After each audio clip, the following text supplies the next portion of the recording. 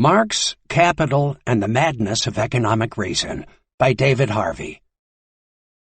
Publisher's note: this audiobook includes bonus material. Please visit THIRD.WORLDISM and type Marx, Capital, and the Madness of Economic Reason into the search box. Follow the link to the book's page. Then, under the Supplemental Content section, please enter the access code VALUE, and then click the Unlock button to access the bonus material. The code should be entered in all lowercase letters. All figures referenced in this audiobook, as well as the appendix, can be found in the bonus material. Mad world, mad kings, mad composition. That smooth-faced gentleman, tickling commodity, the bias of the world. The world who of itself is paced well made to run even upon even ground, till this advantage, this vile-drawing bias, this sway of motion, this commodity, makes it take head from all indifferency, from all direction, purpose, course, intent. And this same bias, this commodity, this bawd, this broker, this all-changing word. And why rail I on this commodity? But for because he hath not wooed me yet. Not that I have the power to clutch my hand when his fair angels would salute my palm, but for my hand, as unattempted yet, like a poor beggar, raileth on the rich. Well, whilst I am a beggar, I will rail, and say here is no sin but to be rich. And being rich, my virtue then shall be to say there is no vice but beggary. Since kings break faith upon commodity, gain, be my lord, for I will worship thee. William Shakespeare, King John. The wealth of societies in which the capitalist mode of production prevails appears as an immense collection of commodities. The individual commodity appears as its elementary form. Our investigation therefore begins with the analysis of the commodity. Karl Marx, Capital, A Critique of Political Economy, Volume 1. Prologue. Throughout his life, Marx made a prodigious effort to understand how capital worked. He was obsessed with trying to figure out how what he called the laws of motion of capital affected daily life of the common people. He relentlessly exposed the conditions of inequality and exploitation that lay buried in the morass of self-congratulatory theories propounded by the ruling classes. He was particularly interested in why capitalism seemed to be so crisis-prone. Were these crises, like those he experienced firsthand in 1848 and 1857, due to external shocks such as wars, natural scarcities, and bad harvests, or was there something about the way capital itself worked that made destructive crashes inevitable? This question still bedevils economic inquiry. Given the sad state and confusing trajectory of global capitalism since the crash of 2007-8 and its deleterious impacts on the daily lives of millions of people, it seems a good moment to review what Marx managed to figure out.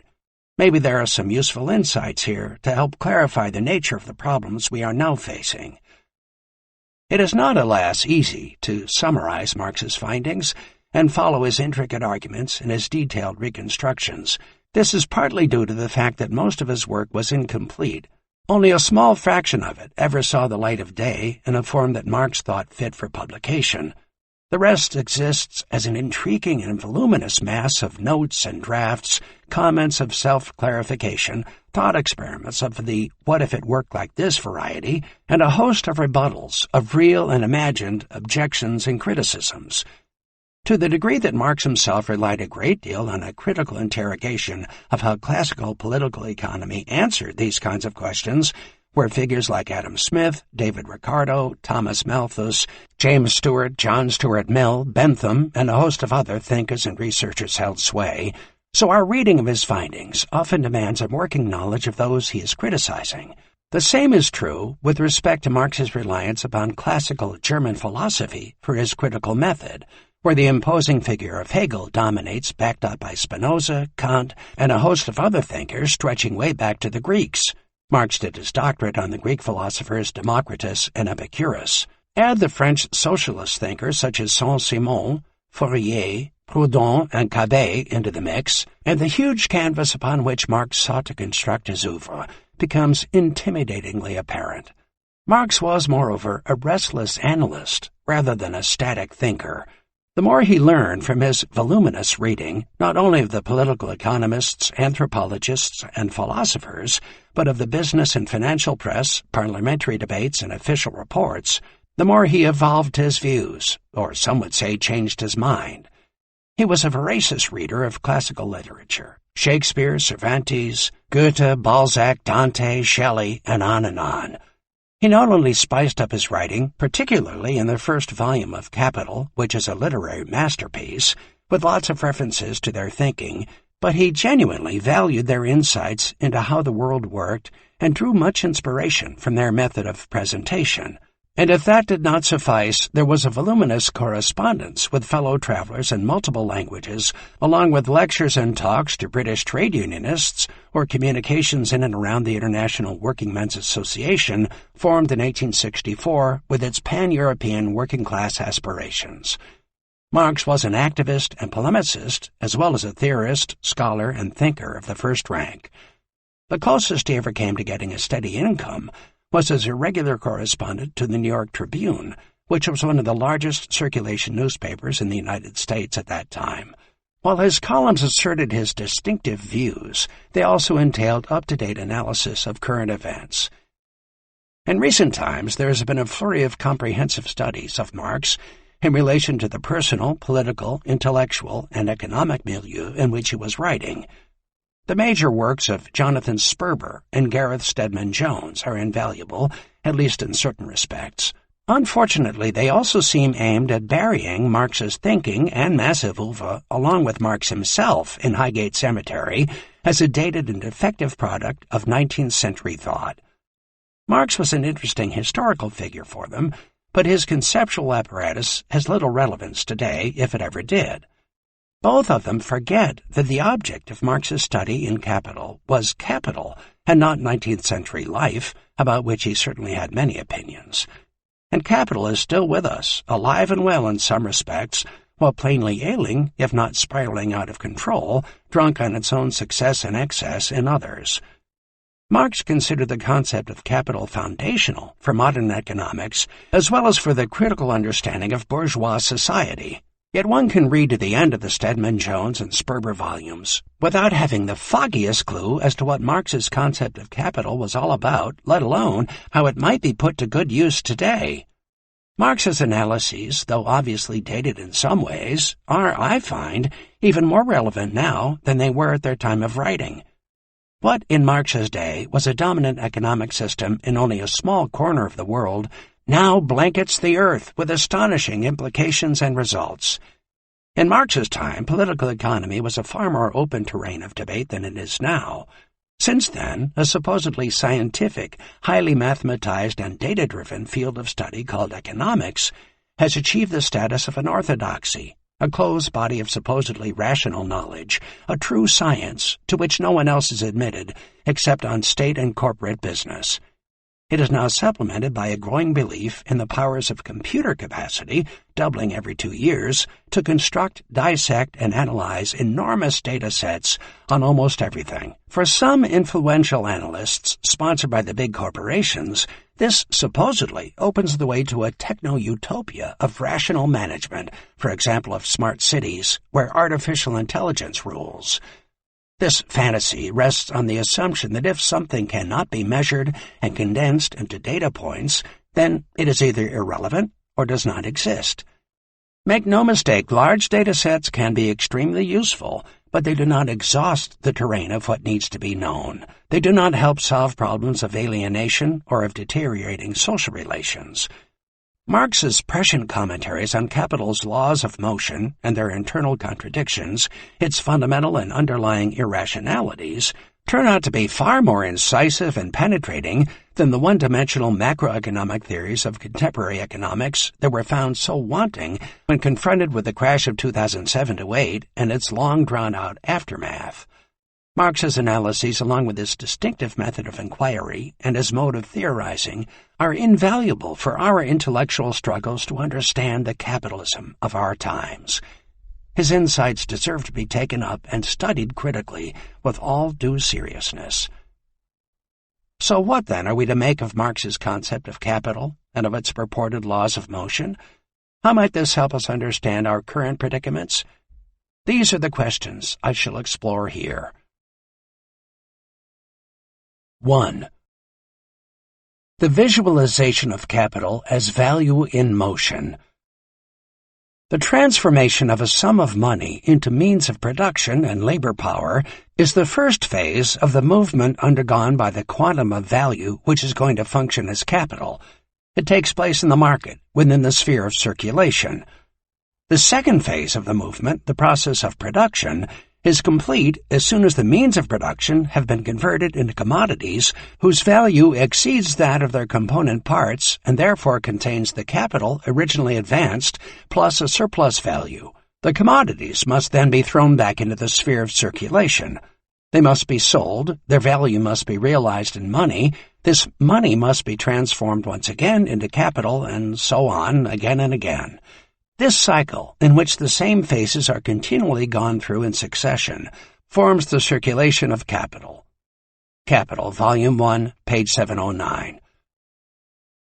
I need to find some way to systematize Marx's voluminous writings on political economy, such as the 3 volumes of Capital, another 3 volumes of Theories of Surplus Value, the earlier published works such as A Contribution to the Critique of Political Economy, and the recently edited and published notebooks such as the Grundrisse, along with the notebooks from which Engels painstakingly reconstructed, not without criticism or controversy, the posthumously published versions of the 2nd and 3rd volumes of Capital. I then need to find a comprehensible way to represent Marx's basic findings. In the natural sciences, we find many simplified representations of complex processes which help visualize what is going on in some field of inquiry. One such representation I find particularly interesting, and which I shall use as a template for depicting how capital works, is that of the hydrological cycle, Figure 1. What I find particularly interesting is that the cyclical movement of H2O entails transformations of form. Liquid in the oceans evaporates under the glare of the sun and moves as a vapor upwards until it condenses out as the water droplets that form clouds. If the droplets form at a high enough altitude, they crystallize out as ice particles, which form the high-flying cirrus clouds that give us beautiful sunsets. At some point the droplets or ice particles merge, and as they become heavier, so they drop from the clouds under the force of gravity as precipitation, which occurs in a variety of forms: rain, fog, dew, snow, ice, hail, freezing rain.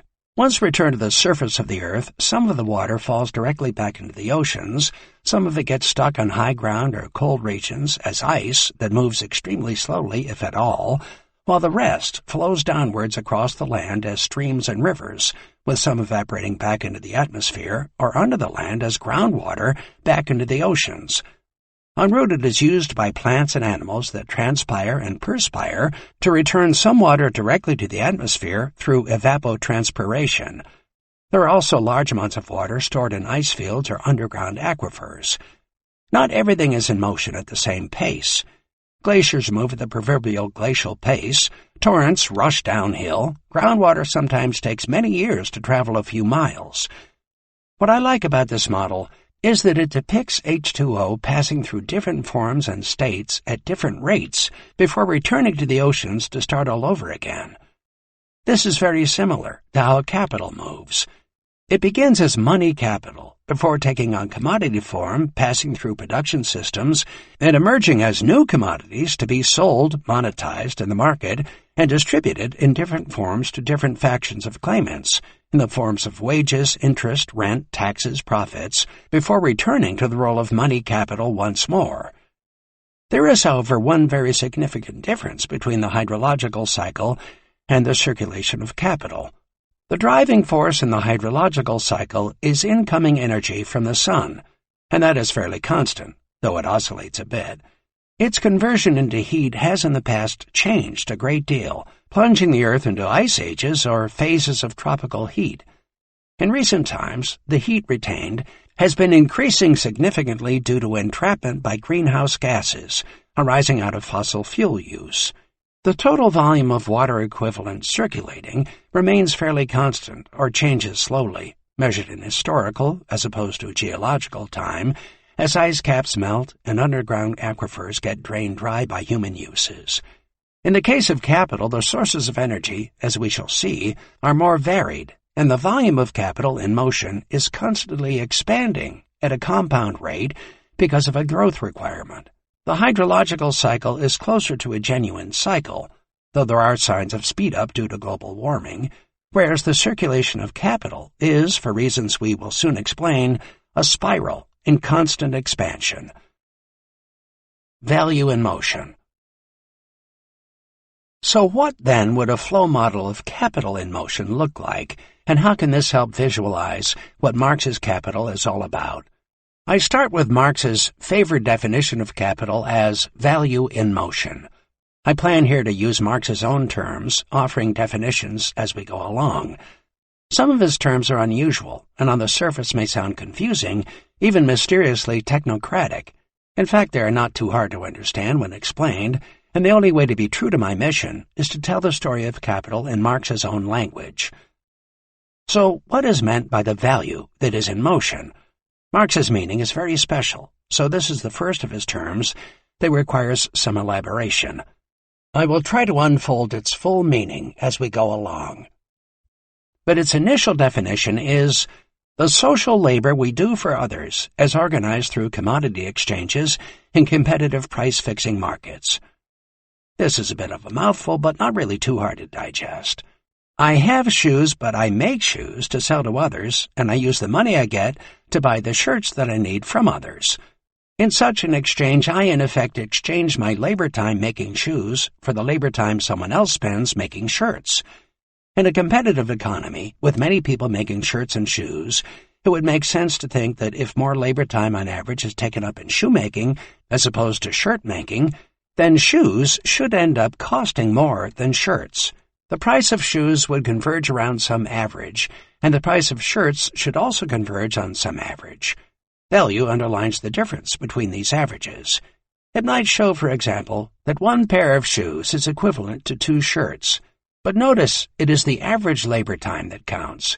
If I spend an inordinate amount of labor time on the shoes I make, I will not get the equivalent back in exchange. That would reward inefficiency. I will receive only the average labor time equivalent. Marx defines value as socially necessary labor time. The labor time I spend on making goods for others to buy and use is a social relation. As such, it is, like gravity, an immaterial but objective force. I cannot dissect a shirt and find atoms of value in it, any more than I can dissect a stone and find atoms of gravity. Both are immaterial relations that have objective material consequences. I cannot overemphasize the importance of this conception. Physical materialism, particularly in its empiricist garb, tends not to recognize things or processes that cannot be physically documented and directly measured. But we use concepts like value all of the time. If I say political power is highly decentralized in China, most people will understand what I mean, even though we cannot go into the streets and measure it directly. Historical materialism recognizes the importance of immaterial but objective powers of this sort. We typically appeal to them to account for the collapse of the Berlin Wall, the election of Donald Trump, feelings of national identity, or the desire of indigenous populations to live according to their own cultural norms. We describe features such as power, influence, belief, status, loyalty, and social solidarity in immaterial terms. Value, for Marx, is exactly such a concept. Material elements do not make capital into capital, writes Marx. Instead, they recall that capital is also, in another respect, a value. That is, something immaterial, something indifferent to its material consistency. Given this condition, a crying need arises for some sort of material representation, something we can touch and hold and measure, of what value is about. This need is satisfied by the existence of money as an expression or representation of value. Value is the social relation, and all social relations escape direct material investigation. Money is the material representation and expression of this social relation. If capital is value in motion, then how, where, and why does it move, and take on the different forms that it does. To answer this, I have constructed a diagram of the general flow of capital as Marx depicts it, Figure 2. The diagram is a bit intricate at first sight, but no more difficult to understand than the standard visualization of the hydrological cycle. Capital in money form. The capitalist appropriates a certain amount of money to be used as capital. This presumes there is a well-developed monetary system already in place. The money floating around in society in general can be and is used in all sorts of ways. It is out of this vast ocean of money already in use that a part is siphoned off to become money capital. Not all money is capital. Capital is a portion of the total money used in a certain way. This distinction is foundational for Marx. He does not support, though he does sometimes cite it as a common understanding, the more familiar definition of capital as money being used to make more money. Marx prefers his definition of value in motion for reasons that will later become apparent. It allows him, for example, to develop a critical perspective on what money is about. Armed with money as capital, the capitalist goes into the marketplace and buys two kinds of commodities: labor power and means of production. This presumes that wage labor already exists and that labor power is waiting there to be bought. It also presumes that the class of wage laborers has been successfully deprived of access to the means of production and must therefore sell its labor power in order to live. The value of this labor power is set by its costs of reproduction at a given standard of living. It is the equivalent to the value of the market basket of commodities the laborer needs to survive and reproduce. But note that the capitalist does not buy the laborer, that would be slavery, but buys the use of the laborer's labor power for a fixed period of time, for an 8-hour day, for example.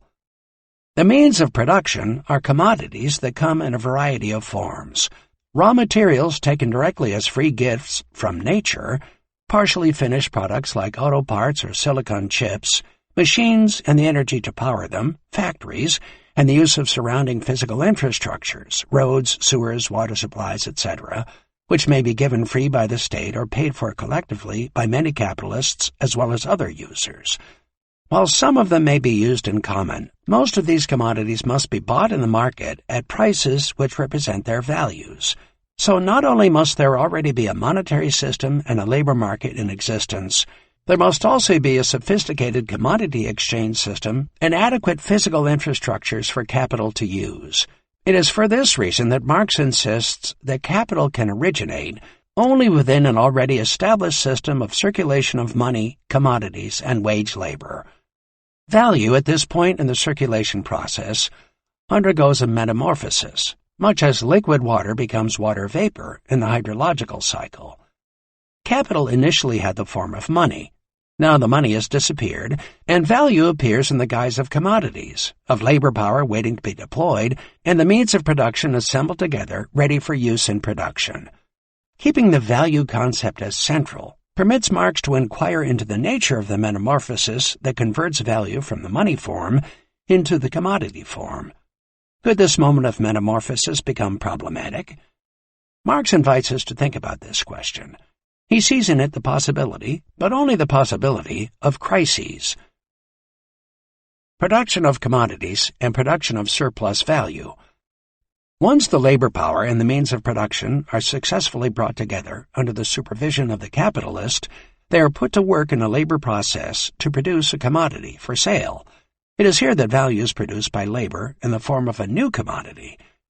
Value is produced and sustained by a movement that runs from things, commodities, to processes, the activities of laboring that congeal value in commodities, to things, new commodities.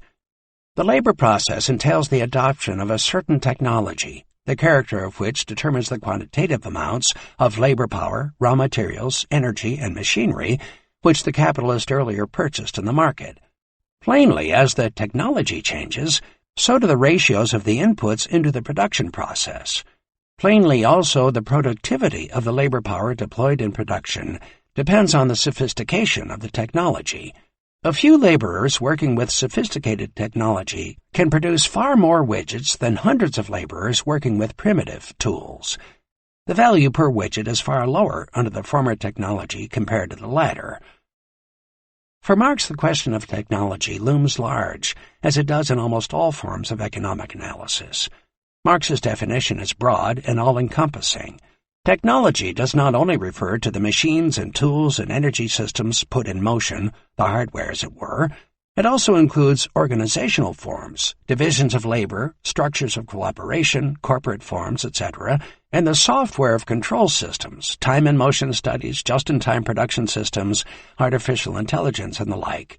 In a competitively organized economy, the struggle between firms for technological advantage produces a pattern of leapfrogging innovations in technological and organizational forms. For this reason, and others that we will later study in more detail, capital becomes a permanently revolutionary force in world history. The technological basis of productive activity is constantly changing. There is, however, an important contradiction here that Marx makes much of. The more sophisticated the technology, the less labor is congealed in the individual commodity produced. Even more troubling, less total value may be created if the total output of commodities does not increase enough to compensate for the decreased value of the individual items. If the productivity doubles, then I have to produce and sell twice the volume of commodities to keep the total value available constant. But there is something else that happens during the process of material commodity production. To understand this, we have to go back to the value theory of labor. The value of labor power, we said, was equivalent to the costs of the commodities needed to reproduce the laborer at a certain standard of living. This value may vary from place to place and over time, but in a given contractual period it is known. At a certain point in the production process, the laborer has created the value equivalent of the value of labor power. At the same time, the laborer has also successfully transferred the values of the means of production into the new commodity. In Marx's notation, a point arrives in the working day when the laborer has produced the equivalent of V, the value of labor power, which Marx calls variable capital, and transferred the value of C, the means of production, which Marx calls constant capital, into the form of the new commodity. The laborer does not at that point cease to labor. His or her contract says he or she should work for the capitalist for 10 hours. If the value of labor power has been covered in the first 6 hours, then the laborer ends up working for capital for free for 4 hours. Those 4 hours of free product create what Marx calls surplus value, which he designates as S. Surplus value lies at the root of money profit. The conundrum that had flummoxed classical political economy, where does profit come from, is solved in an instant. The total value of the commodity is C plus V plus S. The capitalist's outlay is C plus V. Notice something important here. What has been produced is a material commodity. Value and surplus value lie congealed in commodity form. When we look for the value that is supposedly in motion, then it simply exists as a pile of widgets on the factory floor. And no matter how hard I poke and prod the widgets, I can see no sign of value in motion. The only motion that will count at this point is that of the capitalist hastening to take the widgets to market to convert their hidden value back into money form. But before we follow Mr. Moneybags, as Marx liked to call him, to market, we need to recognize something that happens in the hidden abode of production. What is produced there is not only a new material commodity, but a social relation of exploitation of labor power. Capitalist production has a dual character. It entails not only the production of material commodities for use, but also the production of surplus value for the benefit of the capitalist. At the end of the day, capitalists care only about the surplus value, which will be realized as monetary profit. They are indifferent as to the particular commodities they produce. If there is a market for poison gas, then they will produce it. This moment in capital circulation encompasses not only the production of commodities, but also the production and reproduction of the class relation between capital and labor in the form of surplus value. While the fiction of the individualistic exchange of equivalents in the market, where everything is transparent, is maintained, the laborer receives the fair value of labor power. An increment of surplus value has been produced for the capitalist class in a labor process which is not transparent and which the capitalist is at pains to keep hidden from view. From the outside, it seems as if value has the magical capacity to increase itself. Production is the magical moment in which what Marx terms the valorization of capital occurs. Dead capital, C, the constant capital, has been given a new lease of life, while labor power, V, the only means by which value can be expanded, is put to work to produce what Marx calls absolute surplus value. The technique is simple. Extend the working day beyond that point where the value of labor power has been recuperated. The longer the working day, the more surplus value is produced for capital.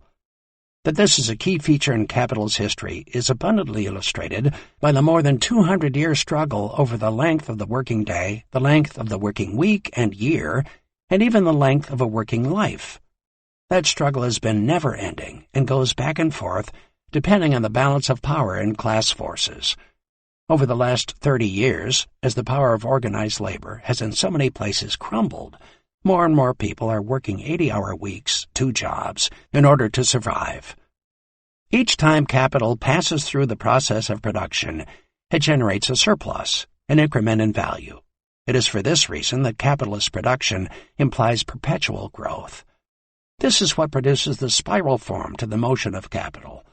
No sensible person would go through all the trials and troubles of organizing production of widgets in this way in order to end up with the same amount of money at the end of the day as they had in their pocket at the beginning.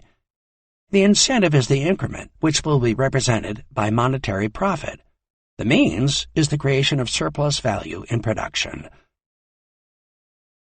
The realization of value in money form. The commodities are taken to market to be sold. In the course of a successful market transaction, value returns to its money form. In order for this to happen, there must be a want, need, or desire for the use value of the commodity backed by the ability to pay, an effective demand. These conditions do not come about naturally. There is a long and intricate history of the creation of wants, needs, and desires under capitalism. Furthermore, the effective demand is not independent of the facts of monetary distribution, which we will take up shortly. Marx calls this key transition in the value form the realization of value. But the metamorphosis that occurs when value is transformed from commodity to the money form may not go smoothly. If, for example, nobody wants, needs, or desires a particular commodity, then it has no value, no matter how much labor time was expended in its production. Marx thus refers to the contradictory unity that must prevail between production and realization if a flow of value is to be sustained. Hang on to this idea because it is very important in Marx's presentation. We will later return to look more closely at the possibilities for crises to occur at this moment of realization. Marx distinguishes between 2 forms of consumption involved at this moment of realization. The first is what he calls productive consumption. This concerns the production and sale of the use values that capital needs as means of production. All the partially finished commodities that capitalists need for their production have to be produced by other capitalists, and these goods flow back directly into the production process. So part of the total effective demand in society is constituted by money capital buying means of production.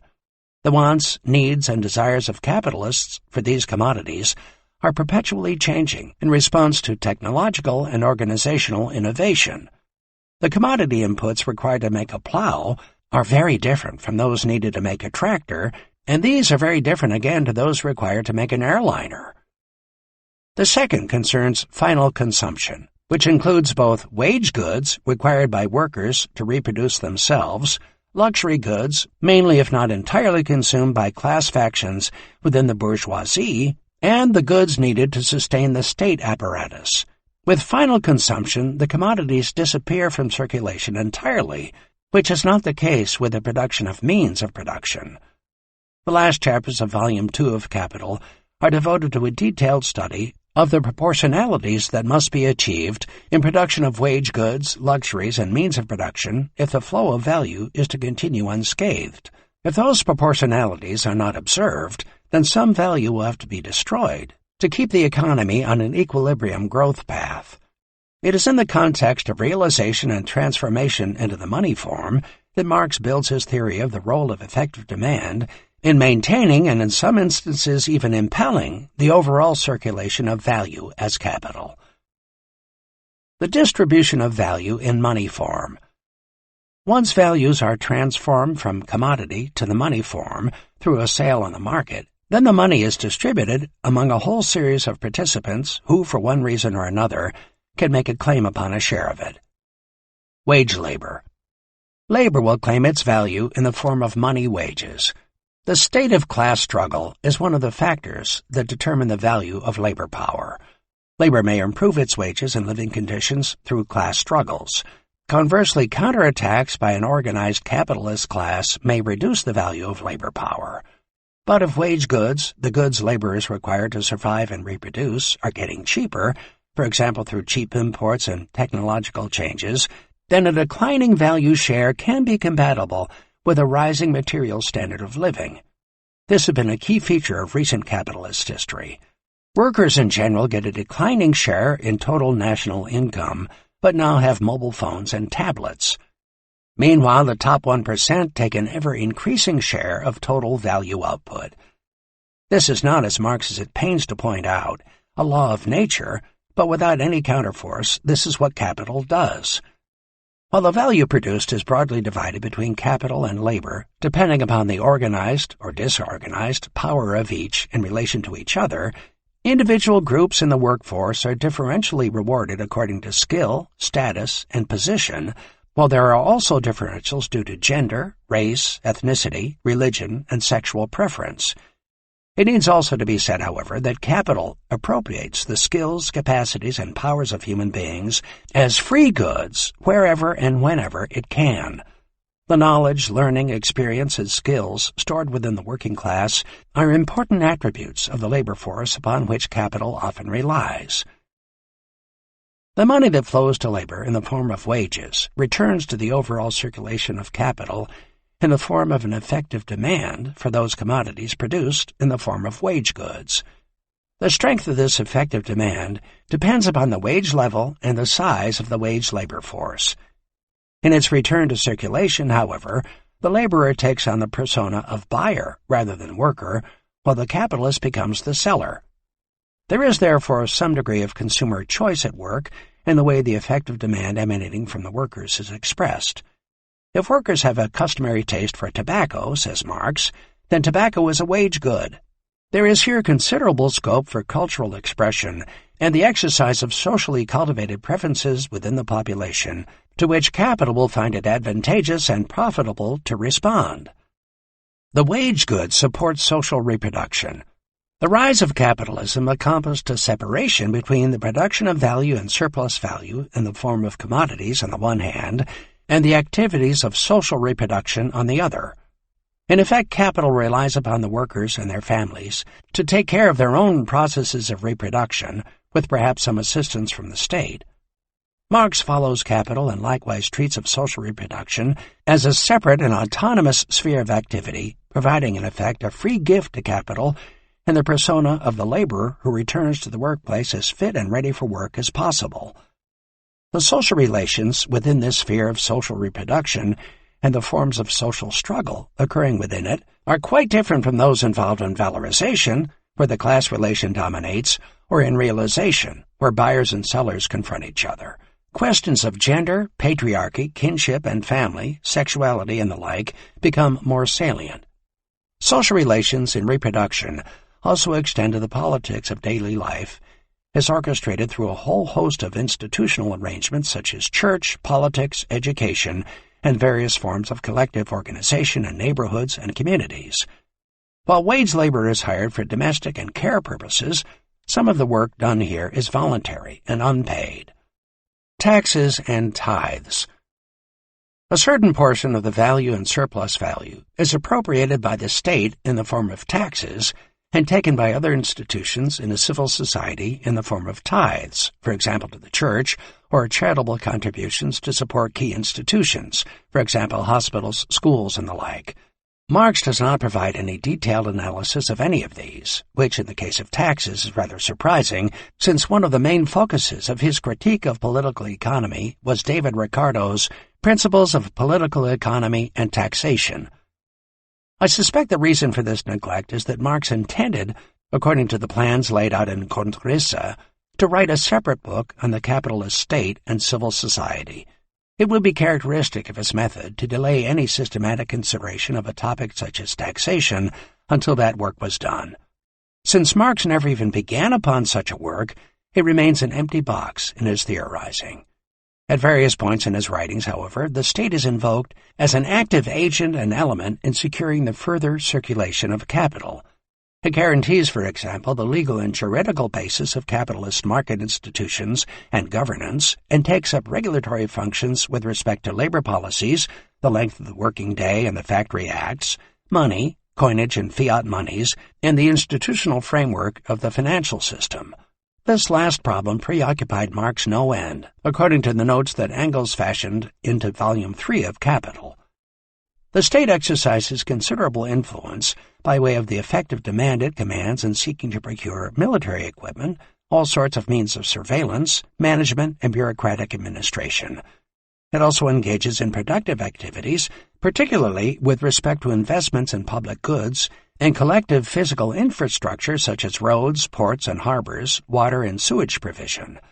In advanced capitalist societies, states take on all manner of functions such as subsidizing research and development, in the primary instance mostly for military purposes, while also operating as a redistributive agent by subsidizing the social wage through provision of education, health care, housing, and the like to working people. So extensive can state activities become, particularly if it pursues a politics of nationalization of the commanding heights of the economy, that some analysts prefer to write out a distinctive theory of state monopoly capitalism. This kind of capitalism works according to different rules than those derived from the perfect competition which Marx, following Adam Smith, presumed in his explorations of the laws of motion of capital. The degree of state involvement and its associated levels of taxation depend to a large extent on the balance of class forces. It is also affected by the ideological fight over the benefits or disadvantages of state interventions in the circulation of capital, as well as over its geopolitical power and position within the state system. In the wake of massive crises, such as that of the Great Depression of the 1930s, the clamor for more effective state intervention tends to increase. Under conditions of geopolitical threat, whether real or imagined, the demand for an increased military presence with associated expenditures also tends to surge. The power of the military-industrial complex is not negligible, and the circulation of capital is clearly affected by the exercise of that power. Whatever is taken out of distribution by taxes supports state expenditures that affect demand for commodities. This contributes to the realization of values in the market. Strategies of state intervention to prop up effective demand, as envisaged in Keynesian theory, then become a real possibility, particularly when the circulation of capital appears to be encountering difficulties or is lacking in vigor. A typical response to a situation in which profit rates are too low to encourage private investment and valorization is to construct a stimulus package by injecting stronger effective demand into the economy by a variety of usually state-orchestrated measures. In order to do this, the state typically borrows from bankers and financiers, and through them, from the general public. In other instances, however, these funds flow towards reinvestment in capitalist forms of production directly, albeit under state ownership. In Britain, France, Japan, etc., in the 1960s, major sectors were in state ownership, as continues to be the case in China today. While these entities are nominally independent and autonomous relative to the politics of state power, their orientation as public utilities organized for the public good rather than as profit-seeking corporations changes the way they relate to the circulation of capital. A significant part of capital circulation passes through the state apparatus, and no account of capital in motion would be complete without incorporating some consideration of this fact. Alas, Marx makes no attempt to integrate this into his overall theory. He sticks instead to a perfect competition model of how capital works, and for the most part lays state interventions to one side. Distribution among the various factions of capital. That portion of the value and surplus value that remains after labor and the state have taken whatever their share might be is divided among various factions of capital. Individual capitalists receive, for reasons we will later consider, a share of the total value and surplus value according to the capital they advance, rather than according to the surplus value they generate. Some of the surplus value is sucked up by property owners in the form of land and property rents or as licenses and royalties to intellectual property rights. Hence the importance of rent-seeking in contemporary capitalism. Merchant capitalists likewise take their share, as do bankers and financiers, who form the core of a class of money capitalists who play a critical role in both facilitating and promoting the conversion of money back into money capital. Capital thus completes the circle and flows back into the processes of valorization. Each of these named agents claims a share of the surplus value in the form of profit on industrial capital, profit on merchants' capital, rents on land and other forms of property right, and interest on money capital. Each of these forms of distribution have ancient roots that precede the rise of the form of capital circulation we are here describing. Marx, in his historical chapters, clearly recognizes the past importance of what he calls these antediluvian forms of capital. His approach to understanding these categories and claims is rather special. He asks, in effect, how is it that industrial capitalists, the producers of value and surplus value in commodity form, are willing to share some of the value and surplus value they generate once it is monetized with these other claimants? What, in short, is the indispensable function of the merchants, the landlords, and the bankers within a mature capitalism? This ultimately has to give way to another question. In what ways do these other claimants organize themselves politically and economically to shamelessly appropriate as much surplus value as they can from the industrial capitalists way beyond what would be justified by the performance of their indispensable function? Factional struggles within the capitalist class are everywhere in evidence, and Marx begins to acknowledge this in his preliminary presentations on banking and finance. But his most solid contribution comes in the way he answers the first question, leaving us to deal with the conjectural conditions and power balances that are typically involved in giving any answer to the second question. There is, however, a tendency to look upon distribution as the passive end product of surplus value production. But Marx's presentation shows that this is not so. Finance and banking are not merely passive recipients of their aliquot share of the produced surplus value in money form. They are active intermediaries and agents for the circulation of money back into surplus value production through the circulation of interest-bearing capital. The banking system, with the central bank at its apex, is a crucible for money creation without regard for value creation in production. For this reason, financiers and bankers are as much drivers of the further circulation of value as they are beneficiaries of past surplus value production. The circulation of interest-bearing capital, which demands a return based upon the property right of ownership, introduces a duality into what has so far been conceptualized as a single stream of value in motion. Industrial capitalists internalize this dual role. As the organizers of the production of surplus value, they engage in one set of practices, while as the owners of capital in money form, they reward themselves through payment of interest on the money they themselves advance. Either that or they borrow the money to start their business and pay the interest to someone else. This introduces into capital circulation an increasingly important distinction between ownership and management. Stockholders demand a return on their investment of money capital, whereas management demands its share through the active organization of surplus value production in commodity form. Once the circulation of interest-bearing money capital acquires an autonomous status within the concept of capital, then the dynamics of capital as value in motion become disaggregated. A whole class of stockholders and investors, money capitalists, arises seeking monetary gains from investing the money capital at their disposal. This class hastens and tightens the conversion of mere money into money capital. Without this movement, there can be no valorization of capital in production, no growth, and no return on money capital.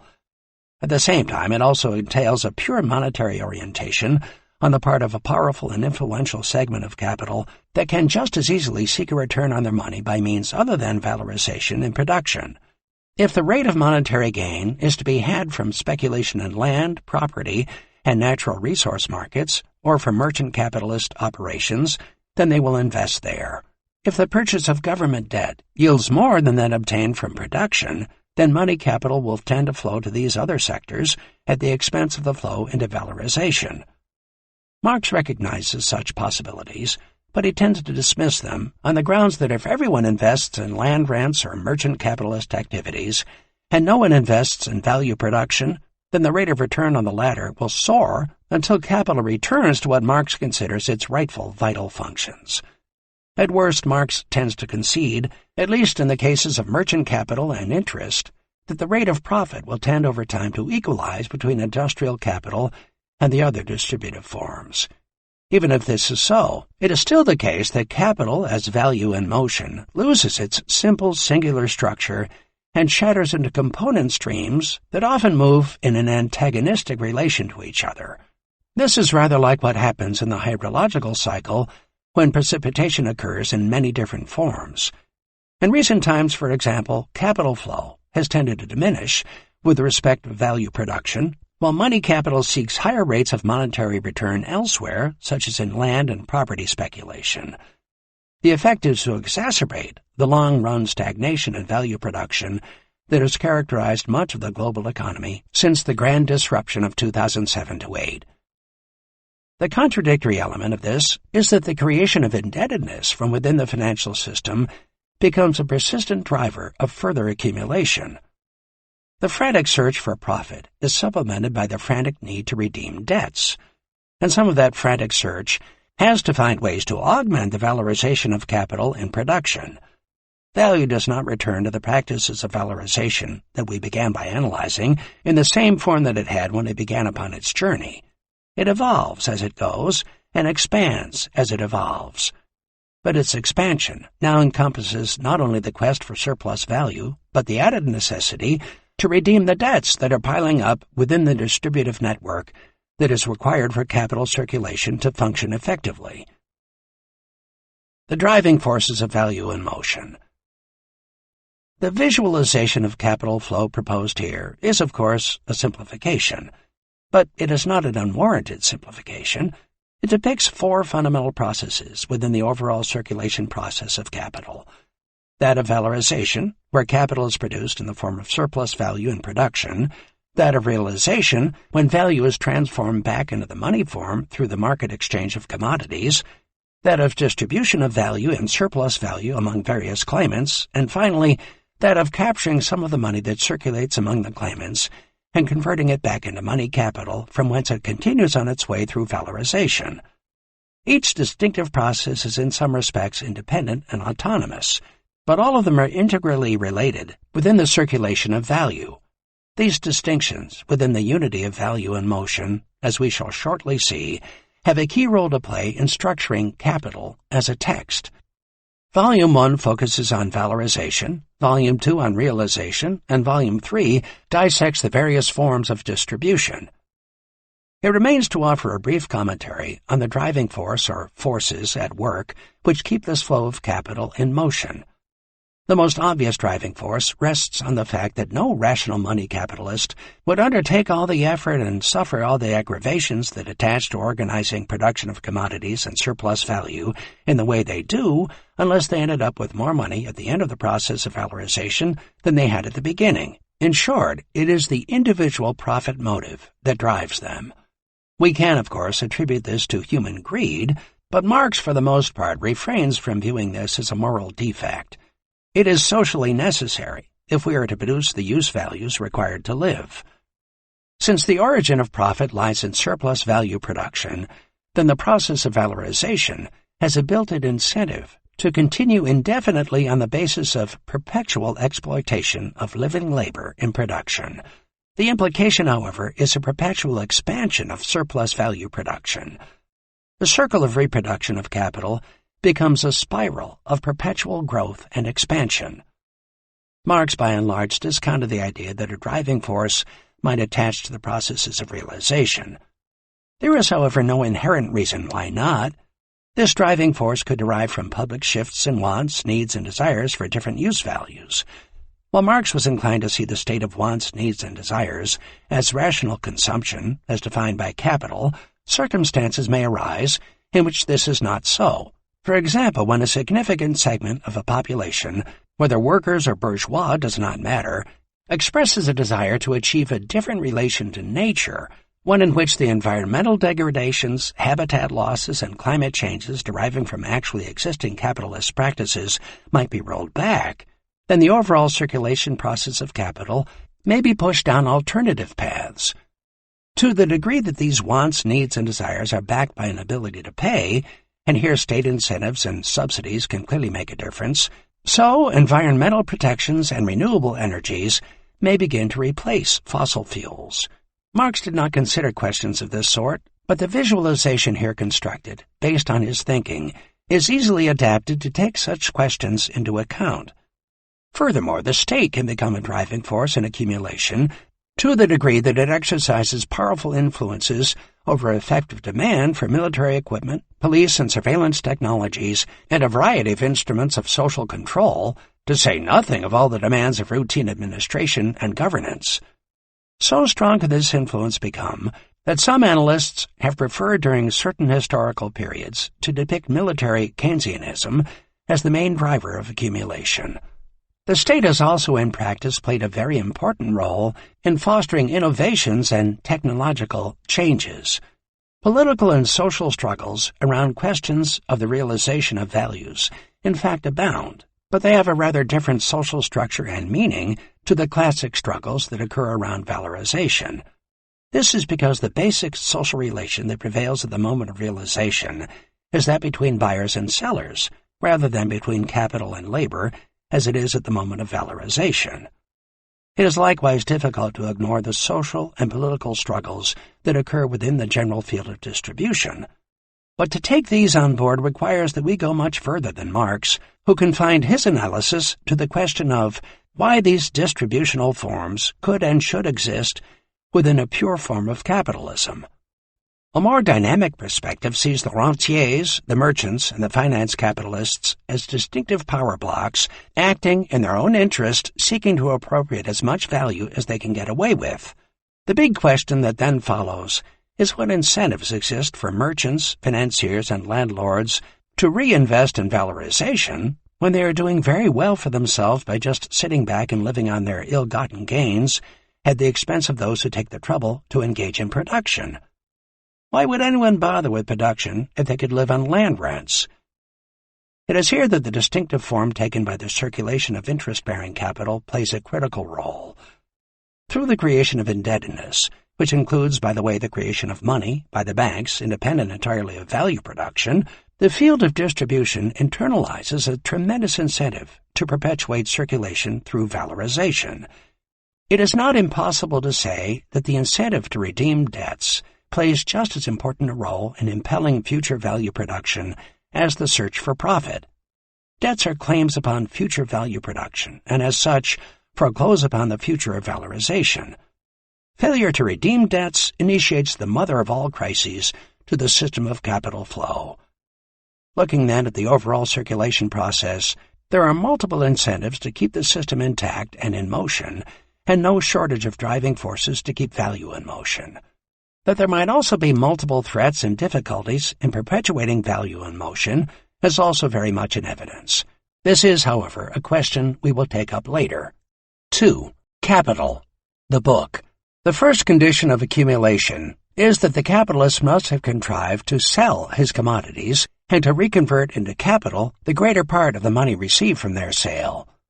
In the following pages of Volume 1 of Capital, we shall assume that capital passes through its process of circulation in the normal way. The detailed analysis of this process will be found in Volume 2.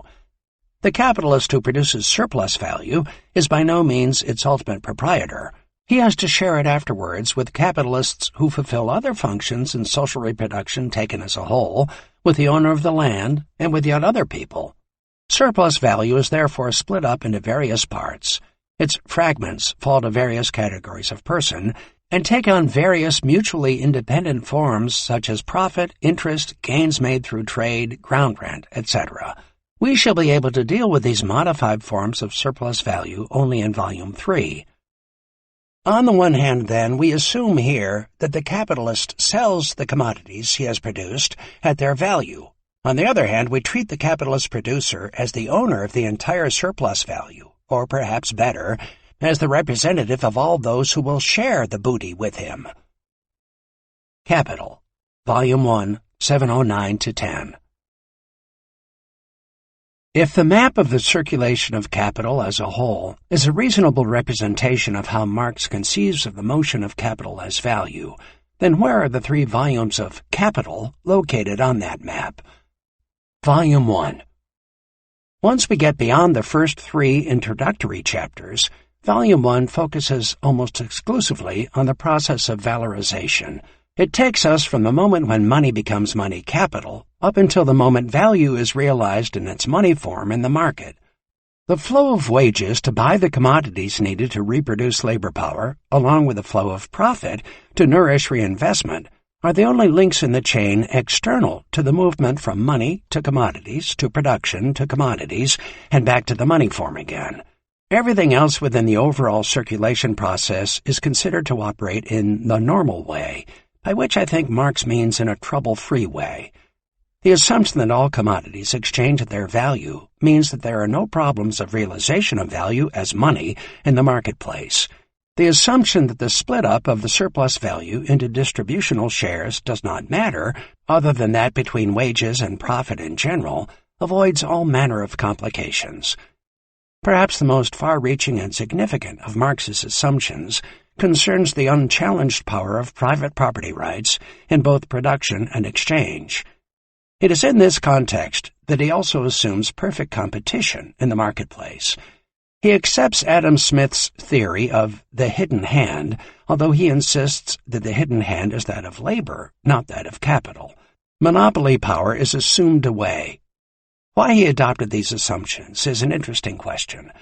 My guess is that Marx's primary intent in Capital is to deconstruct the utopian vision of free market capitalism that the political economists of the time were promoting.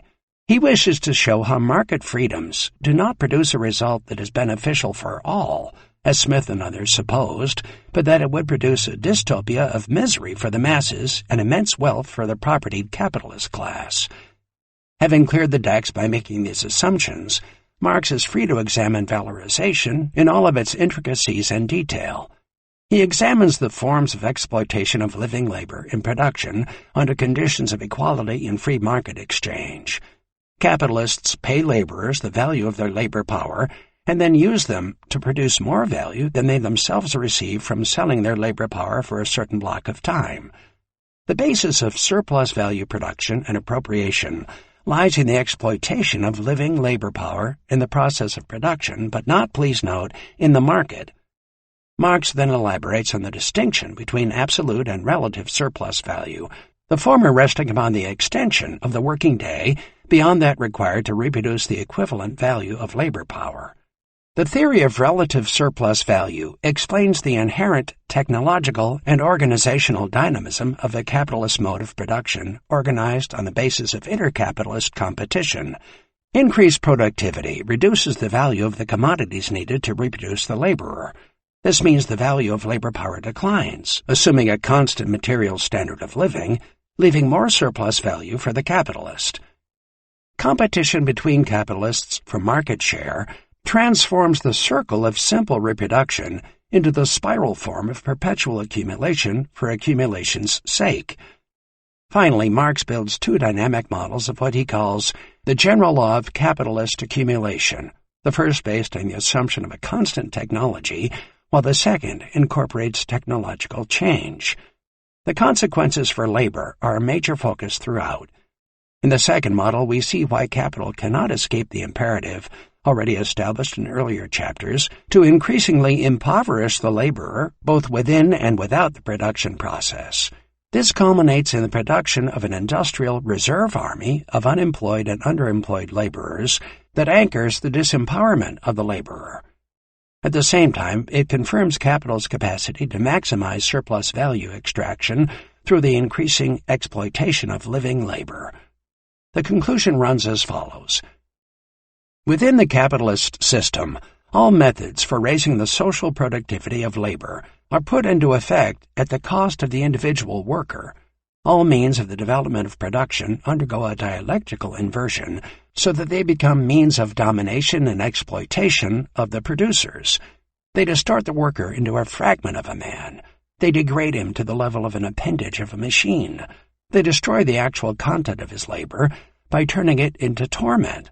They alienate from him the intellectual potentialities of the labor process in the same proportion as science is incorporated in it as an independent power. They deform the conditions under which he works, subject him during the labor process to a despotism more hateful for its meanness. They transform his lifetime into working time and drag his wife and child beneath the wheels of the juggernaut of capital. But all methods for the production of surplus value are at the same time methods of accumulation, and every extension of accumulation becomes, conversely, a means for the development of these methods. It follows, therefore, that in proportion as capital accumulates, the situation of the worker, be his payment high or low, must grow worse. Finally, the law which always holds the relative surplus population or industrial reserve army in equilibrium with the extent and energy of accumulation rivets the worker to capital more firmly than the wedges of Hephaestus held Prometheus to the rock. It makes the accumulation of misery a necessary condition corresponding to the accumulation of wealth. Accumulation of wealth at one pole is, therefore, at the same time accumulation of misery, the torment of labor, slavery, ignorance, brutalization, and moral degradation at the opposite pole, that is, on the side of the class that produces its own product as capital. Two things can be said about this conclusion. First, Marx here exposes the dystopian consequences of free market capitalism. There is no doubt that the history of capitalism and the working classes, from its origins in industrializing Britain to the present day in, say, the contemporary factories of Bangladesh or Shenzhen, contains abundant evidence of the repeated recreation of the conditions that Marx describes, while the emphasis upon free market policies in the advanced capitalist countries over the last 40 years has produced ever greater levels of class inequality. But there is also abundant evidence to say that this is not the whole story, that there have also been redemptive elements at work within the dynamics of capital that point in a different direction. For example, life expectancy of workers has risen, not fallen, in many parts of the world. The lifestyle of the average worker in at least some parts of the world is not all doom and gloom. In some places it even seems to glow seductively in a world of compensatory consumerism. Marx's conclusion to Volume 1 is entirely contingent upon the assumptions to which he appeals. As in any model-building exercise, change the assumptions and you change the results. Volume 1 offers a perspective on the totality from the standpoint of valorization. As such, it is invaluable, but it is partial. Volume 2. Marx intended Volume 2 to be a study of capital circulation that occurs during and after capital enters the market. It takes up the story of value in motion where Volume 1 leaves off. The metamorphosis of value from commodity to money form is a crucial moment. It is so because the realization of value and surplus value in money form is the moment when the actual achievement of the value creation can be measured and recorded. Only here do we have tangible material proof that surplus value has been produced. Volume 2 proposes a perspective on the overall circulation of capital from the standpoint of the realization of value and its subsequent circulation. Marx pursues this aim under certain assumptions. First, he assumes a constant technology throughout. He ignores entirely the findings of his intensive investigations into technological change in Volume 1. We shall therefore assume here both that commodities are sold at their values and that the circumstances in which this takes place do not change. We shall also ignore any changes of value that may occur in the course of the cyclical process. To proceed as if changing value productivity does not matter seems unreasonably unrealistic. While he starts out saying he will assume this as a matter of convenience, he later asserts that, as far as revolutions in value are concerned, they change nothing. Secondly, he ignores the facts of distribution, which, with the exception of wages and aggregate profits, as in Volume 1, are banished to Volume 3. This last assumption is particularly annoying since many times in Volume 2 he notes the problems of coordinating different turnover times and fixed capital investments have a ready solution by resort to the credit system, but he refuses to take up such solutions in Volume 2 because he has yet to develop his theory of interest and finance. Oddest of all, given his interest in questions of realization of value, is the assumption that all commodities trade at their value. This is what he assumed in Volume 1, so it is surprising to see this assumption resurrected here. In Volume 2, however, it plays a very different role. He starts from the assumption that everything is in equilibrium, and works backwards from that to define what would have to happen for things to end up that way. His innovative models of the reproduction schemas at the end of Volume 2 are generally seen as precursors to the economic modeling that more than a half a century later became the foundation of macroeconomics. They show mathematically the proportionalities that would have to hold between the production of wage goods for the workers and of investment goods and luxuries for the capitalists if the equilibrium between demand and supply is to be sustained. This significant and in some respects magnificent achievement should not, however, mask the limitations imposed by the assumptions upon which it rests. Interestingly, a modicum of technological change is introduced into these models, but only that which would be necessary to achieve balanced growth. Subsequent investigations have shown that there is indeed a path of technological evolution that could ensure balanced growth within these reproduction schemas, but there is no way that the competitive processes underpinning the production of relative surplus value, as identified in Volume 1, could be restricted to that path. Hence, crises of disproportionality are likely, if not inevitable. The limiting assumptions are not the only problem to be confronted in reading Volume 2. Far more bothersome is the incompleteness of the analysis. The materials that Engels fashioned into Volume 2 of Capital are diffuse and in many instances tentative thoughts rather than finished products. They do not constitute a definitive analysis of capital circulation organized from the perspective of realization and transformation into the money form. It, therefore, becomes necessary to reconstruct some of Marx's ideas through a study of other relevant writings. The Grundrisse, for example, is full of tentative ideas that need to be collated with those in Volume 2. But tentative ideas plus tentative ideas do not necessarily produce a definitive account. At best, we have to guess what might have been said had the volume been completed. It is easier to figure out what happens when we drop Marx's assumptions than it is to guess at what of substance is missing from his account. Volume 2 begins with a disaggregation of capital circulation as a whole into three circuits of production, commodity, and money capital, albeit unified within the circuit of what Marx calls industrial capital. Individual industrial capitalists need to play the three sometimes conflictual roles of producer, merchant, and money manager. This prefigures the fragmentation of capital into different factions, producers, merchants, and financiers in particular, in Volume 3. The main thrust of Marx's analysis is to show that the conditions for the realization of value in money form depend upon the successful passage of capital through the moments of valorization and commodity production. The same is true for the reproduction of productive capital and the reproduction of commodity capital. They are all of them interdependent and interlinked, but also autonomous forms. The industrial capitalist has to take care of all three moments in the circulation process. While Marx does not say this, there are plenty of examples of capitalists who are geniuses at organizing production, but fail miserably when it comes to understanding the money or marketing side of things.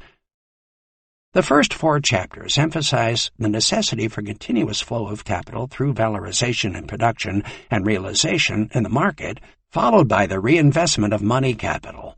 The penchant of capital to make technological and organizational revolutions here becomes a disruptive force. This may be the reason Marx put innovations to one side and assumed a constant technology. It would have been difficult, if not impossible, to study the conditions of continuity of production and circulation when technological changes are exercising such a powerful and unpredictable disruptive force on that continuity. The overall effect of Marx's analysis is to disaggregate the flow of capital into 3 different streams, analogous to the different forms of precipitation in the hydrological cycle, with rather different characteristics. For example, as a general rule, Money is more geographically mobile than commodities, and both are much more geographically mobile than production. This has important implications for understanding the role of financialization in globalization. Marx refers to money as the butterfly form of capital. It flits around with ease and lands wherever it wants. We can extend the metaphor to think of the commodity as the caterpillar form and production as the chrysalis. The rest of Volume 2 is concerned with circulation and realization in the market. It pays close attention to the problems that arise from differential turnover times and the circulation of fixed capital. In so doing, it frequently invokes the necessity for a credit system, but puts off any examination of it until Volume 3. We are here introduced to capital with different working periods, the time it takes to make a discrete commodity like a car versus a pair of shoes, different circulation times, the average time a product remains on the market before being sold, and an overall measure of average turnover time of the capital deployed. Intercapitalist competition puts considerable emphasis upon speed-up in the acceleration of turnover times, and a lot of innovation is directed towards this end. Overall profits are jacked up by faster turnover times. The penchant for speed-up spills over from the realms of production and marketing to fundamentally transforming the rhythms of daily life. Speed-up in production at some point requires speed-up in consumption, hence the importance of fashion and planned obsolescence. At the same time, greater reliance on fixed capital investments to promote rising productivity slows down the turnover time of some investments. This is particularly true for investments in the built environment. A part of the turnover time of capital slows down in fixed capital and infrastructure form in order to facilitate speed-up in the motion of the rest. Here, too, the release of the hoarded money needed to build, maintain, and replace long-lived and large fixed capital investments by resort to the credit system becomes critical. Discussion of this is put off until Volume 3.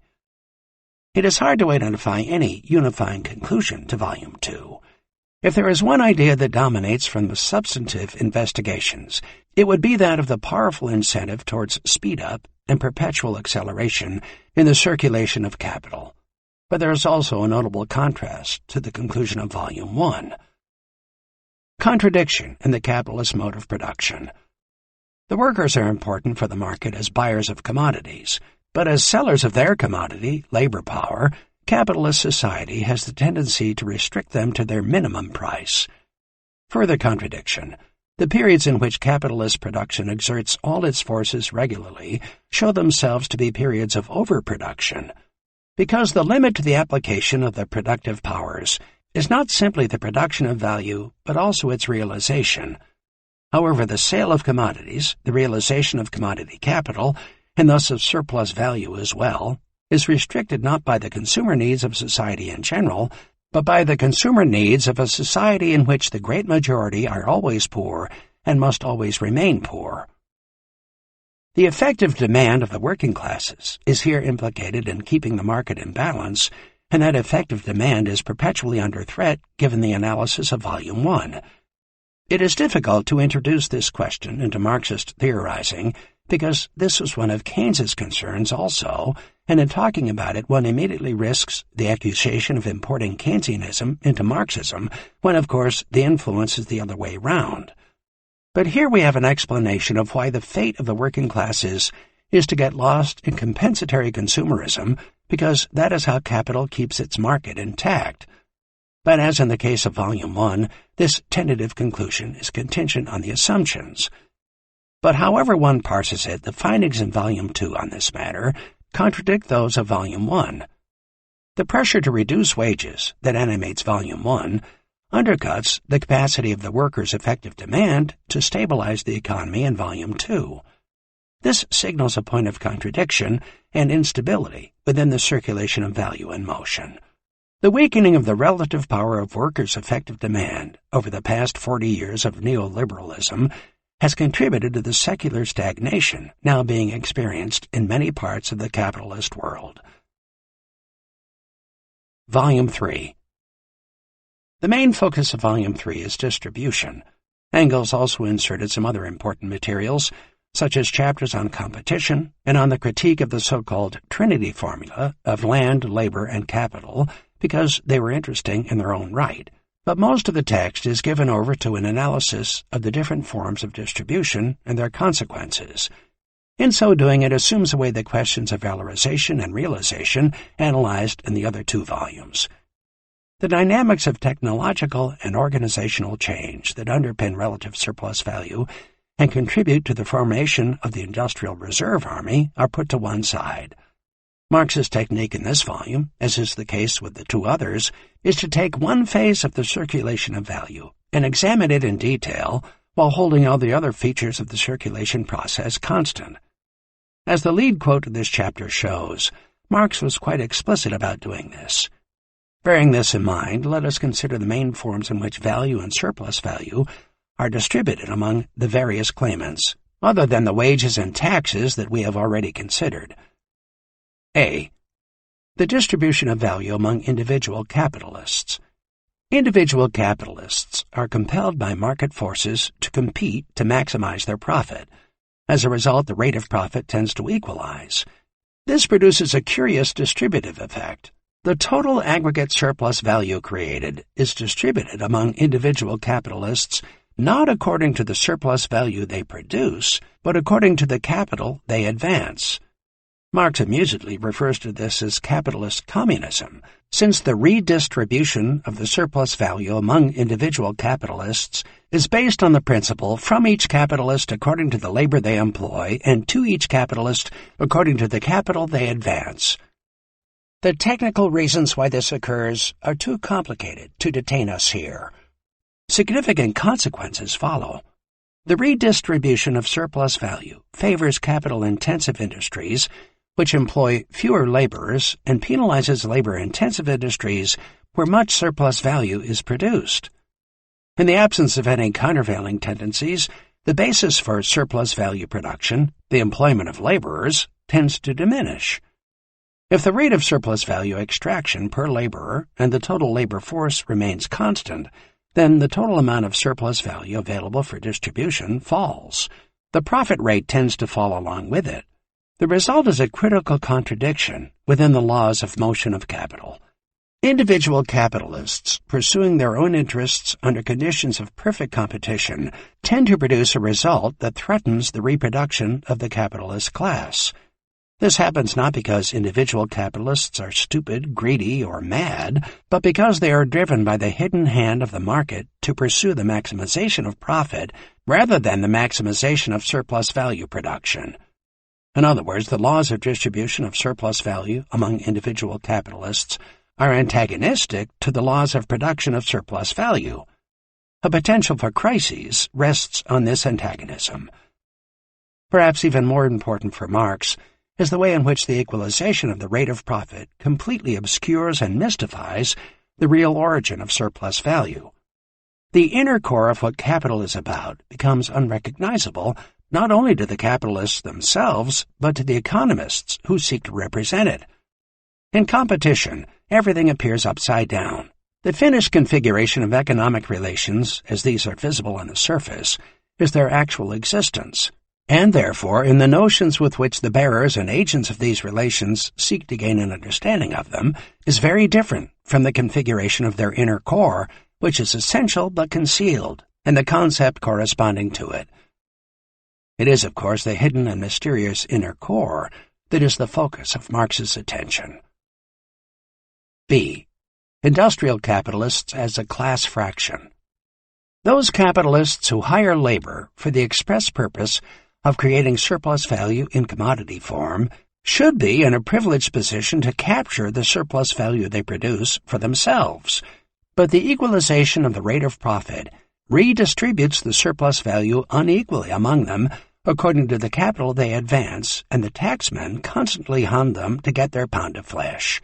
Such capitalists are also obliged to pass on some of the value and surplus value in the form of profit for merchants, rent for land and property owners, and interest for the bankers and financiers.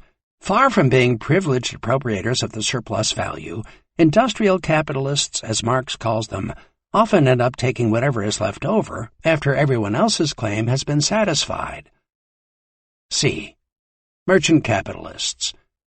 Capital is lost and suffers devaluation if it is not continuously in motion. The time taken to get the product to market and achieve a sale is lost time, and time is money. For this reason, industrial capitalists often prefer to pass the commodity on immediately to merchants. The merchant capitalist organizes sales in an efficient way and at a low cost, chronically exploiting labor power in the process. The creation of warehouses, department stores, and delivery services, now increasingly online, produces economies of scale in marketing. Merchant capitalists are also adept at marketing strategies and techniques of persuasion, for example advertising, that affect the state of wants, needs, and desires in a population. For all of these reasons, industrial producers have a strong incentive to pass on their commodities to merchants at a discount of the full value prior to the moment of realization. In Marx's scheme of things, this discount is the source of merchant profit. Merchants by and large create no value. There are some important exceptions, such as transport to market. They mainly appropriate a part of the value already produced by industrial capital in return for rendering the realization and monetization of value more efficient, faster, and more secure. D. Landlords and rent. Land as a primary means of production, and the systematic exclusion of labor from access to the land by its enclosure and privatization is vital for the reproduction of wage labor. Only then is it possible to be assured that workers have to be wage laborers in order to live. When the frontier in the United States was open, labor scarcities along the industrial East Coast forced wages up, except when the inflow of immigrants was sufficient to force them back down again. The implication is that uncultivated land becomes a commodity that can be traded at a price, even though it has no value, since no labor has yet been applied to its production. This raises the question of how to understand and analyze the circulation of capital in land markets. Competition between capitalist producers on the land encounters differential advantages due to superior fertility and/or superior location relative to other forms of economic activity. These differences, which Marx studies through detailed investigations of what he calls differential rents, may be attributed in the first instance to nature, but over time they are increasingly produced through investments in land and property improvements, culminating, of course, in city building. Just as important are revolutions in space relations through investment and innovations in transport and communications. Locational advantages are relative, not absolute. Remote lands which were commercially worthless suddenly become valuable because of the construction of a railway or a highway system. Land and property owners who extract rent from these differential advantages do a signal service to capital in general. They equalize the conditions for perfect competition between industrial, in this case agricultural, capitalists working in or on the land. If industrial producer X earned a much higher rate of profit on a permanent basis than producer Y by virtue of occupying a superior location or land of higher fertility, then the driving force of intercapitalist competition will be permanently blunted, and the laws of motion of capital permanently impaired. Capital, in effect, makes a side payment to landlords for excluding labor from the land and smoothing the path to perfect competition across the uneven spaces of a national and even the world market. Marx is mainly interested in the distinctively capitalist form of landed property and rent. In his historical writings, he fully recognizes, however, that land ownership and rent are social forms representing social relations of quite different sorts in a variety of pre-capitalist situations. The eradication of, for example, feudal residuals is even now by no means complete, even after many years of capitalist endeavor. In Britain, the church, the crown, and a few aristocratic families still own vast amounts of land. What Marx has shown, however, is that capitalism cannot possibly function without its own distinctive form of land rent. What he did not anticipate was that new forms of capitalist rent might also evolve within the evolutionary structures of capitalism, and that rent-seeking might go well beyond that which he found both necessary and functional, as well as politically tolerable for a mature form of capitalist development. Rent-seeking through speculation in land markets and resource endowments, like oil wells, is bad enough, But what are we to make of rent-seeking through ownership of intellectual property rights? This is an example of an extension that Marx did not anticipate, but with which we contemporary analysts have to contend. In the same way that merchants, as a factional power bloc, frequently go well beyond the remit that Marx allowed them as necessary for the proper functioning of capital, so the rentiers have a penchant for doing the same in land, property, and asset markets of all sorts. E. Banking, financial institutions. This is by far the most complicated and problematic distributional category. How it gets represented is of great import for understanding the overall circulation of capital. In recent times, much attention has been paid to it because of the seemingly determinate influence of financialization over capital flows. Marx wrote voluminously about it without coming to a firm determination as to how to integrate many of the activities he encountered, like financial speculation and the circulation of interest-bearing capital, into the concept of capital as value in motion. What he did uncover poses some serious problems for his general theory. We will pay close attention to them as we proceed. There are many reasons why industrial capitalists and others are beholden to banking and finance. Coordinating the inputs and outputs of a particular form of commodity production means negotiating between radically different turnover times in the production of inputs and outputs. The cotton industry needs a daily supply of cotton, but the cotton crop comes in once a year, though the advantage of a world market with many suppliers in different locations with different harvest times helps modify that problem. Cotton producers get paid for their crop once a year, but need cash not only to produce, but also to live on a daily basis for the whole of the year. Without a bank to turn to, the cotton producer would have to hoard the cash from the sale and take it out from under the mattress on a daily basis until the next sale comes around. Meanwhile, someone has to hoard the cotton as a commodity to release to the mills for production on a daily basis. For Marx, all that hoarded value in money or commodity form is dead and devalued capital. It sits there unused and unproductive for most of the year. This problem becomes even more significant when we consider the circulation of fixed capital. A machine costs a lot up front but lasts for several years. The initial value of the machine can be recuperated through annual depreciation payments, but at the end of its lifetime, the machine needs to be replaced. The capitalist must have saved, hoarded, enough money each year to buy a replacement.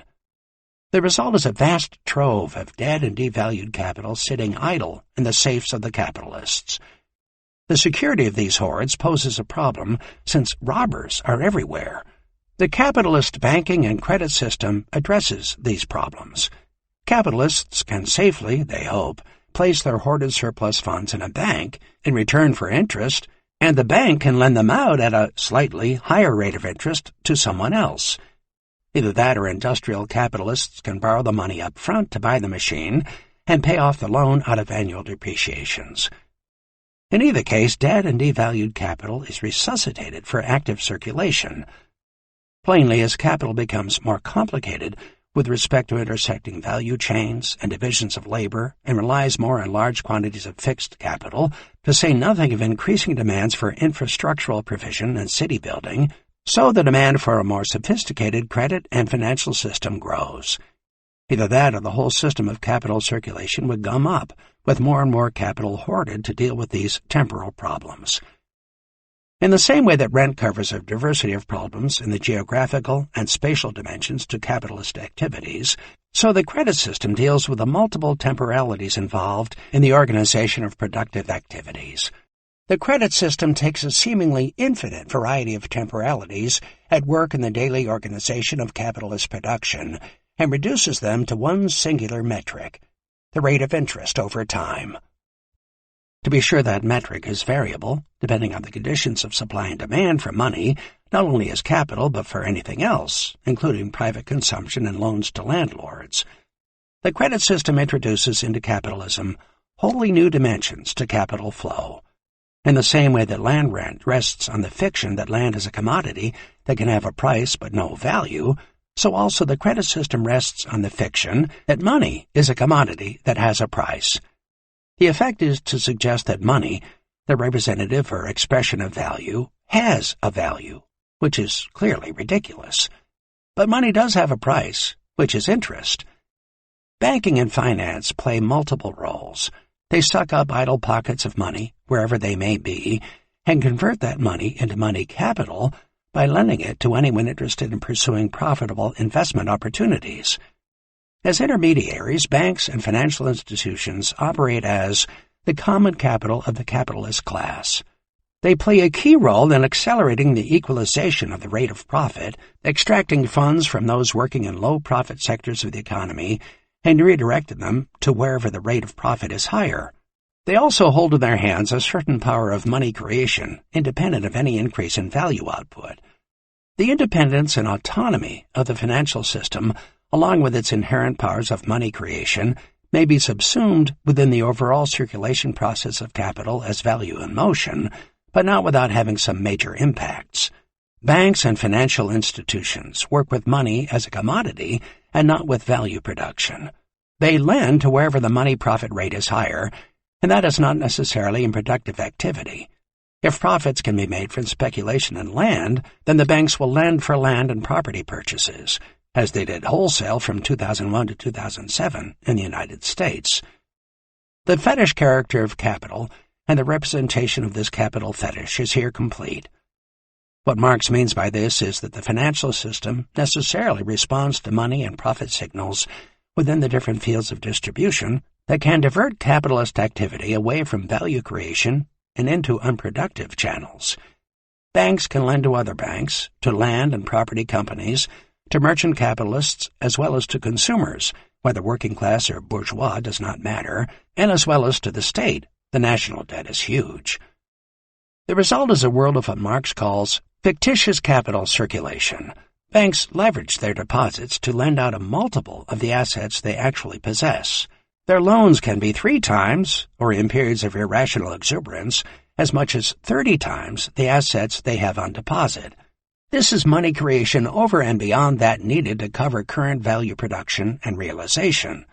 This money creation takes the form of debt, and debts are a claim on future value production. An accumulation of debts is either redeemed by future value production or devalued in the course of a crisis. All capitalist production is speculative, of course, but in the financial system, that characteristic is heightened into a supreme fetish. The financier, says Marx, has the nicely mixed character of swindler and prophet. Fictitious capital may or may not be realized through valorization and realization at some later date.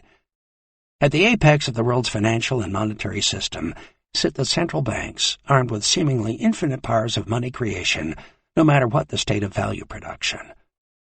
How does this fit with the theory of capital circulation and accumulation, and with the requirements of valorization and realization? Credit and debt have innumerable pre-capitalist forms, but Marx is interested, as he is with respect to both the merchants and the landlords, in the distinctive form that credit instruments take in the circulation of capital. The rise of capitalism revolutionized what debt and credit were about, a revolution that David Graeber fails to notice in his History of Debt. In Marx's day, this distinctive form was both growing and changing rapidly. Joint stock companies and new instruments of credit were in their process of formation. In our own times, innovations in the field of banking and finance have taken matters to yet another level. To view distribution as a passive endpoint to the circulation process is, we earlier argued, an egregious error. Distribution in the money form constitutes a distinctive transitional phase in the motion of capital. But how does this relate to valorization and realization? It is hard to come to a firm answer to that question, but one of Marx's findings does provide an important clue as to how we might proceed towards at least a tentative conclusion. F. The circulation of interest-bearing capital. Volume 3 does in fact recognize a framework for understanding how money might be plowed back into the circle of valorization and realization. The autonomous power of credit creation that lies within the banking and financial system with the central banks at its apex unleashes a flow of interest-bearing capital into circulation. There is no necessity that impels that interest-bearing capital to flow into valorization. It has multiple other opportunities, varying from consumer credit to loans to merchant capitalists, to landlords and property speculators, to the state to fight wars, or even to foreign powers.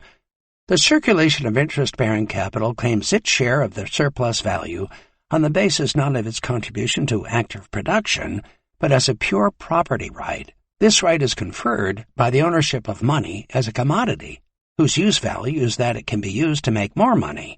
A new dimension is here introduced into the picture of circulation.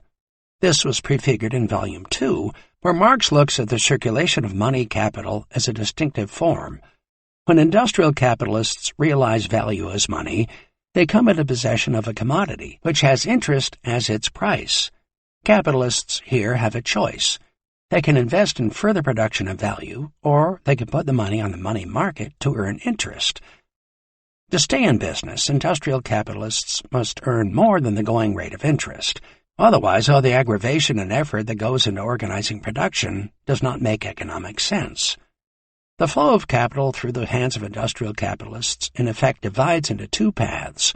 The capitalist as a money holder receives interest on the money deployed, while as a producer the capitalist profits from the exploitation of labor in production.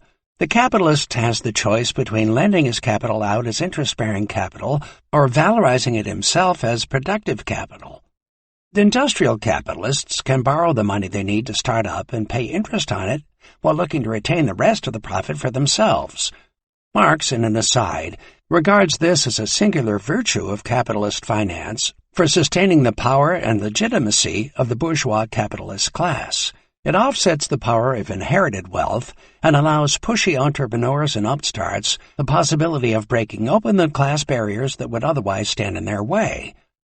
The political and psychological strength of the capitalist class is reinforced by incorporating these new elements into the dominant classes.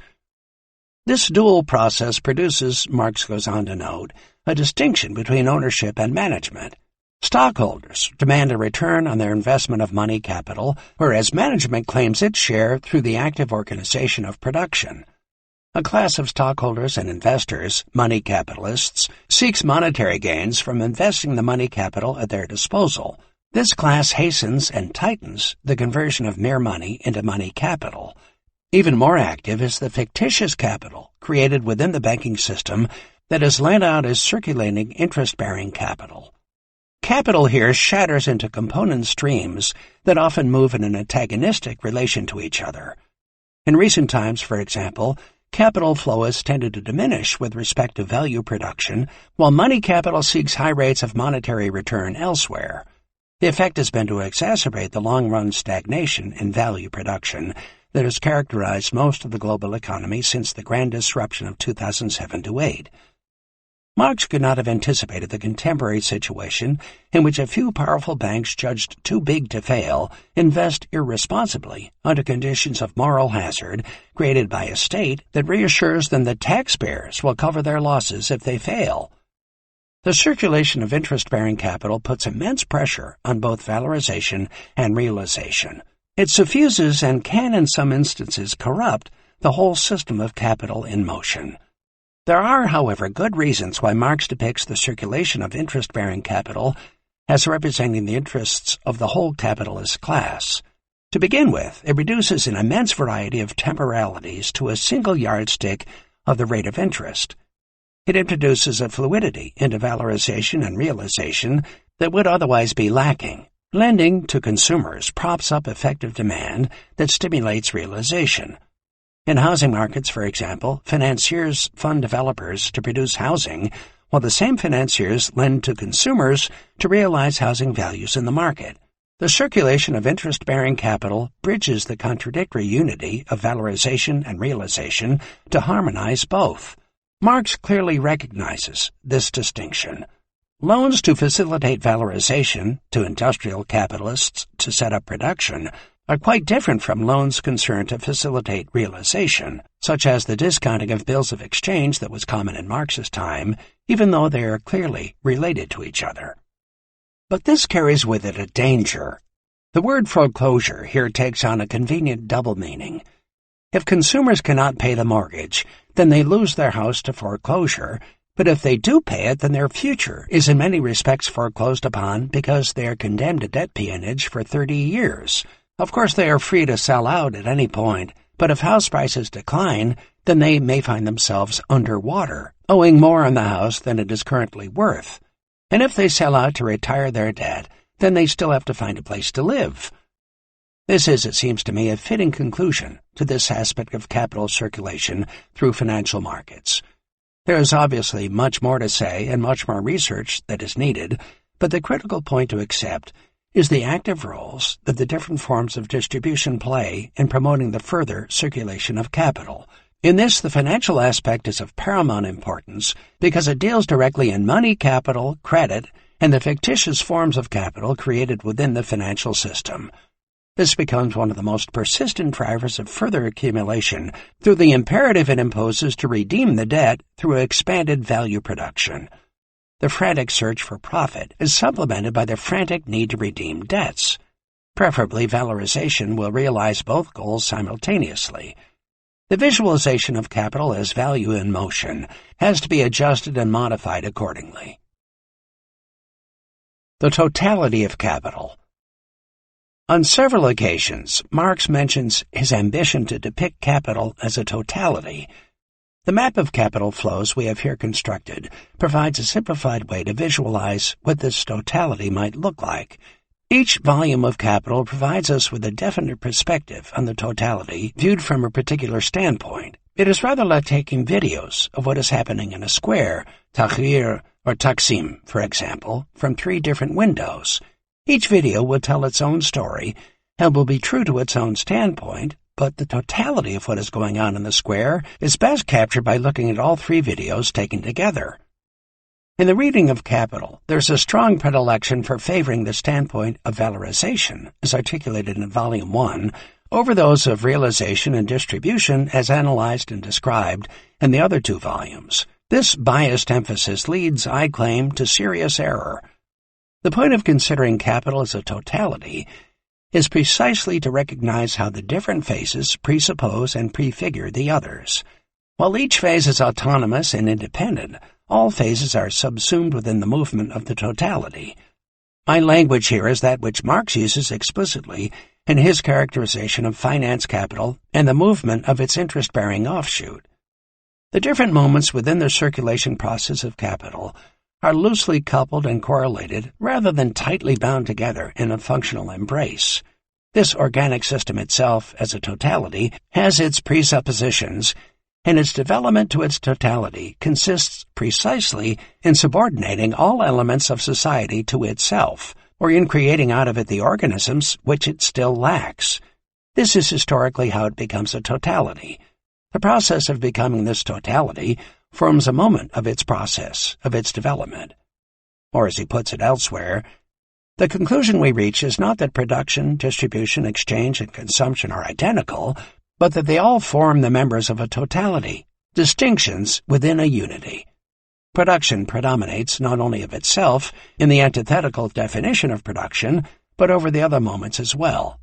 The process always returns to production to begin anew. That exchange and consumption cannot predominate is self-evident. Likewise, distribution, as distribution of products, while as distribution of the agents of production, it is itself a moment of production. A definite production thus determines a definite consumption, distribution, and exchange, as well as definite relations between these different moments. Admittedly, however, in its one-sided form, production is determined by the other moments. For example, if the market, that is, the sphere of exchange, expands, then production grows in quantity, and the divisions between the different branches become deeper. A change in distribution changes production, for example, concentration of capital, different distributions of the population between town and country, etc. Finally, the needs of consumption determine production. Mutual interaction takes place between the different moments. This is the case with every organic whole. The totality here is not that of a single organism, such as the human body. It is an ecosystemic totality with multiple competing or collaborative species of activity, With an evolutionary history open to invasions, new divisions of labor, and new technologies, a system in which some species and subsystems die out while others form and flourish at the same time as the flows of energy create dynamic changes, pointing to all manner of evolutionary possibilities.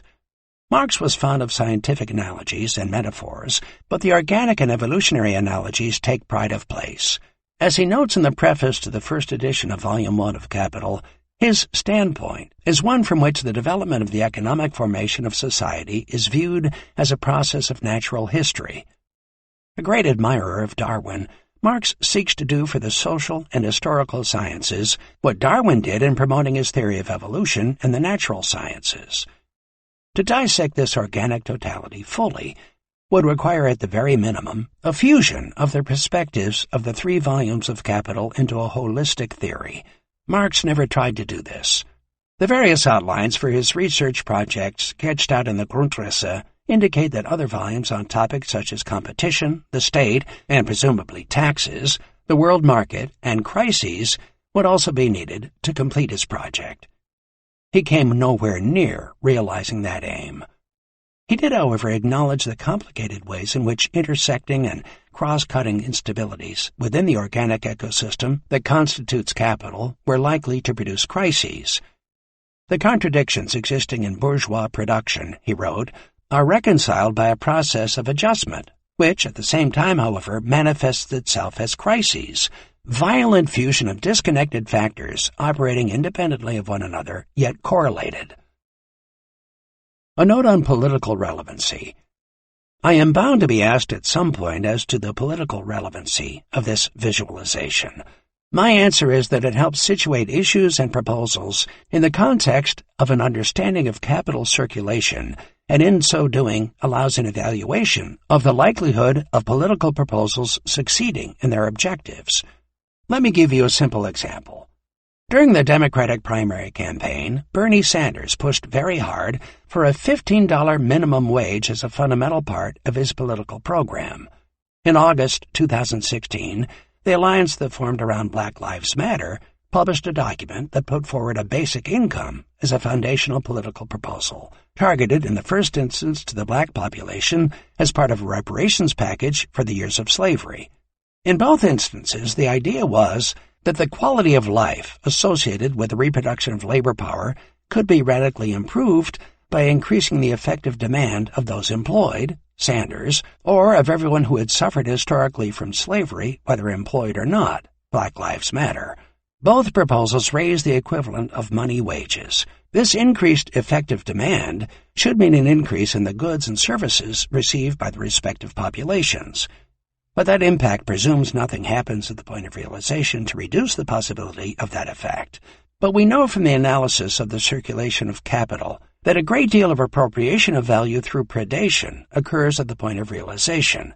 Increasing the minimum wage or creating a basic income will amount to naught if hedge funds buy up foreclosed houses and pharmaceutical patents and raise prices, in some cases astronomically, to line their own pockets under the increased effective demand exercised by the population.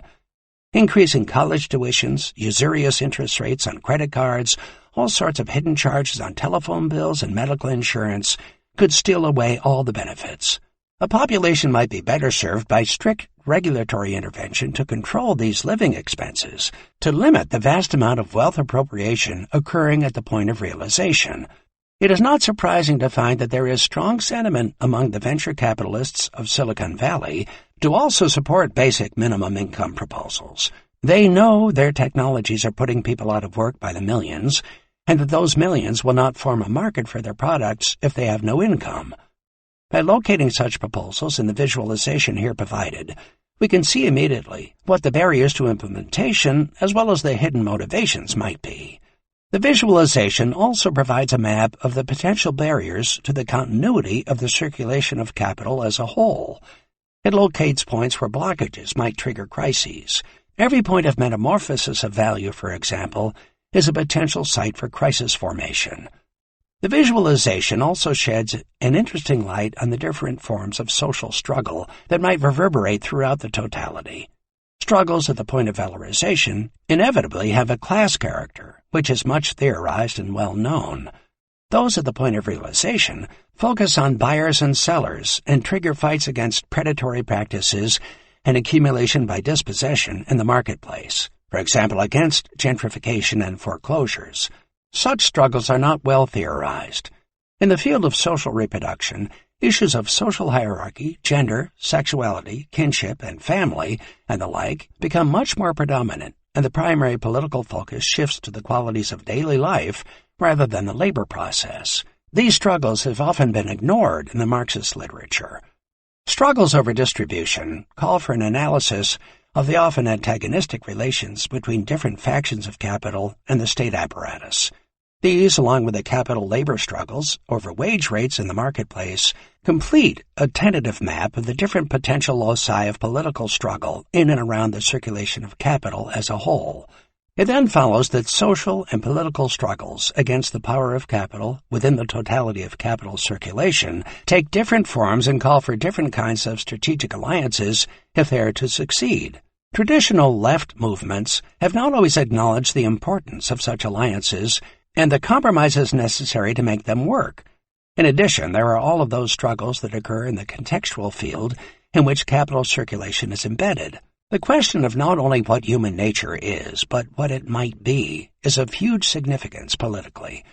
The human nature on display among supporters of Donald Trump, Geert Wilders, Marine Le Pen, Recep Tayyip Erdogan, Narendra Modi, Viktor Orban, or Vladimir Putin is very different from that of followers of Mahatma Gandhi, Bishop Desmond Tutu, Nelson Mandela, and Evo Morales, which is very different again from Vladimir Lenin, Fidel Castro, Gamal Abdel Nasser, Hugo Chavez, Frantz Fanon, Leopold Senghor, and Amilcar Cabral.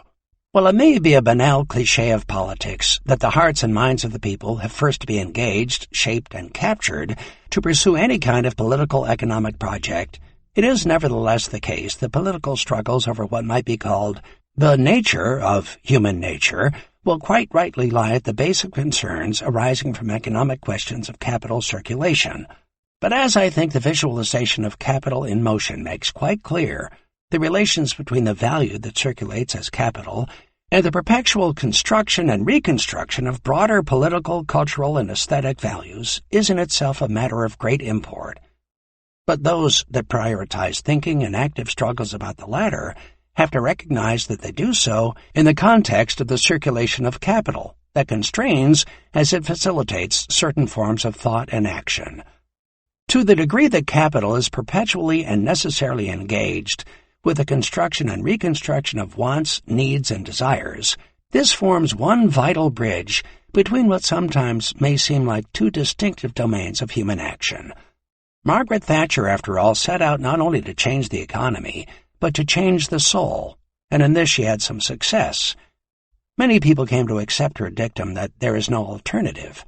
This same set of conflictive concerns extends to the vast field of political and cultural struggles over our existing and future relations to an ever-evolving nature that is already reconstituted in many respects as a second nature through a long history of environmental transformations. How we are currently producing nature is a hugely contested question which, again, cannot be addressed independently of an understanding of how the circulation and expansion of capital works. I do not presume that these broader struggles are subsumed within those that attach to the perpetuation of value in motion. If anything, the subsumption is the other way round. But what a study of value in motion allows is a far better understanding of what it is that must be subsumed within this broader politics, and much of it is pretty hard to digest. 3. Money as the representation of value. Most of Marx's theoretical arguments throughout Capital are expressed in value terms.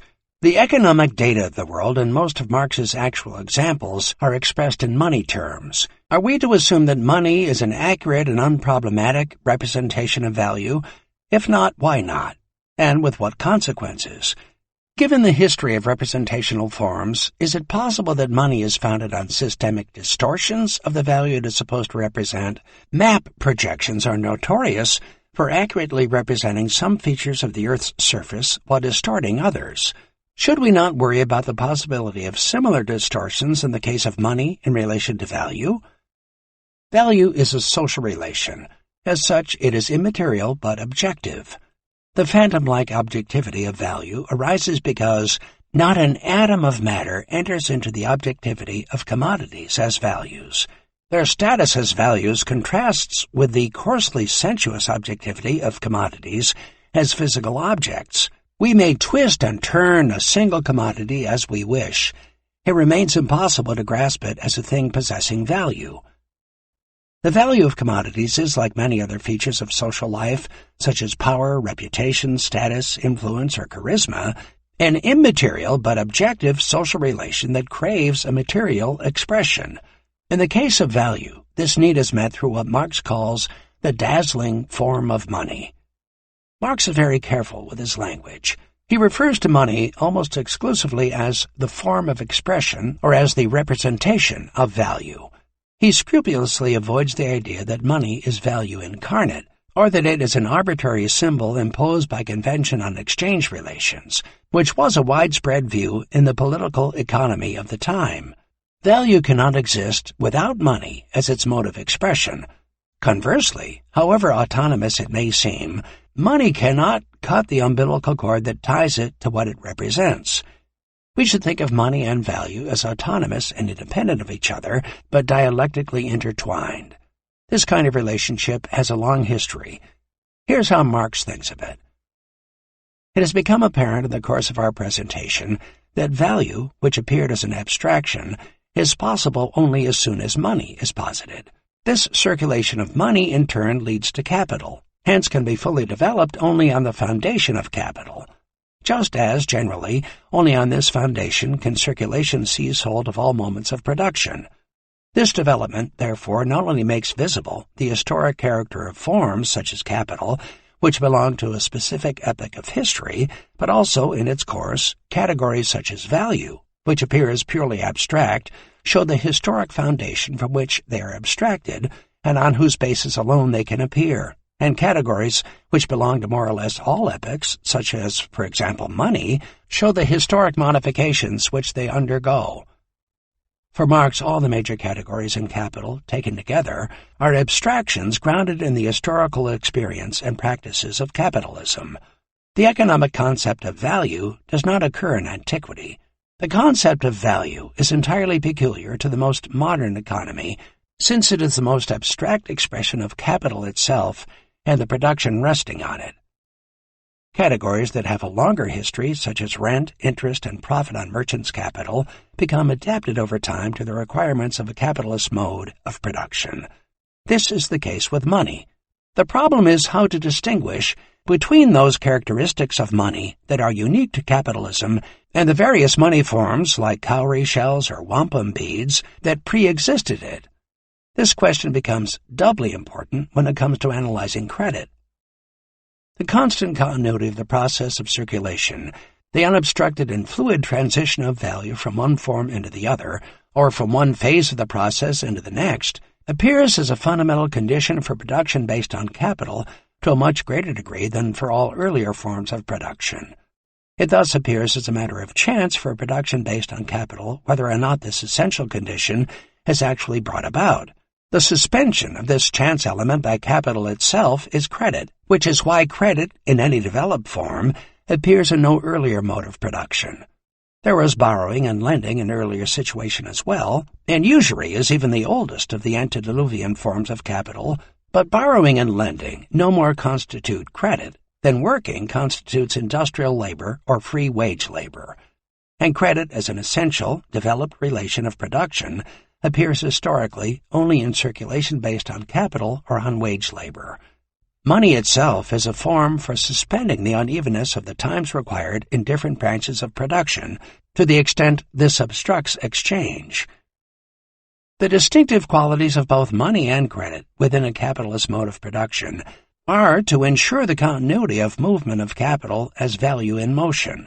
Conversely, the necessity to ensure continuity brings together the categories of money, credit, and value into a specific historical configuration. The first chapter of Capital is an object lesson in how to study matters of this sort. Marx notes how the classical political economists drew upon a fictional past, that of the Robinson Crusoe myth, to naturalize their categories as if they arose out of a state of nature, and were for that reason immutable, unchanging, and unchangeable. Marx prefers to examine pre-capitalist societies instead, to emphasize how categories are embedded in actual histories rather than derived from fictional stories. Let us now transport ourselves from Robinson's Island, bathed in light, to medieval Europe, shrouded in darkness, he writes. He briefly examines the social relations and categories typical of feudal corvée labor and of the patriarchal rural industry of a peasant family. But he then triangulates, as it were, on the specificities of capital today by imagining what the categories might look like after capitalism is transcended. He uses the pre-capitalist past and the futur antérieur of communism as standpoints to understand the particular nature of capital, as well as the qualities of money and credit, now. The futur antérieur is not a utopian imaginary of what might happen, but a specification of what must happen if we are to get to communism.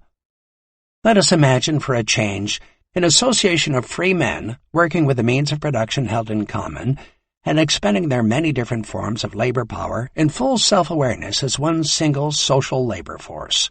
Under such unalienated conditions, the social relations of the individual producers towards their labor and the products of their labor are here transparent in their simplicity, in production as well as in distribution.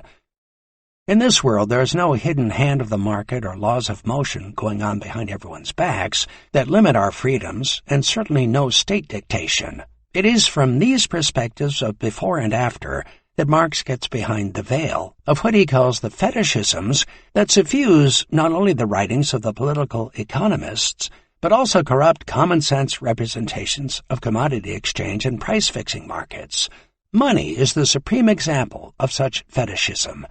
We believe that money possesses social power over us as well as over others, and of course, to some degree it does, which is the whole point of Marx's theory of fetishism. It is real but wrong-headed. So how, then, are we to understand the dialectical relation between value and its representation as money?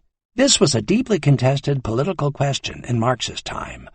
In the late 1840s, long before he had worked out many of the central ideas of capital, Marx found himself at odds politically, not only with Ricardian socialists in Britain, but far more importantly with the imposing figure of Proudhon, who had many followers among the French artisans.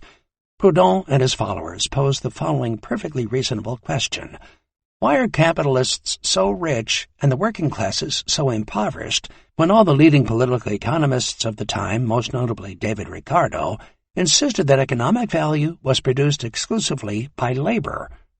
Proudhon concluded that the fault lay in the way that labor value was being represented in the market. The irrationality of money and of market exchange was the crux of the problem.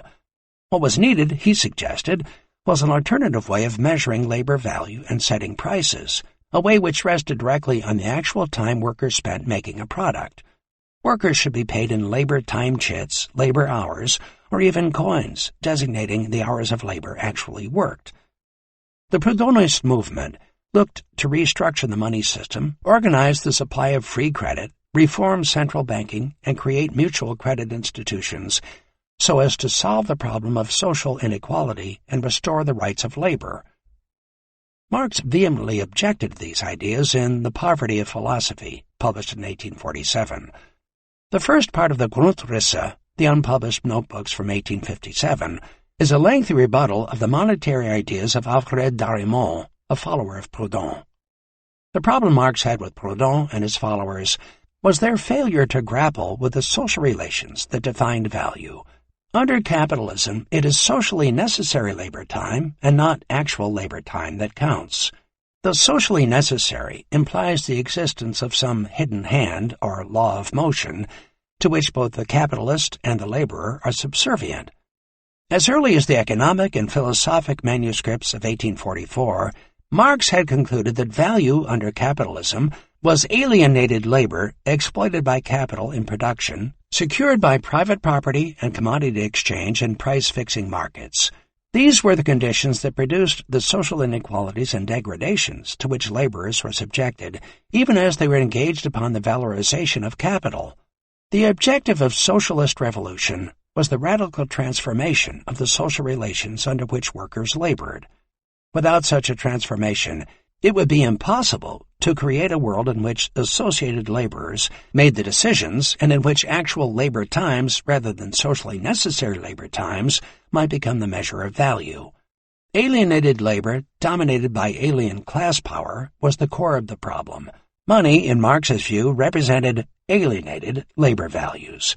It followed that to leave production relations intact while attempting to eliminate the irrationality of price formation on the market is inherently self-defeating, since it assumes away the very irrationality of value production of which it is the expression. This was what was wrong with Proudhon's position. To seek a better mode of representation, like time chits, of alienated labor, without offering a critique of the social relations upon which the capitalist law of value is founded, was simply to double down on the alienation. This is what Marx believed Proudhon and his followers, along with many Ricardian socialists, were unwittingly doing. This is why Marx's depiction of the futur antérieur of communism in Volume 1 of Capital is so important. It depicts associated laborers, a concept that Proudhon abhorred, with means of production held in common, making conscious and therefore unalienated decisions in utter transparency, without the social necessities dictated by capital-labor relations of domination or the interventions of any external power, such as the state or the market. The manufacturing world from which Proudhon drew his categories was that of the Parisian workshops of the 1840s. These were typically small-scale enterprises run by artisans controlling their own labor process, with a workshop at the back and a store at the front. The main form of capital encountered was that of merchants who would buy from the workshops and then consolidate selling in their dry goods stores, precursors of the department stores that came in the 1850s. The artisans did not complain about their labor processes because they controlled them. From their standpoint, their labor was not alienated at the point of production. Their main complaints were the low prices on offer from the merchants and the increasing domination by the latter through a putting-out system in which the merchants placed orders and dictated specifications as to the nature of the finished product and, in some instances, provided the raw materials and even advanced credit, often at usurious rates. In this situation, the demand for full recognition of the labor hours performed, as opposed to the paltry monetary rewards offered by the merchants, was understandable. The value of their labor was being expropriated, alienated, in the market. Proudhon's arguments about money and markets made some intuitive sense to this audience. Small wonder he was seen as a champion of workers' rights. Marx was writing in the context of the factory system, where capitalists controlled the labor process and alienated labor dominated at the point of production. It is difficult for us to imagine how huge this difference seemed at that historical time. Engels, who was familiar with artisanal labor systems in Germany, records his astonishment and horror at his first encounters with a factory system and capitalist industrialism in Britain. He was one of the very first commentators to depict its qualities in The Condition of the Working Class in England in 1844. There was a world of difference in labor processes between these two industrial systems. Marx was mightily impressed with Engels' account of factory labor. He tended to see the factory system teleologically as capital's future. It is to that future that Volume 1 of Capital is dedicated, and from that world that Marx derived his categories. The differences that separate Proudhon and Marx reflect the different labor systems they addressed.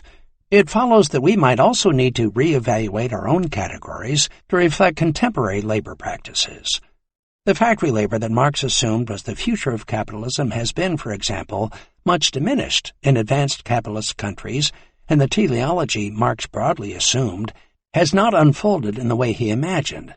Capital is currently constituted by an amazing mix of quite different labor systems in different places and times. Factory labor still dominates in some parts of the world, for example East Asia, but in North America and Europe it is much diminished and replaced by various other labor systems, digital labor and the like. There is a great deal of current interest in Proudhonian-like monetary interventions with local currencies, time-sharing, and labor-time monies being used as an alternative to conventional modes of exchange of goods and services.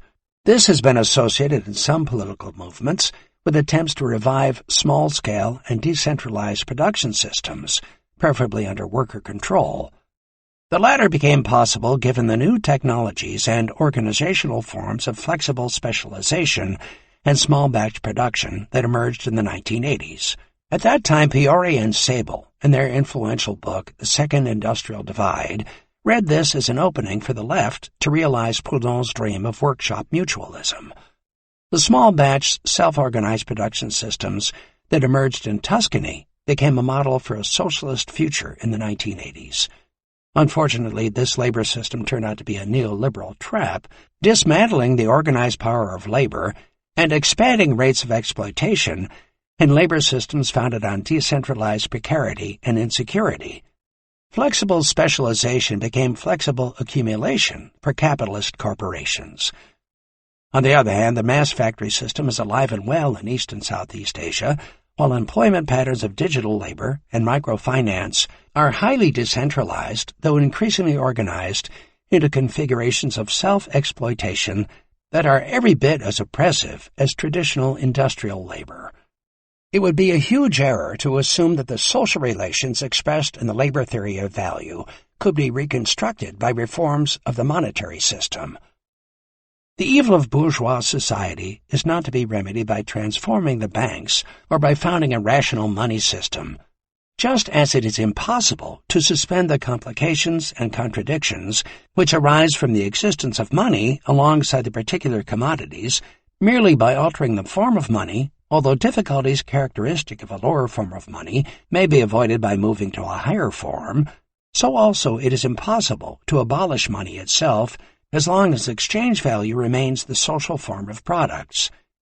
It is necessary to see this clearly in order to avoid setting impossible tasks and in order to know the limits within which monetary reforms and transformations of circulation are able to give a new shape to the relations of production and to the social relations that rest on the latter.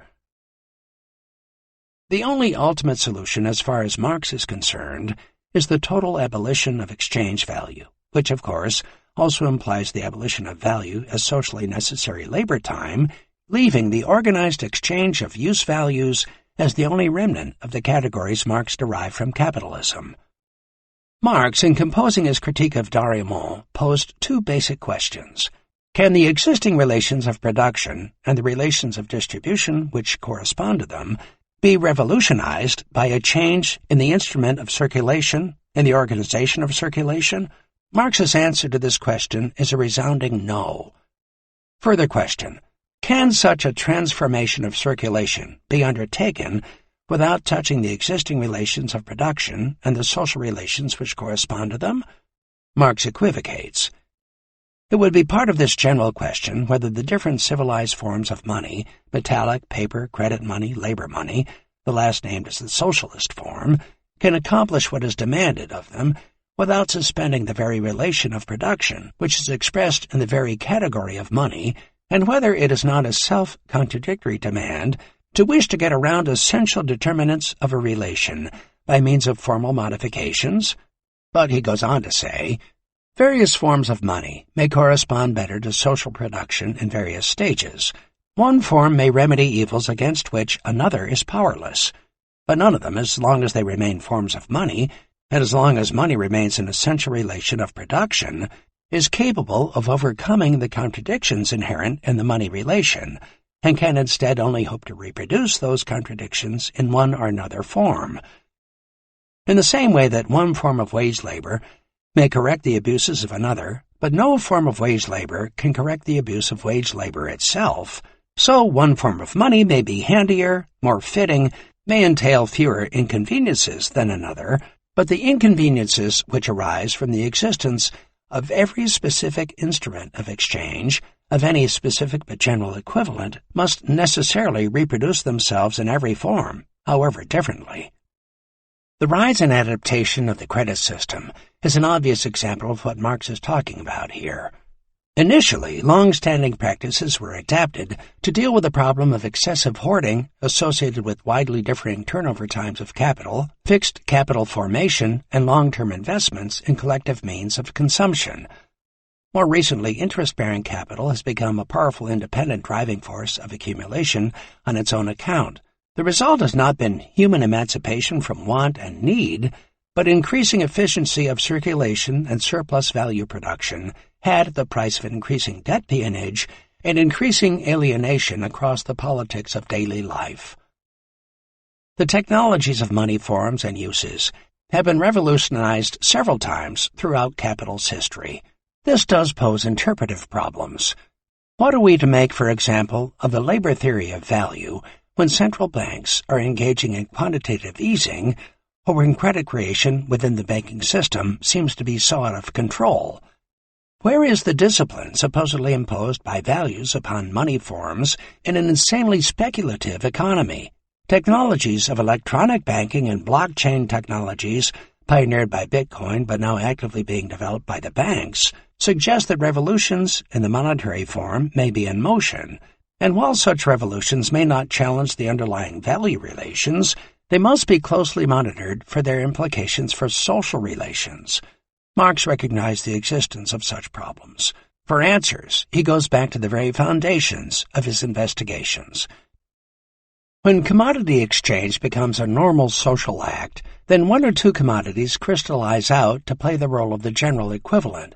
In the capitalist era, gold and silver became the preferred form of expression of value.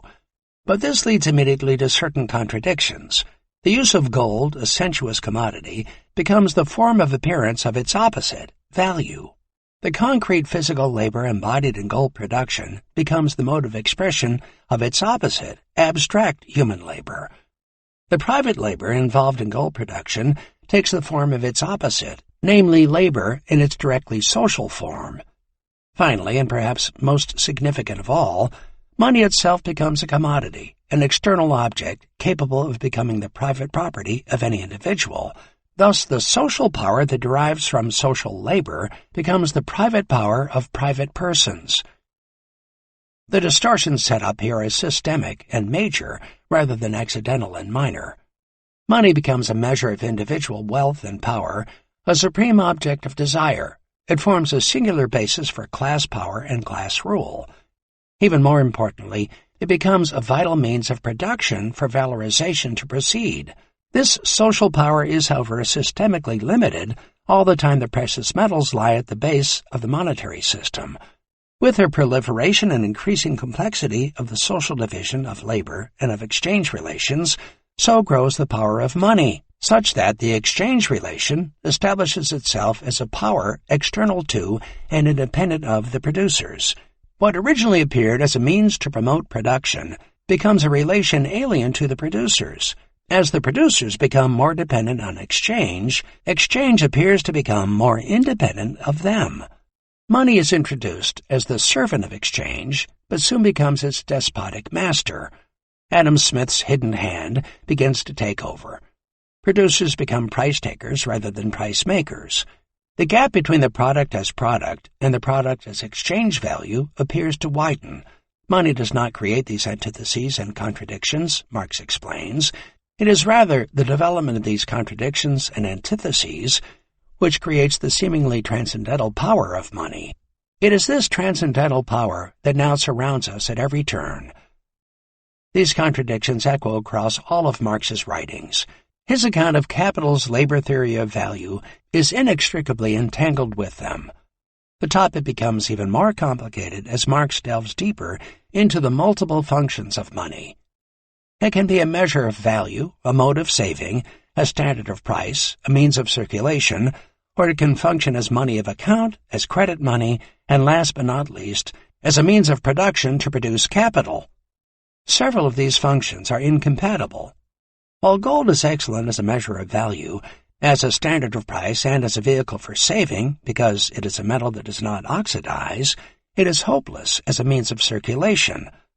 The latter is better served by symbols of money, like coins, fiat monies issued by the state, and ultimately electronic monies. These forms of money cannot exist without guarantees as to their qualities initially in relation to the metallic base. The business of coining, like the establishing of a standard measure of prices, has an attribute proper to the state. The different national uniforms worn at home by gold and silver as coins are taken off again when they appear on the world market, indicating a separation between the internal or national spheres of commodity circulation and its universal sphere, the world market. The question then arises as to the interrelations between these radically different forms of expression of value, for example, gold versus coins versus central bank money, and national versus international monetary instruments. In this, the parallel with map projections is useful. Some projections preserve accuracy of direction, but distort everything else, while others accurately represent areas or shapes or distances at the expense of all the other features. And so it is with the different forms of money. Different representations serve different purposes. The hope is that things do not work at cross purposes, but of course they regularly do. Money used in one way, such as a means of saving, can suddenly switch into the role of being a means of circulation, and vice versa. As Marx amusedly notes, if we are interested solely in money as a means to circulate commodities, then counterfeit coins and notes do the job just as well as fiat monies guaranteed by the state. The irony is that the need to find a physical, material representation for social values led to the adoption of an unimpeachable metallic base, gold and silver, for money that was so dysfunctional for daily use that it required symbolic representations of itself, paper and electronic monies, to be effective. The symbolic monies gradually became more dominant as trading expanded. Cutting out the metallic base in the early 1970s produced two symbolic systems, value and money, side by side in an awkward dialectical embrace. Part of the awkwardness arises out of what Marx calls a quantitative incongruity between money price and magnitude of value, which is inherent in the price form itself. Prices proposed and realized in the market, no matter whether stated in gold, fiat, or even labor time monies, can yo-yo all over the place, but this is precisely what makes this form the adequate one for a mode of production whose laws can only assert themselves as blindly operating averages between constant irregularities. Only in this way can demand and supply come into equilibrium, and it is the equilibrium price that comes closest to approximating value. Even more troubling is that the money form may also harbor a qualitative contradiction, such that price ceases altogether to express value. Things which in and for themselves are not commodities, things such as conscience and honor, etc., can be offered for sale by their holders, and thus acquire the form of commodities through their price. Hence a thing can, formally speaking, have a price without having a value. In some instances, these prices may conceal a real value relation, or one derived from it, for instance, the price of uncultivated land, which is without value because no human labor is objectified in it. On the surface, this is particularly troubling for the labor theory of value because, as the neoclassical economists early on complained, if so much goes on in the price realm outside of the purview of value, then why not analyze market prices and their movements directly and forget about values entirely? The disadvantage of so doing is obvious. If we erase the dialectical relation between prices and values, then there is no standpoint from which to mount a critique of the monetary representations of the social labor that laborers are called upon to do for others in the course of performing wage labor for capital. We will be powerless to explain where the monetary aspects of crises might come from, and why crises in general are inevitably expressed in monetary form. Marx is at pains to explain this in Volume 1 of Capital. In a crisis, the antithesis between commodities and their value form, money, is raised to the level of an absolute contradiction. So whence this contradiction? It is immanent, says Marx, in the function of money as a means of payment. When the payments balance each other, money functions only nominally as money of account, as a measure of value. But when actual payments have to be made, money does not come onto the scene as a circulating medium, but as the individual incarnation of social labor. This contradiction bursts forth in that aspect of an industrial and commercial crisis which is known as a monetary crisis. Such a crisis occurs only where the ongoing chain of payments has been fully developed, along with an artificial system for settling them. Whenever there's a general disturbance of the mechanism, no matter what its cause, money suddenly and immediately changes over from its merely nominal shape, money of account, into hard cash. Profane commodities can no longer replace it. The use value of commodities becomes valueless, and their value vanishes in the face of their own form of value. The bourgeois, drunk with prosperity and arrogantly certain of himself, has just declared that money is a purely imaginary creation. Commodities alone are money, he said. But now the opposite cry resounds across the markets of the world. Only money is a commodity. As the hart pants after fresh water, so pants his soul after money, the only wealth. This is the kind of analysis that is rendered possible by recognizing the dialectical and fluid movement of money in relation to values. But the power of this dialectic has also to acknowledge that value itself does not remain untouched by the movements we have just described. If value arises through the proliferation of market exchange mediated by money, then the qualities of money and of what it measures must have implications for the social qualities of value. The qualitative incongruity between prices and values cannot be ignored. Prior to abandoning the metallic base, Marx detected the existence not only of different monies for different purposes, but also an interesting hierarchy within the monetary system. The metallic base was quite literally the gold standard of value, precisely because of its material qualities that remained constant over time, along with quantities that could be increased only very slowly relative to the global stock of gold already above ground. This tightly constrained form of money contrasted dramatically with the effervescence of the credit system. Marx speaks of it this way. The monetary system is essentially Catholic, the credit system essentially Protestant. As paper, the monetary existence of commodities has a purely social existence. It is faith that brings salvation. Faith in money value as the immanent spirit of commodities, faith in the mode of production and its predestined disposition, faith in the individual agents of production as personifications of self-valorizing capital. But the credit system is no more emancipated from the monetary system as its basis than Protestantism is from the foundations of Catholicism. When times are good, credit, a social form of wealth, displaces money and usurps its position so that the money form of products appears as something merely evanescent and ideal, as a mere notion. But as soon as credit is shaken, all real wealth is supposed to be actually and suddenly transformed into money, into gold and silver, a crazy demand, but one that necessarily grows out of the system itself. And the gold and silver that is supposed to satisfy these immense claims amounts in all to a few millions in the vaults of the bank. The value of commodities must then be sacrificed to ensure the fantastic and autonomous existence of this value in money. This sacrifice is unavoidable in capitalist production and forms one of its particular charms. A certain quantity of metal that is insignificant in comparison with production as a whole is the acknowledged pivot of this system. The structure is as follows. The central bank is the pivot of the credit system, and the metal reserve is in turn the pivot of the bank. It is inevitable that the credit system should collapse into the monetary system in times of difficulty. As a result, the metallic base constituted both a material and imaginary barrier to wealth and its movement. It was inevitable that capitalist production would constantly strive to overcome this metallic barrier, while time and time again breaking its head on it. Marx was of the opinion that this barrier could never be overcome. But he was wrong.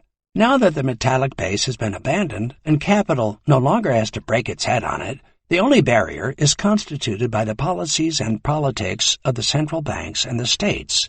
This puts the question of the quality and quantity, as well as the form of money, into social hands, as opposed to relying upon the fixed and immutable physical qualities and quantities of the gold supply as an external constraint. The abandonment of the metallic base to the monetary system in the early 1970s allowed the circulation of interest-bearing capital to take over as the principal and unrestrained driver of endless capital accumulation.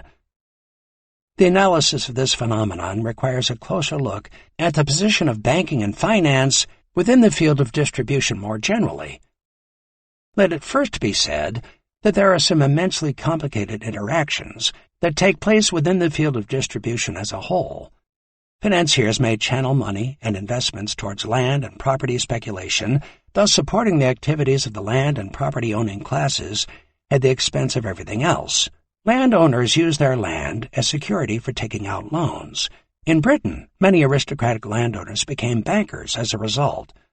Merchant capitalists frequently extend and depend upon credit. In many parts of the world, workers' incomes are augmented by the use of credit cards. Workers may be integrated into the circulation of interest-bearing capital by taking out a mortgage in the hope of becoming a homeowner. This, the World Bank assures us, confers social stability, or, as the old adage has it, debt-encumbered homeowners do not go on strike. Workers are also sometimes required to put their money in pension funds that have to invest somewhere to exploit other workers to get a rate of return. Financiers lend to governments, while governments in turn use taxes to guarantee and ensure the activities of credit institutions. Meanwhile, banks in surplus lend to banks with deficits, and both draw upon the reserves of the central banks when necessary. The various roles are porous and sometimes internally contradictory. Automobile companies support selling apparatuses that extend credit to consumers to buy their cars, and it is often not clear whether the profits of the company come from valorization, realization, or distributional activities. Financiers lend to developers to build houses and to workers to buy them, thus internalizing demand and supply within a single operation under their command. Workers press hard for wage increases that may depress the prices of the stocks in which their pension funds are invested. Unions may be compelled to invest in the debt of the companies that employ them. When Enron went bust, the pensions of its workforce were gone. In the New York fiscal crisis of the 1970s, municipal unions were forced to invest their pension funds in municipal debt, with predictable consequences. Governments set up systems of profit-sharing for employees so that the latter then have an interest in repressing their own wage demands. The flows and cross-flows within what might be called the distributional field, the terrain of Volume 3 of Capital, have, as the previous examples illustrate, become increasingly complex and voluminous over time, even as the categories and roles become more porous and overlapping with respect to each other. In some parts of the world, the volume of transactions and the associated turnover of capital within and across the distributional field outstrip valorization activities by a very significant margin. The foreign exchange transactions market is huge compared to reinvestment in manufacturing. What is less easy to discern is how much of this activity is merely speculative froth or transactional noise having nothing to do with value creation. Marx clearly sees that the centralization of surplus funds in money form within the financial system meant that the dispersal of those funds must necessarily play a key role in guiding the dynamics of the reinvestment of money as capital. This is an issue to which we will return by way of conclusion. The financial system, in effect, forms a vast pool of liquid assets, such that banking and finance came to enclose and represent the common capital of the capitalist class. This common capital is augmented sometimes by leveraging, lending out fictitious capital. This amounts to money creation within the banking system. At times this money creation can become excessive, when banks lend out, say, 30 times the amount of money they have on deposit. The financial system also functions as a clearinghouse for all manner of transactions. It becomes, in effect, the central nervous system of capital in general, orchestrating the flows of money capital into and across a wide range of activities wherever the profit rate might actually or potentially be higher. Behind all of this, there emerges an investor class, individuals, institutions, organizations, and corporations desperately seeking a rate of return on their money capital. This is a distinctive class of property owners, a financial aristocracy that impels the circulation of interest-bearing capital to get a rate of return without doing anything. Pension funds want a return on their capital, indeed they have a fiduciary duty to do so, as do endowments of non-profit institutions, like private universities, and wealthy individuals with strong investment portfolios. We also know from Marx's brilliant disaggregation of the circulation of capital into commodity, money, and production forms in Volume 2 of Capital that from the standpoint of the circulation of money capital, processes of valorization and realization are mere inconveniences on the way to profit-making. If interest-bearing capital could find a way to augment itself without passing through valorization and realization, then it would do so. This is precisely what all the churning that goes on within the distributive field allows. Banks lend to other banks, and what could be easier pickings than to borrow from the U.S. Federal Reserve at 0.5% and buy 10-year Treasury notes that yield 2%? The incentives for money capital to skip investing in valorization, particularly when the profit rate is low or labor relations troublesome, are multiple. The hope is that failure to invest will create enough scarcity to raise prices and profit rates so as to encourage money capital to flow back into valorization.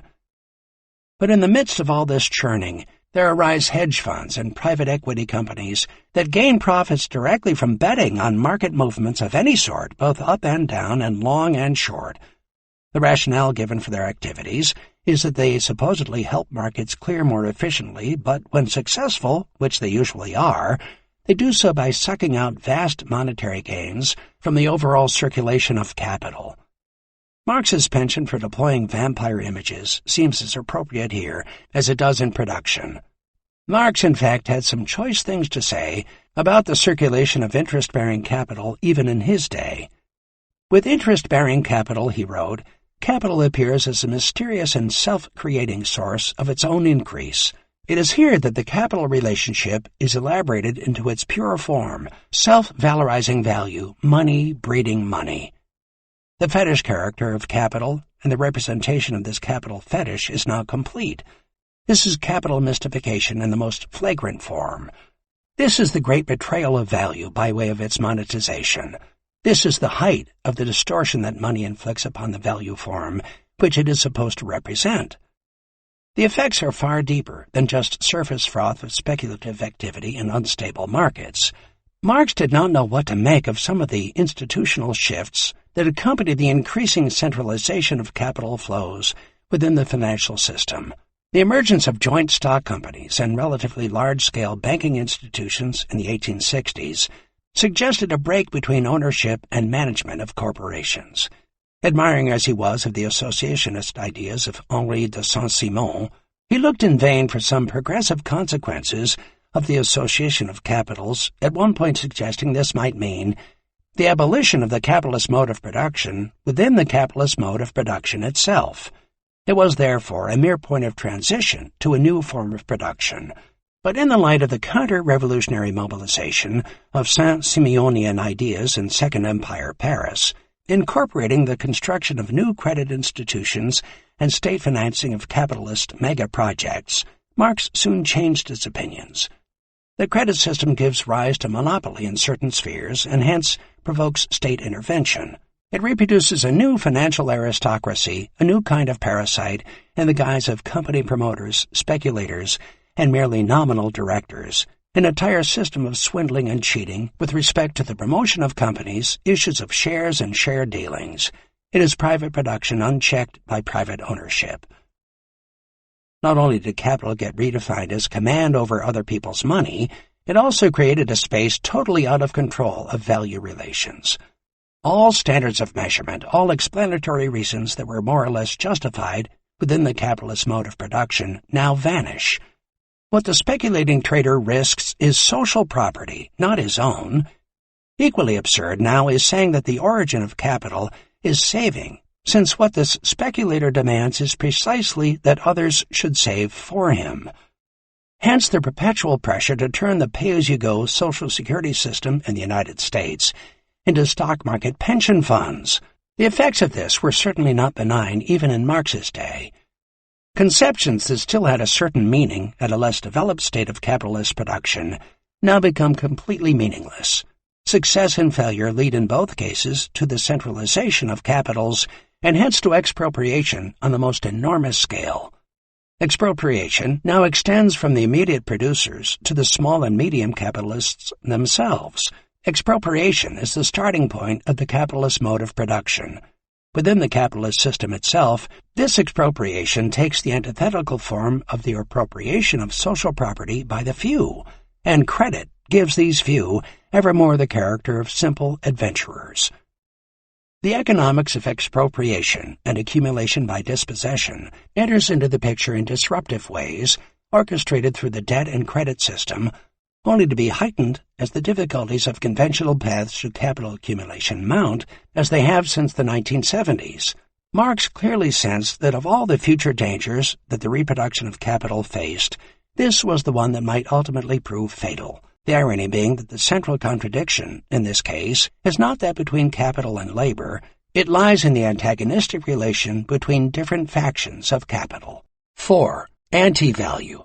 The theory of devaluation. The closing sentences of the first section of the first chapter of Volume 1 of Capital read, "Nothing can be of value without being an object of utility. If the thing is useless, so is the labor contained in it. The labor does not count as labor, and therefore creates no value." With this one incisive thrust, Marx introduces us to the idea that the circulation of capital is vulnerable, that it can come to an abrupt halt, that the threat of devaluation, of loss of value, always hovers over it as it circulates. Moreover, the value of the means of production incorporated in the commodity is also lost, along with that of the value added by labor. The transition from the commodity form to the money representation of value is a passage fraught with danger. Throughout Volume 1, as we have heard, Marx for the most part lays aside questions of realization in order to concentrate on the process of production of material commodities and surplus value. He knows full well, of course, that while living labor creates value, the circulation of capital realizes value. The unity that necessarily prevails between production and realization is, however, a contradictory unity. Hence the warning shot at the outset of Volume 1. Commodities may be in love with money, but the course of true love never did run smooth. It would be very unlike Marx to formulate a key concept such as value without incorporating within it the possibility for its negation. In certain readings of Marx, much is made of the influence of Hegel's negation of the negation on his thinking. He was certainly not averse to coquetting, as he put it, with Hegelian formulations. The bourgeois mind, then as now, considered dialectics a scandal and an abomination, he wrote, because dialectics includes in its positive understanding of what exists a simultaneous recognition of its negation, its inevitable destruction, because it regards every historically developed form as being in a fluid state, in motion, and therefore grasps its transient aspect as well. Value in Marx exists only in relation to anti-value. While this may sound a strange formulation, physicists these days rely upon the relation between matter and antimatter to interpret foundational physical processes. Marx often cited parallels between his conceptual frameworks and those to be found in the natural sciences. Had this analogy been available to him, he probably would have used it. The evolutionary laws of capital hinge upon the unfolding relation between value and anti-value in much the same way as the laws of physics rest on relations between matter and antimatter. This opposition exists even in the act of exchange, since a commodity has to be a use value for its buyer and a non-use value for its seller. Or as Marx asserts more philosophically in the Grundrisse, since value forms the foundation of capital, and since it therefore necessarily exists only through exchange for counter-value, it thus necessarily repels itself from itself. The reciprocal repulsion between capitals is already contained in capital as realized exchange value. There is nothing mystical or obscure about the negation of value at the point of realization. All capitalists know that the success of their enterprise is assured only when their commodity has been sold for a money value that is greater than that which they initially expended on wages and means of production. If they cannot do this, then they are no longer capitalists. The value they imagined they would have after they put wage laborers to work making a commodity would not materialize. But the concept of anti-value has an even more omnipresent role than this. In Marx's world, it is not an unfortunate accident, the result of a miscalculation, but a deep and abiding feature of what capital is. While capital is reproduced as value and use value in the production process, it is at the same time posited as not value, as something which first has to be realized as value by means of exchange. Both the prospect and reality of anti-value are always there. Anti-value has to be overcome, redeemed, as it were, if value production is to survive the travails of circulation. Capital is value in motion, and any pause or even slowdown in that motion, for whatever reason, means a loss of value, which may be resuscitated in part or in toto only when the motion of capital is resumed. When capital takes on a particular form, as a production process, as a product waiting to be sold, as a commodity circulating in the hands of merchant capitalists, as money waiting to be transferred or reinvested, then capital is virtually devalued. Capital lying at rest in any of these states is variously termed negated, fallow, dormant, or fixated. Or consider this: as long as capital remains frozen in the form of finished product, it cannot be active as capital. It is negated capital. This virtual devaluation is overcome or suspended as soon as capital resumes its movement. It is clear from this collage of statements from Marx that he did not regard anti-value as hovering over value in motion, as an external threat, but as a permanently disruptive force in the very gut of capital circulation itself. The advantage of seeing devaluation as a necessary moment of the realization process is that it enables us to see immediately the possibility of a general devaluation of capital, a crisis. Any failure to maintain a certain velocity of circulation of capital through the various phases of production, realization, and distribution will produce difficulties and disruptions. We are forced to recognize the importance of maintaining the continuity and speed of circulation. Any slowdown of value in motion entails a loss of value. Conversely, accelerating the turnover time of capital is a vital feature for enhancing value production. This is one of the main implicit conclusions of Volume 2 of Capital. These features are, however, what the assumption of everything exchanging at its value in Volume 1 of Capital avoids. Crises will result if inventories build up, if money lies idle for longer than is strictly necessary, if more stocks are held for a longer period during production, and so forth. A crisis occurs not only because a commodity is unsaleable, but because it is not saleable within a particular period of time. This same principle applies with equal force to the labor time spent in production. If Korean factories can produce a car in half the time required in Detroit, then the extra time spent in the latter place counts for nothing. As long as capital remains in the production process, it is not capable of circulating, and it is virtually devalued. As long as it remains in circulation, it is not capable of producing. As long as it cannot be brought to market, it is fixated as product. As long as it has to remain on the market, it is fixated as commodity. As long as it cannot be exchanged for conditions of production, it is fixated as money. Capitalists are therefore locked in a perpetual battle, not only to produce values, but to combat their potential negation. The passage from production to realization is a key point in the overall circulation of capital, where that battle is right royally fought out. What circumstances might make it impossible for value to be realized in the market? To begin with, if no one wants, needs, or desires a particular use value on offer in a particular place and time, then the product has no value. It is not even worthy of being called a commodity. Potential buyers must also possess sufficient money to pay for the use value. If one or the other of these two conditions is not met, then the result is no value. We will later investigate in some detail why these two conditions may not be fulfilled. But plainly, the production and management of new wants, needs, and desires has had a huge impact in the history of capitalism, turning what we like to call human nature into something necessarily changing and malleable rather than constant and given. Capital messes with our heads as well as with our desires. But there is one feature at the moment of realization of great significance. The foundational social relation involved in realization is that between buyers and sellers. Even the lowest paid worker enters the marketplace endowed with the sacred right of consumer choice. This is very different from the capital-labor relation that dominates in the process of valorization. To be sure, the encounter between capital and labor in the marketplace is an encounter where the rules of market exchange formally apply, though capital has power over both demand and supply conditions of labor power through technological changes and the production of an industrial reserve army.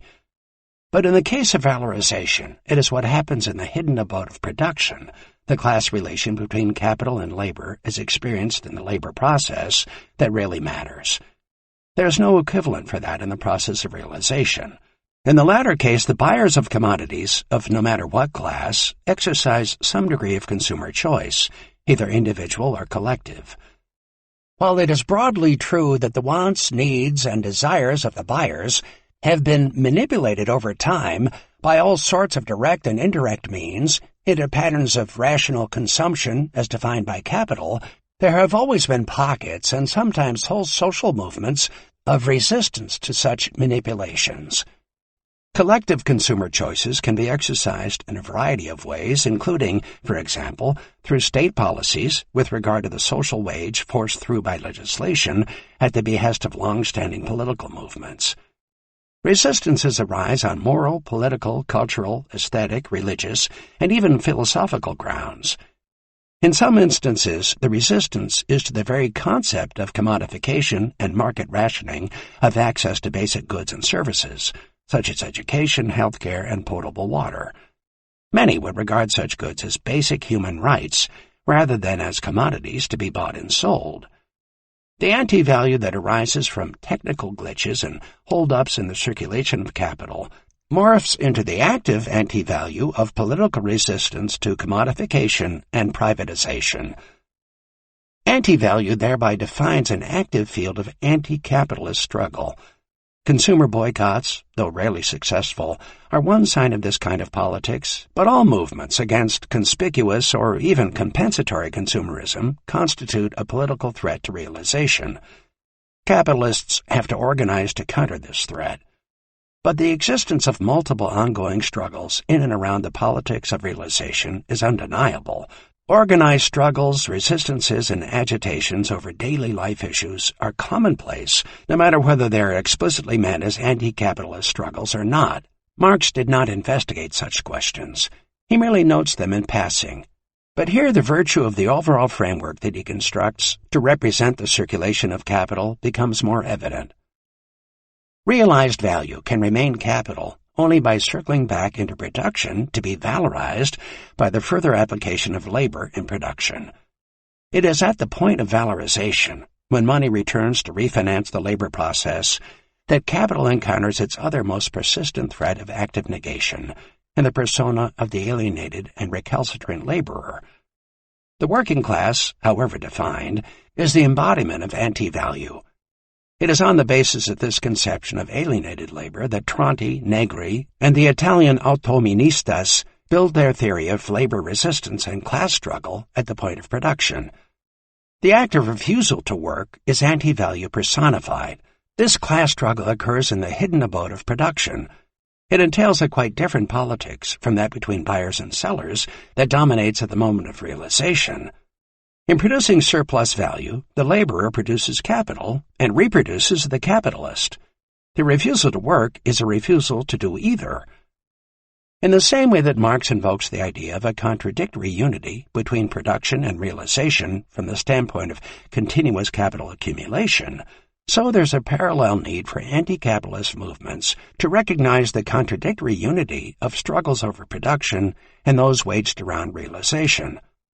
On the surface, the politics of realization have a very different social structure and organizational form to that of valorization. For this reason, they are often treated on the left as entirely separate struggles, with valorization being prioritized as more important. Yet both sorts of struggles are subsumed within the overall logic and dynamism of capital circulation viewed as a totality. Why would their contradictory unity not be recognized and addressed by anti-capitalist movements? The study of this contradictory unity reveals much about the contradictions that will play out in any post-capitalist order in which social labor, the labor we do for others, is almost certain to remain a central feature. Any anti-capitalist society will have to evolve out of the womb of contemporary capitalism, out of that world in which everything is, as Marx puts it, pregnant with its opposite. To the degree that all economy ultimately reduces itself to economy of time, so even after the capitalist mode of production is abolished, though social production remains, the determination of value still prevails in the sense that the regulation of labor time and the distribution of social labor among various production groups becomes more essential than ever, as well as the keeping of accounts on this.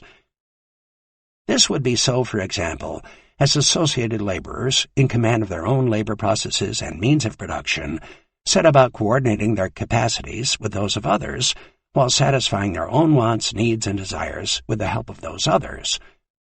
A perpetual jousting goes on in Marx's texts between what value currently is and what it might be in an anti-capitalist world. The aim, it seems, is not to abolish value, though there are some who prefer to put it that way, but to transform its meaning and its content. And in this jousting, anti-value is constantly being invoked. In this sense, anti-value constitutes the subterranean soil in which anti-capitalism can flourish in both theory and practice. While Marx is undoubtedly correct in seeing the struggle against capital in the hidden abode of production as different in kind and therefore of deeper political significance than struggles in the marketplace, we now clearly see production as not the only place where anti-value is of significance. Value and anti-value relate within the circulation of capital in a variety of ways. The role of anti-value is not always oppositional, and also has a key role in defining and securing capital's future. The struggle against anti-value keeps capital on its toes, as it were. The need to redeem anti-value is a compelling force over value production. The debt economy. This brings us to study the role of debt as a crucial form of anti-value. The question Marx poses is why and how does debt arise, and what its role might be within a perfectly functioning capitalist mode of production. Consider the case of long-term fixed capital investments. Capital is laid out to purchase a machine, which has a relatively long life. The proportion of the value of the machine received back each year over the lifetime of the machine has to be hoarded, saved, in order to purchase a new machine when the old machine wears out. Hoarded money is, however, dead and devalued capital. Anti-value in the form of negated capital accumulates annually until enough money has been saved to purchase a new machine when the time is ripe. The savings of consumers to buy big-ticket items like cars and houses are similarly structured. Vast amounts of dead capital, or fallow savings hidden under the mattress in the case of consumers, pile up. The accumulation of hoarded money savings increases with increasing mechanization and increasing consumption of consumer durables. The credit system comes to the rescue. Money hoarded for whatever purpose can be placed in a bank to be lent out to other capitalists to earn interest. The industrial capitalist has in fact a choice: either borrow to buy the machine and pay back the debt in installments over the lifetime of the machine, or buy the machine outright and place the annual depreciation on the money market to earn interest until it is needed to replace the machine. In either case, the money lent out, the debt incurred, becomes a form of anti-value that circulates within the credit system as interest-bearing capital. Trading in debt becomes an active element within the financial system. This creates greater liquidity and helps circumvent obstructions to continuous circulation posed by capitals with radically different turnover times. Money can continue to circulate smoothly, even as commodity production itself is awkwardly lumpy and often discontinuous. This is what makes the credit system so special within a capitalist mode of production, differentiating it from all former constructions. The contradiction of production time and circulation time contains the entire doctrine of credit, Marx notes. The anticipation of the future fruits of labor is not an invention of the credit system. It has its roots in the specific mode of realization, mode of turnover, mode of reproduction of fixed capital. The credit system forms within the circulation of capital. It is not superimposed from without. The immediate role of credit interventions is to resuscitate hoarded and therefore dead money capital and put it back in motion. But the debt is a claim on future value production that can be redeemed only through value production. If future value production is insufficient to redeem the debt, then there is a crisis. Collisions between value and anti-value spark periodic monetary and financial crises. In the long run, capital has to confront ever-escalating claims on future values to redeem the anti-value building up within the debt economy and credit system. Instead of an accumulation of values and of wealth, capital produces an accumulation of debts that have to be redeemed. The future of value production is foreclosed. The anti-value of debt becomes one of the principal incentives and levers to ensure the further production of value and surplus value. The traditional and conventional view of where the energy propelling capital circulation comes from has always been the search for profit, the greed, of individual capitalists. Certainly the figure of the small business owner and the enterprising entrepreneur, hemmed in by government regulations, frequently emerges as the hero of whatever it is that supposedly makes capitalism so dynamic. This evocation is probably more a rhetorical mask than a reality. But the search to maximize profit does not lead to the maximization of surplus value production. Profit signals are misleading, if not downright wrong. Following them, Marx shows, may lead to falling profits and crises. Two solutions then emerge: the centralization of capital in large corporations to lessen the force of competition, and/or state interventions to incentivize accumulation through effective demand creation and the manipulation of the conditions of realization. State and private debt financing become an important means to sustain the continuity of value production. This was the case from 1945 to 1980 throughout much of the capitalist world. Competitive capitalism ceded ground to state monopoly capitalism, while Keynesian state policies arranged market incentives along quite different lines, focusing on debt-financed aggregate effective demand. This system faced two difficulties. First, significant segments of the working class were empowered, whose anti-value and anti-capitalist sentiments became all too clear as the 1960s wore on. Secondly, the shift towards greater and greater reliance on debt financing meant enhancing the power of anti-value via broader flows of interest-bearing capital into the circulation process of capital. The effect was to lock in value production way into the future and foreclose upon alternatives unless some massive disruption broke open a way to default on such obligations. Hence the debt crises that built up from the mid-1970s onwards, beginning with the technical default of New York City in 1975, proliferating through the developing world debt crises beginning with Mexico in 1982. Valorization, realization, and distribution have always been in play as independent but interrelated moments, as Marx liked to call them, within the totality of capital circulation. But their relative importance has shifted with changing circumstances. The massive deployment of anti-value within the financial system to ensure future value production is relatively new. There have also been geographical shifts. Until very recently, capital accumulation in China has been dominated by state investments in productive consumption, physical infrastructures, but there may be a dramatic shift underway towards the liberation of the financial system. Shifts of this sort pose problems for anti-capitalist opposition. It becomes harder and harder to put a face to the class enemy, while the tentacles of indebtedness spread far and wide to implicate everyone who carries as much as a single credit card in their pocket. Capital initially created debt as anti-value as a solution to specific problems, such as the dangers of excessive hoarding when dealing with different turnover times of capital in different industries. The power of anti-value was used to release all the dormant value and ensure continuity as far as possible. The boundless drive for enrichment may be common to the capitalist and the miser, but while the miser is merely a capitalist gone mad, the capitalist is a rational miser.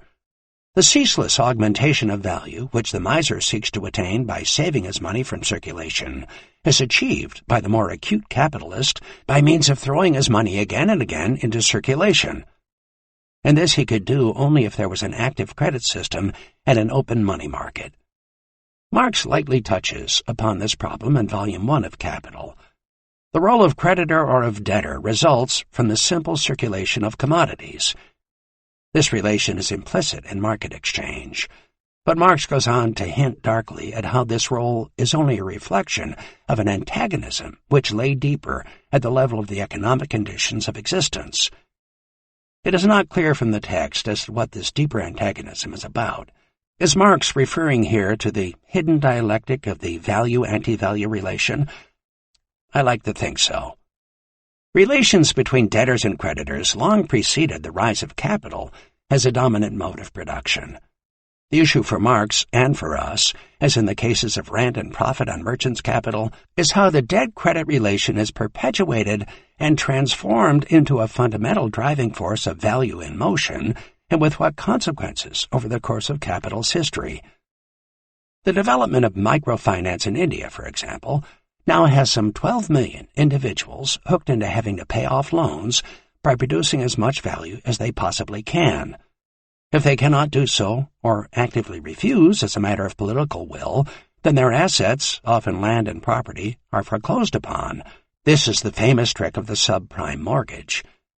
Piling up debt on vulnerable and marginalized populations is, in short, a way to discipline the borrowers into being productive laborers, productive defined as productive of value that can be appropriated by capital in the form of an exorbitant interest rate. More close to home, the future freedoms of debt-encumbered students and debt-encumbered homeowners are severely curtailed. It is no accident that this way of procuring value production has surged to the fore as capital finds it harder and harder to organize value production along conventional lines. We will return to this issue in the conclusion.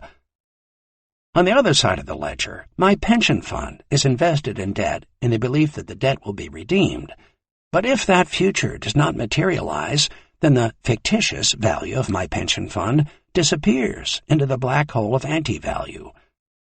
Read about the state of pensions in the world today, and you will see a crisis looming of unfunded liabilities stretching endlessly into the future. National debts appear even more intimidating. In the same way that individuals are controlled by their debts, so states are weighed down by the anti-value wielded by their bondholders. The danger exists that the economic system will collapse under the dead weight of anti-value. What happened to Greece after 2011 is a small-scale example. When debt becomes so huge that there is no prospect for future value production to redeem it, then debt peonage, debt slavery, rules. We celebrate Athens of the past as the cradle of democracy. The Athens of today is the epitome of undemocratic debt peonage. The formation and circulation of interest-bearing capital is in effect the circulation of anti-value. It may seem strange to think of the main financial centers of today's global capitalism, such as the City of London, Wall Street, Frankfurt, Shanghai, and the like, as centers of anti-value formation, but that is what all those debt-bottling plants that dominate the skylines in these global cities truly signify. The danger which Marx hinted at in his writings on banking, finance, and fictitious capital formation is that capital will degenerate into one vast Ponzi scheme in which last year's debts are retired by borrowing even more money today.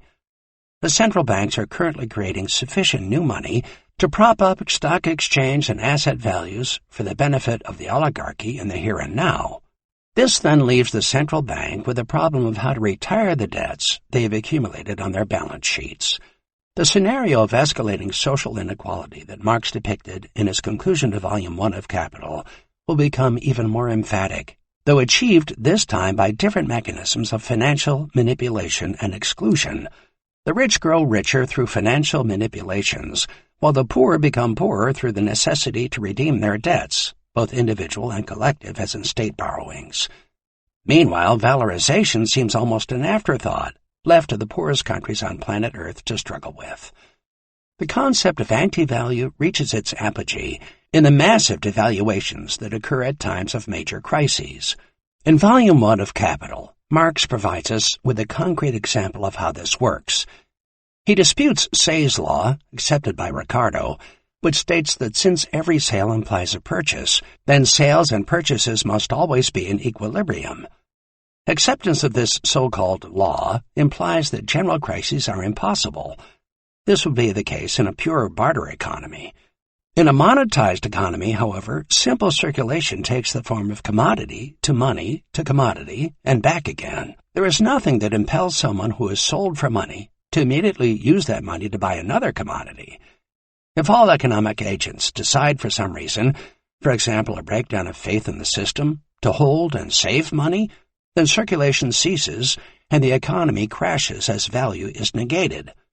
This is what Keynes later defined as the liquidity trap. Anti-value prevails over value because value can remain value only through continuous motion.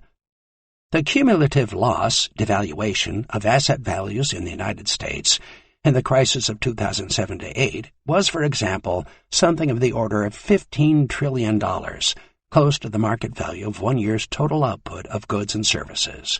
The importance of the pairing of value and anti-value in Marx's thinking is either ignored or given short shrift in presentations on the subject. But a dialectical formulation based upon the negation of value, a formulation that classical and neoclassical economics cannot possibly grasp, given their positivist inclinations, is fundamental to understanding the crisis tendencies of capital. Whether Marx himself understood all the implications of this is an interesting question. His lengthy and often confusing investigation of the British financial system in Volume 3 shows he understood very well that an accumulation of money capital means for the most part nothing more than an accumulation of claims to production. Banking and credit were becoming the most powerful means for driving capitalist production beyond its own barriers. They were also becoming a most effective vehicle for crises and swindling. An unchecked accumulation of fictitious capitals could mean that all connection with the actual process of capital's valorization is lost, right down to the last trace. The effect would be to confirm the illusion that capital is automatically valorized by its own powers. I put money in a savings account, and it accrues interest at a compounding rate over time. It appears magical. I do nothing, and it grows. But now that seems to be the way in which the whole economy is supposed to grow. No wonder Marx thought of the financial system as the height of the fetish tendencies of capitalism. The credit system is an imminent form of the capitalist mode of production, and one of the key powers that impels the endless accumulation of capital. The valorization of capital, founded on the antithetical character of capitalist production, permits actual free development only up to a certain point, which is constantly broken through by the credit system. The credit system hence accelerates the material development of the productive forces and the creation of the world market. At the same time, credit accelerates the violent outbreaks of this contradiction, crises, and with these the elements of dissolution of the old mode of production. The credit system has a dual character. On the one hand, it develops the motive of capitalist production, enrichment by the exploitation of others' labor, into the purest and most colossal system of gambling and swindling, and restricts even more the already small number of the exploiters of social wealth. On the other hand, however, it constitutes the form of transition towards a new mode of production. It is this that gives the principal spokesmen for credit their nicely mixed character of swindler and prophet. Alas, today's masters of the universe, as the Wall Streeters are often called, have performed far better as swindlers, even as they cultivate the art of false prophecy to justify their swindling. Alas, also, there are few signs that the evolution of the credit system and the clearly increasing power of the circulation of interest-bearing capital to dictate futures constitute a transitional stepping stone towards the emergence of some new mode of production. Indeed, the imaginary we are left with is of a horde of insatiably greedy investors possessed of deep enough pockets to buy off almost any serious opposition, force-feeding the rest of the world a diet of indigestible credit money. Why would financiers celebrate the violent outbreaks of crises? At first blush, this seems counterintuitive, but when it comes to the circulation of anti-value, then a crisis is indeed a moment of triumph for the forces of anti-value, even as it visits despair upon all those engaged in the production and realization of value. In a crisis, said the banker Andrew Mellon way back in the 1920s, assets return to their rightful owners, that is, him. Crises typically leave in their wake a mass of devalued assets that can be picked up at fire sale prices by those who have the cash, or privileged connections, to pay for them. This is what happened in 1997-8 in East and Southeast Asia. Perfectly viable firms went bankrupt for lack of liquidity, were bought out by foreign banks, and then sold back a few years later at a huge profit. In crises, Marx typically evokes the possibility of 1. The physical destruction and degradation of use values, 2. The forced monetary depreciation of exchange values, and 3. A concomitant devaluation of values as the only rational way to overcome the irrationality of overaccumulation. Notice the language here. Each of the forms involved, use value, exchange value, and value, is subject to a specific form of negation, and one form does not automatically imply the other. Devaluation and the depreciation of exchange values do not necessarily mean the physical destruction of the use values. The latter can become free goods for the revival of capitalist accumulation. This is one of the ways in which anti-value works to restore the conditions of value production. An underground system that went bankrupt, devaluing the underground and depreciating the investor's capital, left behind the use value of the tunnels that we still use when we travel the London Underground. The depreciation of housing values in the crisis of 2007-08 in the United States left behind a huge stock of housing use values that could be bought up by private equity companies and hedge funds for a song and put back into profitable use. Marx was fully aware of such possibilities. He notes how capital undertakes investments which do not pay, and which pay only as soon as they've become, in a certain degree, devalued. And the many undertakings where the first investment is sunk and lost, the first entrepreneurs go bankrupt and begin to realize themselves only at second or third hand, where the investment capital has become smaller owing to devaluation. By the same token, a rapid appreciation of exchange values, for example in land and property markets, does not necessarily imply any increase in values, and may not mean any substantial improvement in use values. The dead weight of unproductive labor. The theory of anti-value has to embrace a whole range of activities which are not productive of value, even though they are essential and necessary to the functioning of capital. This brings us to the fraught question of unproductive labor, which was discussed at great length by Adam Smith. Marx agreed that workers employed in circulation, for example in marketing, do not produce value. Otherwise, it would have to concede that value could be produced by market exchange. They can, however, be a source of surplus value. They're like machines which cannot produce value, but whose use can increase relative surplus value by lowering the costs of wage goods and so diminishing the value of labor power, thereby producing more surplus value for the capitalist. Costs entailed in circulation and state administration, Marx argued, should be viewed as deductions out of value and surplus value production. Costs of circulation in the market, other than those of transportation, no matter whether borne by the industrial or merchant capitalist, are considered as necessary deductions from potential value already produced. Economies in these circulation costs and reductions in circulation times amount, says Marx, to reducing the negation of created values. But if less has to be deducted because of increasing the rate of exploitation of unproductive labor, then more surplus value is left over for the capitalist. Unproductive but socially necessary activities like bookkeeping, retailing, and proper state regulation and law enforcement are not inherently anti-capitalist. But if everyone tries to make a living by such means, while nobody engages in production, then capital would die out. Anti-value would prevail. The conclusion is obvious. Excessive, as opposed to socially necessary, absorption of labor power in circulation, which does not produce value, along with hyper-bureaucratization that produces no value within corporations as well as in the state sector, is a threat to the reproduction of capital even without being explicitly anti-capitalist in form or intent. It is one of the accidental ways in which value and motion can come up. Bloated costs and increasing inefficiencies of circulation, regulation, and bureaucratic supports, including policing, can absorb vast amounts of value unproductively. If, as some conventional economists argue, far too much of the U.S. economy is currently directed to busy but useless activities, then this acts as a drag upon value and surplus value production and circulation. Hence, some hypothesize the great stagnation of contemporary capitalism. It is standard fare in almost all right-wing critiques of the state that excessive regulation and bureaucratization is the big enemy of market freedoms, and hence of full-fledged capitalist development which supposedly benefits everyone. It was, of course, Marx's most signal accomplishment to show definitively in Volume 1 of Capital that totally unregulated free market capitalism would not benefit everyone but merely concentrate ever more wealth and power in the top 1%.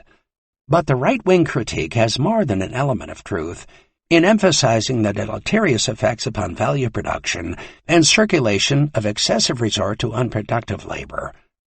Economies and increasing efficiencies in the necessary costs of circulation are therefore crucial, Marx argued, if unproductive labor were not to become a major, if unwitting, locus of anti-value. One unsurprising result is that conditions of exploitation of living labor in these unproductive activities can be as vicious, and in some instances even more so, as in production. The balance between socially necessary and excessive unproductive labor is hard to define. Much of the political debate about the regulatory environment is precisely caught up in trying to establish adequate norms. On this point, Marx's discussion of the regulation of the length of the working day provides an interesting template. Fierce intercapitalist competition for absolute surplus value leads to such extensions of the working day and intensity of labor as to endanger the worker's life, health, and ability to labor. It was therefore necessary, even from the standpoint of capital, to institute some collective forms of regulation, to put a floor under competition, as it were, so as to protect capital from the destructive effects on their labor force of ruinous competition. But if the organized power of labor, in alliance with other interests, became increasingly powerful so as to restrict the length of the working day even more dramatically, then this would constitute an anti-capitalist threat from the other direction. The adjudication between the rights of labor and the rights of capital over working hours depends on the balance of class forces. Between equal rights, force decides. The balance between productive and unproductive labor in any capitalist social formation is likewise arrived at by the playing out of social and political processes and struggles. The direct politics of anti-value. Anti-capitalist activities and politics, based in devising alternative ways of living outside of commodity production and exchange, are widespread, though often small-scale. If, as Ullman insists, value is alienated labor, then the political quest for an unalienated existence entails the active and conscious negation of the capitalist law of value in individual and collective lives. There are various forms of anti-value politics. Solidarity economies and intentional communities, for example, may seek to ensure their own reproduction beyond the reach of value production. Their exchange relations among themselves, as well as with others, will not necessarily be based on market mechanisms. Anarchist communes, religious-based communities, and indigenous social orders constitute heterotopic spaces within the interstices of the capitalist system, but outside of the rule of the law of value. There is always the danger that such non-value-producing activities will either be appropriated by capital as a basis for value production, for example, appropriated or taken as a free gift of human nature, or function as some kind of reserve for the reproduction of the industrial reserve army of increasingly redundant and disposable laborers. Capital creates openings for oppositional politics as it circulates and expands. Through its mobilization of the powers of art, science, and technology, capital, despite itself, creates an opposition between the rule of value as socially necessary labor time on the one hand and disposable labor time, or not labor time, on the other. It tends on the other side to create disposable time, on the other to convert it into surplus labor time. If it succeeds too well at the first, then it suffers from surplus production, and then necessary labor is interrupted because no surplus labor can be realized by capital. The inability to realize value then becomes an insurmountable barrier. The more this contradiction develops, the more does it become evident that the growth of the forces of production can no longer be bound up with the appropriation of alien labor, but that the mass of the workers must themselves appropriate their own surplus labor. This should allow the development of the power of social production such that disposable time will grow for all. For real wealth is the developed productive power of all individuals. The measure of wealth is then not any longer in any way labor time, but rather disposable time. The workers can recover their immeasurable sense of value that they lost in the original, fictional, wage-labor contract with capital that condemned them to an alienated existence in which the valorization of capital became their singular destiny. Here we encounter some interesting political paradoxes. Much of the concern in recent critical commentaries has been to incorporate knowledge and science, unpaid household work, and the free gifts of nature into the value calculus. Are they not, after all, a source of value? Marx's answer is that they are analogous to the case of machines. They cannot be a source of value as capital defines it, even as they are a source of relative surplus value for the capitalist class insofar as they contribute to the productivity of labor power.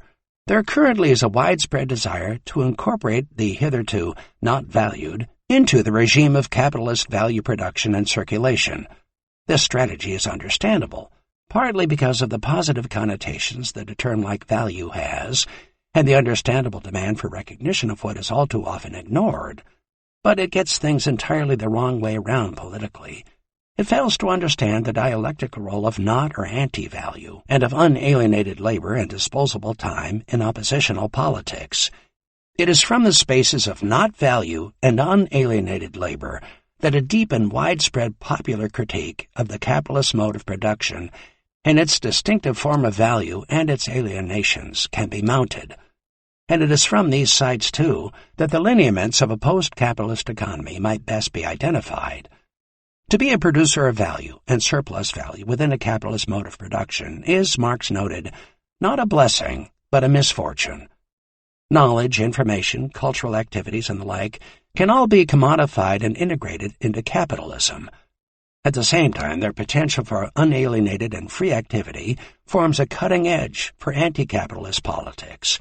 From this contradictory position, cultural producers of all sorts form a significant potential block for radical political action.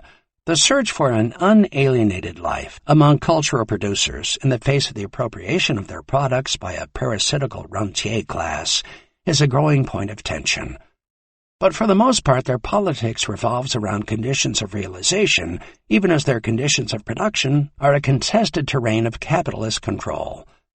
Likewise, the fact that household labor does not enter into the value calculus suggests this is another potential site for the articulation of an anti-capitalist politics, presuming that its own internal contradictions and alienations with respect to gender, patriarchy, sexuality, and child-rearing practices and the like can be resolved. Even as more and more household labor activities become commodified and taken into the market, everything from takeout food to nails and hair cutting, labor time spent in the household increases in spite of, some would say because of, the advent of labor-saving household technologies, washing machines and robot vacuum cleaners. But the labor done for others within households and across the broader social solidarities configured around the production and protection of the commons can become a powerful antidote to the dominance of capitalist commodity production and its associated social relations. Granting wages for housework, if it were realistic, which fortunately it is not, simply reassures us that household labors can in principle be integrated into the capitalist mode of production and accord to the status of alienated labor. The Wages for Housework campaign, launched by feminists in the 1970s, was a brilliant intervention that focused attention on the gross neglect of gender questions in the Marxist tradition, but was entirely wrong-headed, as some of its proponents later freely admitted, in the political remedies it proposed. None of this would have occurred, I submit, had the relation between value and anti-value within a capitalist mode of production become more fully appreciated. There have been parallel moves to integrate the free gifts of nature into the stream of value production by some arbitrary valuation devices, for example those proposed by environmental economists. This amounts to nothing more than a sophisticated greenwashing and commodification of a space from which a fierce attack upon the hegemony of the capitalist mode of production and its, and our, alienated relation to nature through commodification can be mounted. These are all typical spaces from which an anti-capitalist critique can be fashioned. Yet the predominant political movement in recent times is for their integration into the value theory framework. If value under capitalism is about the production of alienated labor and the alienated laborer, then why on earth would anyone who is a progressive campaign to be subsumed within such a regime? Devaluation, finally, can also hit the laborer as bearer of the commodity labor power. Wages are curtailed, and the health and well-being of the laborer are threatened even as laborers retain their skills and labor capacities. During the effective nationalization of General Motors in 2008, for example, a dual employment structure emerged in which the older workers maintained their wages and benefits, while new workers were hired at much lower wages and with far weaker benefits. The devaluation of labor power and the depreciation of its values when prolonged or deepened can lead to physical destruction of the laboring population, even as capital usually falls far short of that for obvious reasons. But none of this passes by without eliciting some sort of political response from the laborers, both individual and collective. The power of anti-value has to be confronted in relation to the value theory. If, as I suspect, this is the deeper antagonism buried in the gut of capital circulating as value in motion, then making this contradiction legible is one important step towards confronting the debt peonage, which increasingly seems unable to dictate not only our contemporary social relations and well-being, but also our prospects for a future life. The fact that so many find it harder to envisage the end of capitalism than the end of the world has everything to do with the fact that the future of capital accumulation is foreclosed in a towering volume of debt as anti-value. For many, the only seeming hope is that some external intervention, an apocalyptic event of some sort, will save us. It will not. The only thing that can save us is an explicit winding down, if not demolition, of the tower of debt that dictates our future. Anti-value signals the potential for breakdown in the continuity of capital circulation. It prefigures how capital's crisis tendencies can take different forms and move around from one moment, for example production, to another, for example realization. This insight is also crucial. Alas, it is often ignored. Crises do not, Marx tells us, contrary to much popular opinion, necessarily spell the end of capitalism, but set the stage for its renewal. It is here that we see most clearly the dialectical role of anti-value in the reproduction of capital. Crises are never more than momentary violent solutions for the existing contradictions, violent eruptions that re-establish the disturbed balance for the time being. But the reconstitution of capital is insecure and has limits. An accumulation of debts, claims on future value production, may outrun the capacity to produce and realize values and surplus values in the future. Even if the debts are successfully redeemed, the obligation to repay them forecloses on alternative futures. Debt peonage shackles the future for persons as well as for whole economies. This is a theme to which we will return by way of conclusion. 5. Prices without values. The qualitative incongruity between value and price is troubling and may be more significant than Marx allowed. The contradiction between them may have sharpened over time. If investors seek speculative gains in price-fixing markets for assets which have no value, such as art objects or currency and carbon futures, instead of investing in value and surplus value creation, then this indicates a pathway by which value can be leached out of the general circulation of capital to circulate as money in fictitious markets where no direct value production, as opposed to appropriation, occurs. When price signals betray the values they're supposed to represent, then investors are bound to make erroneous decisions. If the money rate of profit is highest in property markets or other forms of asset speculation, then a rational capitalist will place their money there rather than in the sphere of productive activity. The rational capitalist behaves irrationally from the standpoint of the reproduction process of capital as an evolving totality. The result could be a deepening tendency towards secular stagnation in the economy as a whole. This may be counteracted by the fact that some use values enter into capitalist production as free gifts. This occurs when the object of labor is something provided by nature free of charge, as in the case of metals, minerals, coal, stone, etc. While capital rests materially on its metabolic relation with nature, this does not mean that nature in itself has value. It is a storehouse of free gifts that capital can use without paying anything. Such use values may, however, acquire a price if they are enclosed and become the private property of another. Their owner is then in a position to extract a money rent from these resources, even though they have no value. The same applies to built environments, cleared and cultivated landscapes, and cultural artifacts inherited from long ago. What is sometimes referred to as second nature is also a treasure trove of free gifts to perform as use values in production. Similar donations of free goods to capital can be extracted from the work of households, from the products of self-sufficient peasant and other non-commodity producing populations. While the maintenance and reproduction of the working class, says Marx, remains a necessary condition for the reproduction of capital, the capitalist may safely leave this to the workers' drives for self-preservation and propagation. Even the self-learned skills of the laborers can be appropriated by capital free of charge. This is particularly the case with skills learned on the job and the storing of that knowledge in the brain of the worker. The socially productive power of labor develops as a free gift to capital whenever the workers are placed under certain conditions, and it is capital that places them under these conditions. Because this power costs capital nothing, while on the other hand it is not developed by the worker until his labor itself belongs to capital, it appears as a power which capital possesses by its nature. Experienced workers may, however, extract a monopoly rent for their skills if these skills are difficult to reproduce. Capital, as a result, wages a war against the reproduction of monopolizable skills in the labor force. The rapidly changing status of computer programmers in recent years, from skilled experts to routine workers, is a case in point. These are not residual practices inherited from long ago.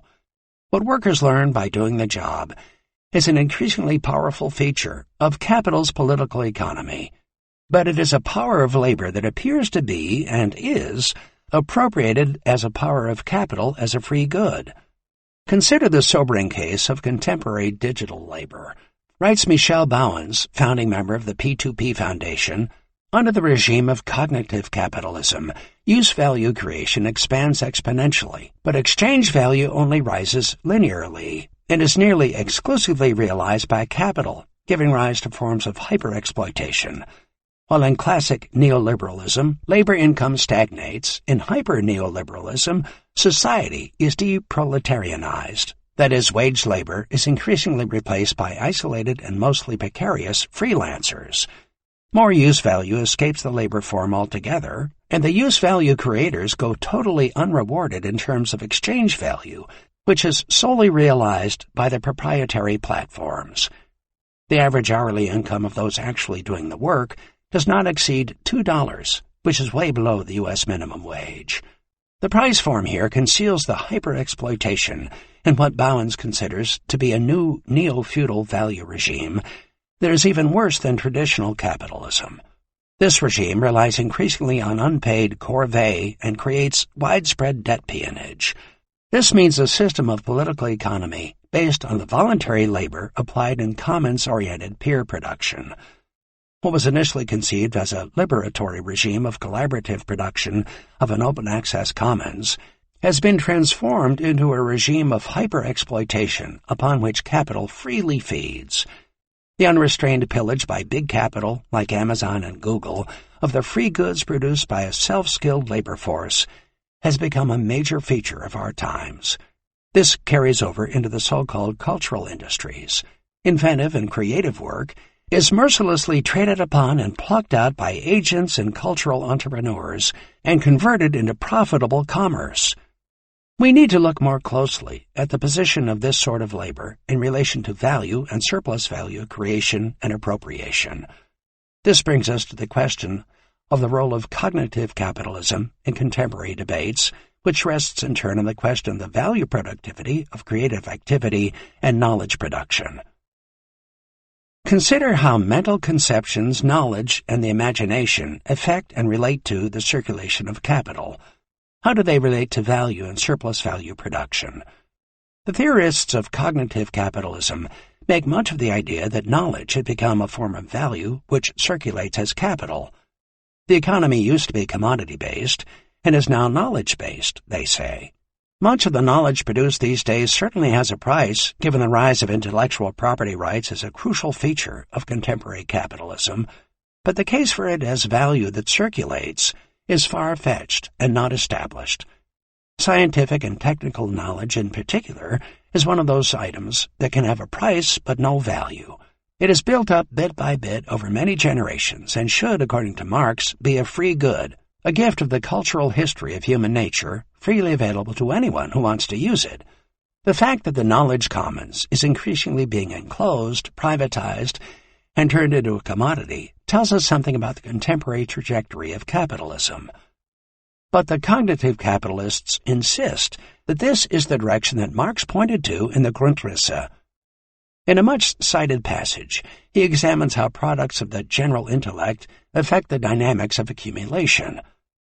Marx focuses not on knowledge as a form of value, but on how knowledge and mental capacities, the free gifts of human nature, get incorporated into the fixed capital of production of value so as to raise the productivity of labor to the point where labor, the agent of value production, becomes redundant. The turn to artificial intelligence in our own times is an example. This, Marx suggests, will render the labor theory of value redundant. The object of Marx's investigation is the fixed capital and not the knowledge per se. All those knowledges that cannot be embedded in fixed capital are irrelevant. Marx is interested only in those forms of knowledge that can increase the productivity of labor. In this, management science is as important as genetic engineering and knowing how to build jet engines. There is, however, a vital question as to how human imagination and creativity, free gifts of human nature, can be mobilized and appropriated to produce a technology or an organizational form as a commodity for sale on the market. What distinguishes the worst architect from the best of bees is this, that the architect builds the cell in his mind before he constructs it in wax.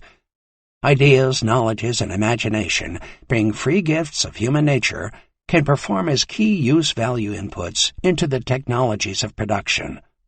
The positioning of human imagination in the labor process is significant. The human imagination, no matter how fertile or febrile, does not arise in a vacuum.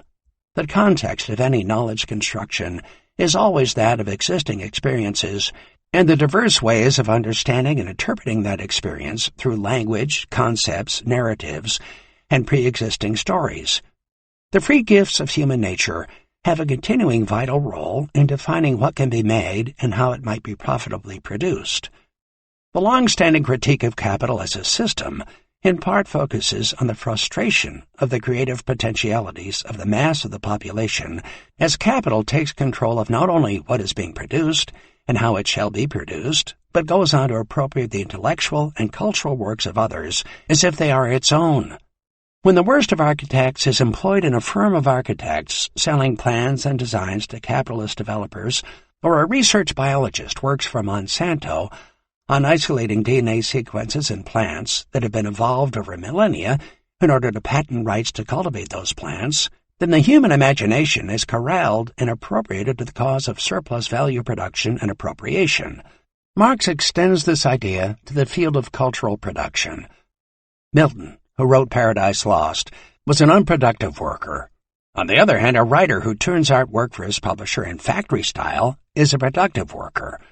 Milton produced Paradise Lost as a silkworm produces silk, as the activity of his own nature.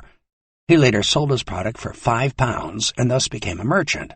But the literary proletarian of Leipzig, who produces books such as Compendia on Political Economy at the behest of his publisher, is pretty nearly a productive worker since his production is taken over by capital and only occurs in order to increase it. A singer who sings like a bird is an unproductive worker. If she sells her song for money, she is to that extent a wage laborer or merchant. But if the same singer is engaged by an entrepreneur who makes her sing to make money, then she becomes a productive worker, since she produces capital directly. A schoolmaster who instructs others is not a productive worker, but a schoolmaster who works for wages in an institution along with others, using his own labor to increase the money of the entrepreneur who owns the knowledge-mongering institution, is a productive worker. The definition of productive here refers to the production of surplus value. Milton created no value when he wrote Paradise Lost. When he sold the exclusive right to someone else to use its content for £5, he expanded the sphere of monetary circulation without contributing to value production. The right to use the content has a price but no value. Such a commodity sale presupposes the existence of a legal system that enshrines exclusive intellectual property rights to content. Only when a publisher organized as a capitalist enterprise prints Paradise Lost in book commodity form does the possibility of value and surplus value production and realization enter into the picture. The realization of the value and surplus value congealed in the book as a commodity depends, however, on someone somewhere having the want, need, and desire for such a book backed up by the ability to pay. But it is not any old book that is involved here, only a book with the unique and exclusive content of Paradise Lost. The uniqueness of this content can and often does allow for the possibility to charge a monopoly price and extract a monopoly rent, way above that warranted by the labor content of the book as a physical object. Furthermore, if the book is a first edition, it may sell at an astronomical price as a collector's item. It is this that often confuses the cognitive capitalists, because it seems as if there is something about creative, intellectual, and cultural labor that makes its product exceptional and unique, while the price seems to increase through the addition of something called reputational value, which has nothing to do with labor content. On the other hand, no value or surplus value exists if the book lies gathering dust in a warehouse. Milton therefore created the condition of possibility for value production and the extraction of a monopoly rent when he wrote Paradise Lost, but it took several more steps before that condition of possibility could be realized through the circulation of capital. The world is awash with writings awaiting a publisher.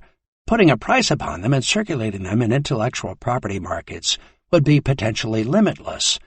But this does not contribute to value and surplus value production. It merely heightens the contradiction between value and its monetary expression. In the process, it further leaches value out of the circulation process of capital. The market for intellectual property rights and for collector's items can expand rapidly, with negative effects upon the production and accumulation of value. Cutting taxes on the ultra-rich may concentrate money power for investment, but if the rich prefer to invest in the art market, as is often the case, then this does nothing for value creation.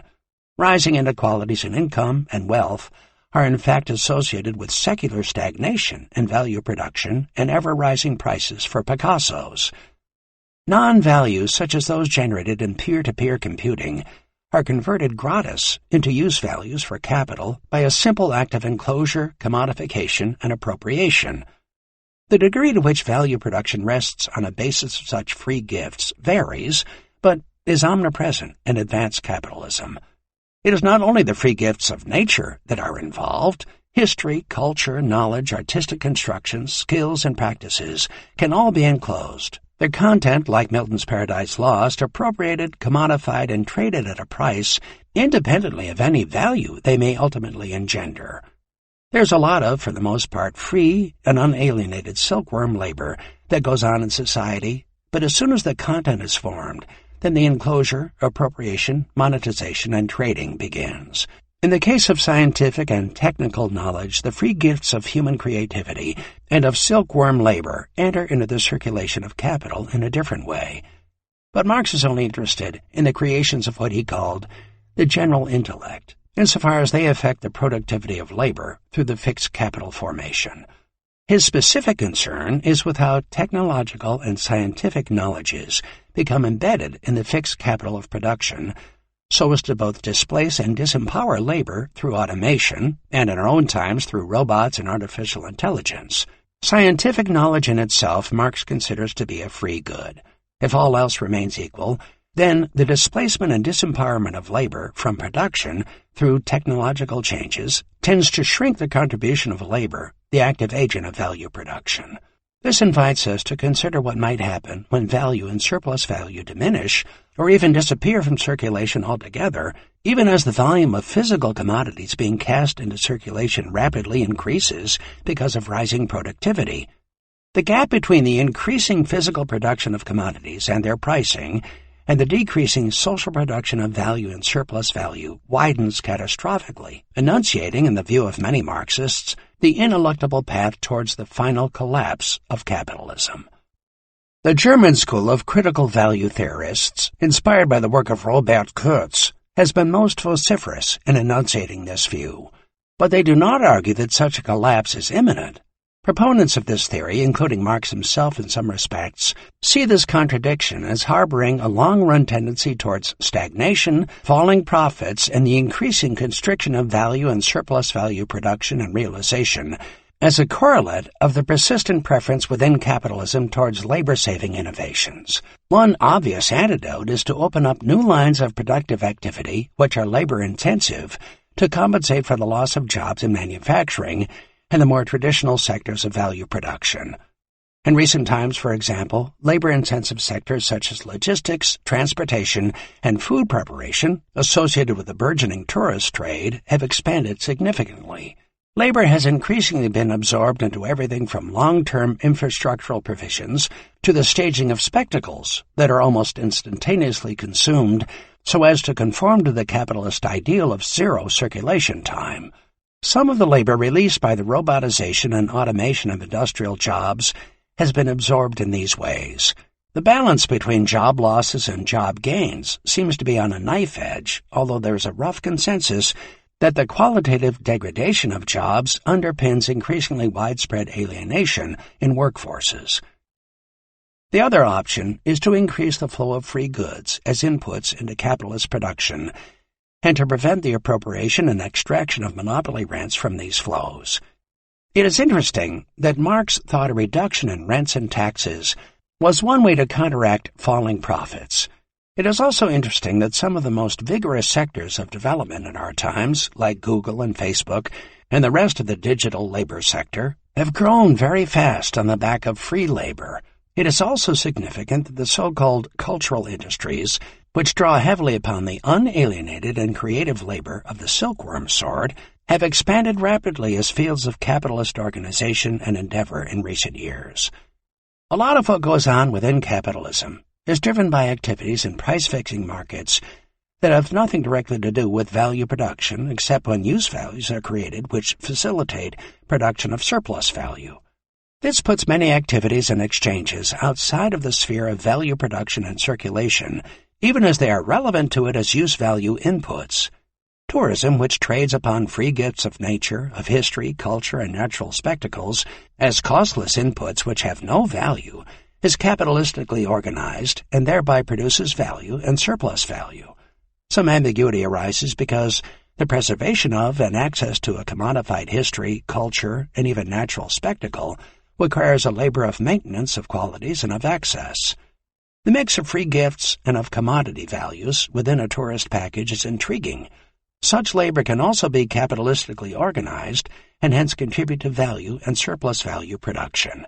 This does not obviate the fact that many of the basic use value inputs into the production process of the tourist industry are free goods, for example sunny beaches or cultural heritage, which may acquire a money price even if they are of no value, unless they have been recently produced in the course of the invention of history, tradition, and culture in the Disney mode.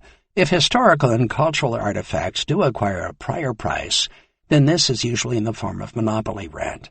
They can continue to be free goods only if they remain in the commons, unenclosed, and not subject to appropriation as private property. Enclosure permits the prior appropriation of rent by owners before allowing access to the otherwise free goods of history, culture, and nature. We experience the same thing when an entrance fee is required to enter a cathedral or view an ancient monument. While the fee may be justified as a cost of maintenance and access, it can go way higher than that to furnish a basis for the extraction of a monopoly rent for the owner. In all of these sectors, there are active and engaging struggles over what can remain in the commons and what might be enclosed to ensure the extraction of monopoly rents. The treatment of the knowledge incorporated in production is in substance no different from that of the tourist industry's appropriation of history, culture, and fantasy. Science and technological innovation can, as Marx recognized, become a business in its own right organized along capitalistic lines, even though scientific and technological knowledge in its own right, like history, culture, and the land, is a part of the global commons, which in principle should be a free good. But in practice, a price is exacted for access to much of it through patents, licenses, intellectual property rights, and the like. The difference between formal and real subsumption of labor under capital is significant here. Marx's purpose in introducing this distinction was to mark the transition between labor processes which remained under the control of the laborer versus labor processes designed and controlled by capital.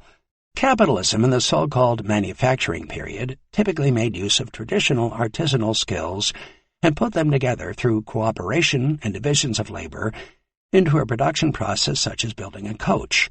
The main source of surplus value in such a system is absolute surplus value, the extension of labor time way beyond the socially necessary labor time required to reproduce labor power. Capital controls the product and its value, but not the labor process. This contrasts with the factory system, in which capital controls the labor process even to the point of subjecting the activities of the laborer to an external source of power under the command of capital. Relative surplus value, derived from rising productivity in the production of wage goods, the commodities required to reproduce labor power, here becomes dominant. While absolute surplus value remains the basis, relative surplus value production, which often rests on the privileged understandings derived from science and technology, becomes the driving force in the evolution of capital. But this is not always the case. In the case of digital labor, for example, labor practices have emerged that are uncannily similar to the putting-out system of early textile manufacturing in Britain in the late 18th century. Putting-out systems also characterized industrial structures in Paris throughout much of the 19th century. Zola's L'Assommoir provides a stunning example of such a labor system at work in 19th century Paris. For many years, the success of the Japanese car industry rested on the basis of subcontracting to small workshops for the production of many of its parts. The formal real distinction, like the absolute relative distinction, is more dialectical than teleological in its application. With such a yawning and ever-increasing gap between value and its monetary form of representation, it is tempting to see the latter as the essence of what capital is about, and to redefine capital as money in motion rather than value in motion. Such a redefinition facilitates concentration on the churning speculative market and property rights to culture, knowledge, and entrepreneurial endeavors, as well as to the widespread practices of speculation and asset markets as the distinctive form of contemporary capitalism. Hence the claim that we are entering a new phase of capitalism in which knowledge is preeminent, and that a brilliant techno-utopia based on that knowledge and all its labor-saving innovations, such as automation and artificial intelligence, is just around the corner, or as someone like Paul Mason maintains, already here. Such a redefinition may look about right from the perspective of Silicon Valley, but it falls flat on its face in the collapsing factories of Bangladesh and the suicide-ridden employment zones of both industrial Shenzhen and rural India, where microfinance has spread its net to foster the mother of all subprime lending crises. The churning and speculative profiteering that has characterized many asset markets in recent times, particularly with respect to housing, land, and property, has undoubtedly redistributed values, but it does not in itself support any increase in value creation, lest it be through the conversion of at least some of the monetary gains back into capital to seek valorization, or through the generation of effective demand sufficient to facilitate realization. We here encounter a second great contradiction with which capital is confronted. The first arose out of the search for relative surplus value, which concentrates on labor-saving technological changes which, if they succeed, diminish the labor force from which value and surplus value has to be extracted. The second is a potential tendency for capital, in searching to maximize its monetary profit, to be drawn to invest in areas that produce no value or surplus value at all. Taken to extremes, either of these tendencies could be fatal to the reproduction of capital. In combination, and the contemporary evidence is that both trends are discernible, they could be catastrophic. The typical neoclassical response to all of this, as well as that of some working in the Marxist tradition, is to say that if it is the monetary aspects of all of this and pricing politics that are becoming hegemonic, then why bother with values at all, which is the neoclassical position, or why not evolve a monetary theory of value, as some Marxists currently propose, as the only feasible response to the theoretical dilemmas we are here encountering? In so doing, they cut off any possibility of explaining the secular stagnation that seems to be the prevailing condition of contemporary global capitalism, and lose track of the importance of anti-value to value circulation. Such a move may permit both the revisionist Marxists and the neoclassical economists to take the reassuring and comforting position that all will be well with global capitalism once it is settled back into the equilibrium conditions dictated by perfectly functioning and properly regulated price-fixing markets. The same is true for those Marxists who either explicitly embrace a monetary theory of capital, such that capital is defined not as value in motion, but as money in motion, or, even more vulgarly, that capital is nothing more than money being used to make more money by whatever means possible. To ignore the money-value contradiction altogether is to cut off an important, though admittedly complicated, avenue to understand the dilemmas of contemporary capital accumulation. It is only from the latter perspective that a critique can be offered to analyses which increasingly rely on sophisticated dissection of big data sets, failing to recognize that most of the empirical data are money measures, which can and do diverge from, if not betray, the immaterial social relation they are supposed to represent. And this is so even without introducing the problems of how money is created and appropriated in the course of the movement of value through the fields of distribution. When the Federal Reserve and the European Central Bank engage in quantitative easing, they create money in the absence of value. When that money circulates as interest-bearing capital, it functions as the anti-value that must be, and supposedly will be, redeemed by future value and surplus value production. But when the money released circulates into asset markets like property, the stock market, and the art market, then the anti-value is not redeemed, even as the ultra-rich get even wealthier from their speculations. A strong incentive then exists to create even more anti-value to redeem that issued earlier.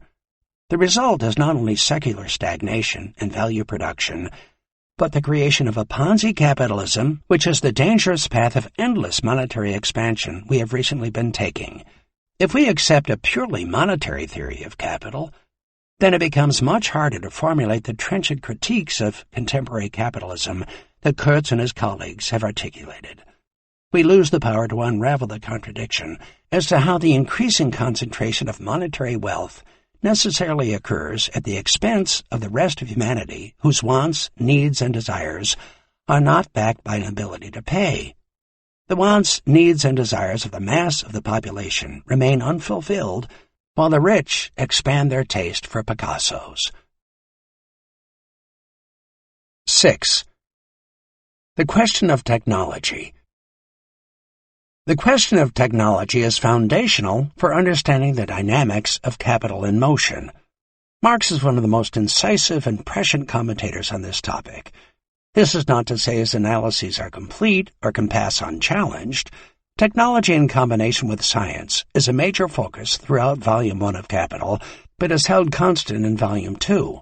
In Volume 3, he deals with some of the consequences of technological change for profits and rents, along with occasional comments on certain technological and organizational features of financial intermediation and monetary circulation. Marx's main focus in Capital is on the role of technology and science in relation to the valorization of capital and the production of commodities. In the Grundrisse, he adopts a more expansive stance and provides intense, sometimes speculative and prescient commentaries on technological issues. But there is nothing substantial in his works about the technologies of realization and circulation, apart from transport, or of social reproduction, including the reproduction of labor power, and the technologies of distribution are not systematically scrutinized either.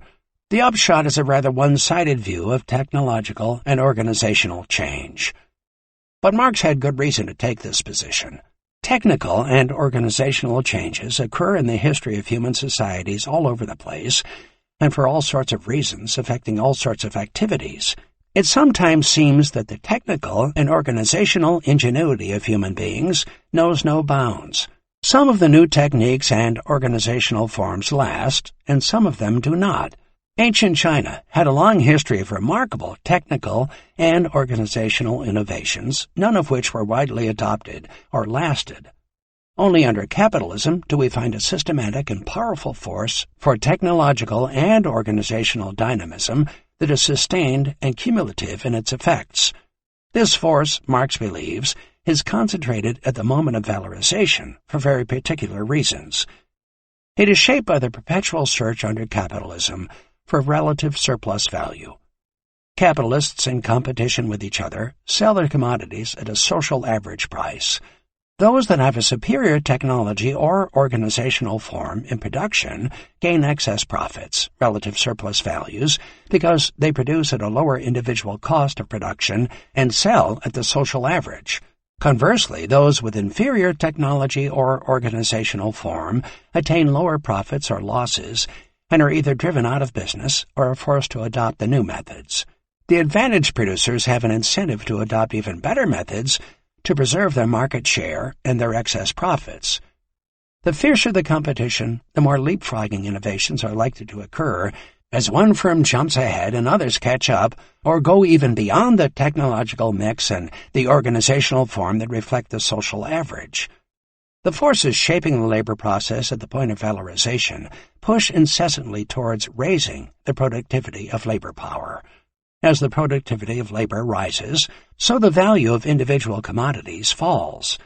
If wage goods become cheaper, then the value of labor power, assuming a fixed physical standard of living, declines, leaving more surplus value for capital. All capitalists stand to gain higher profits, more relative surplus value from rising labor productivity in the production of wage goods.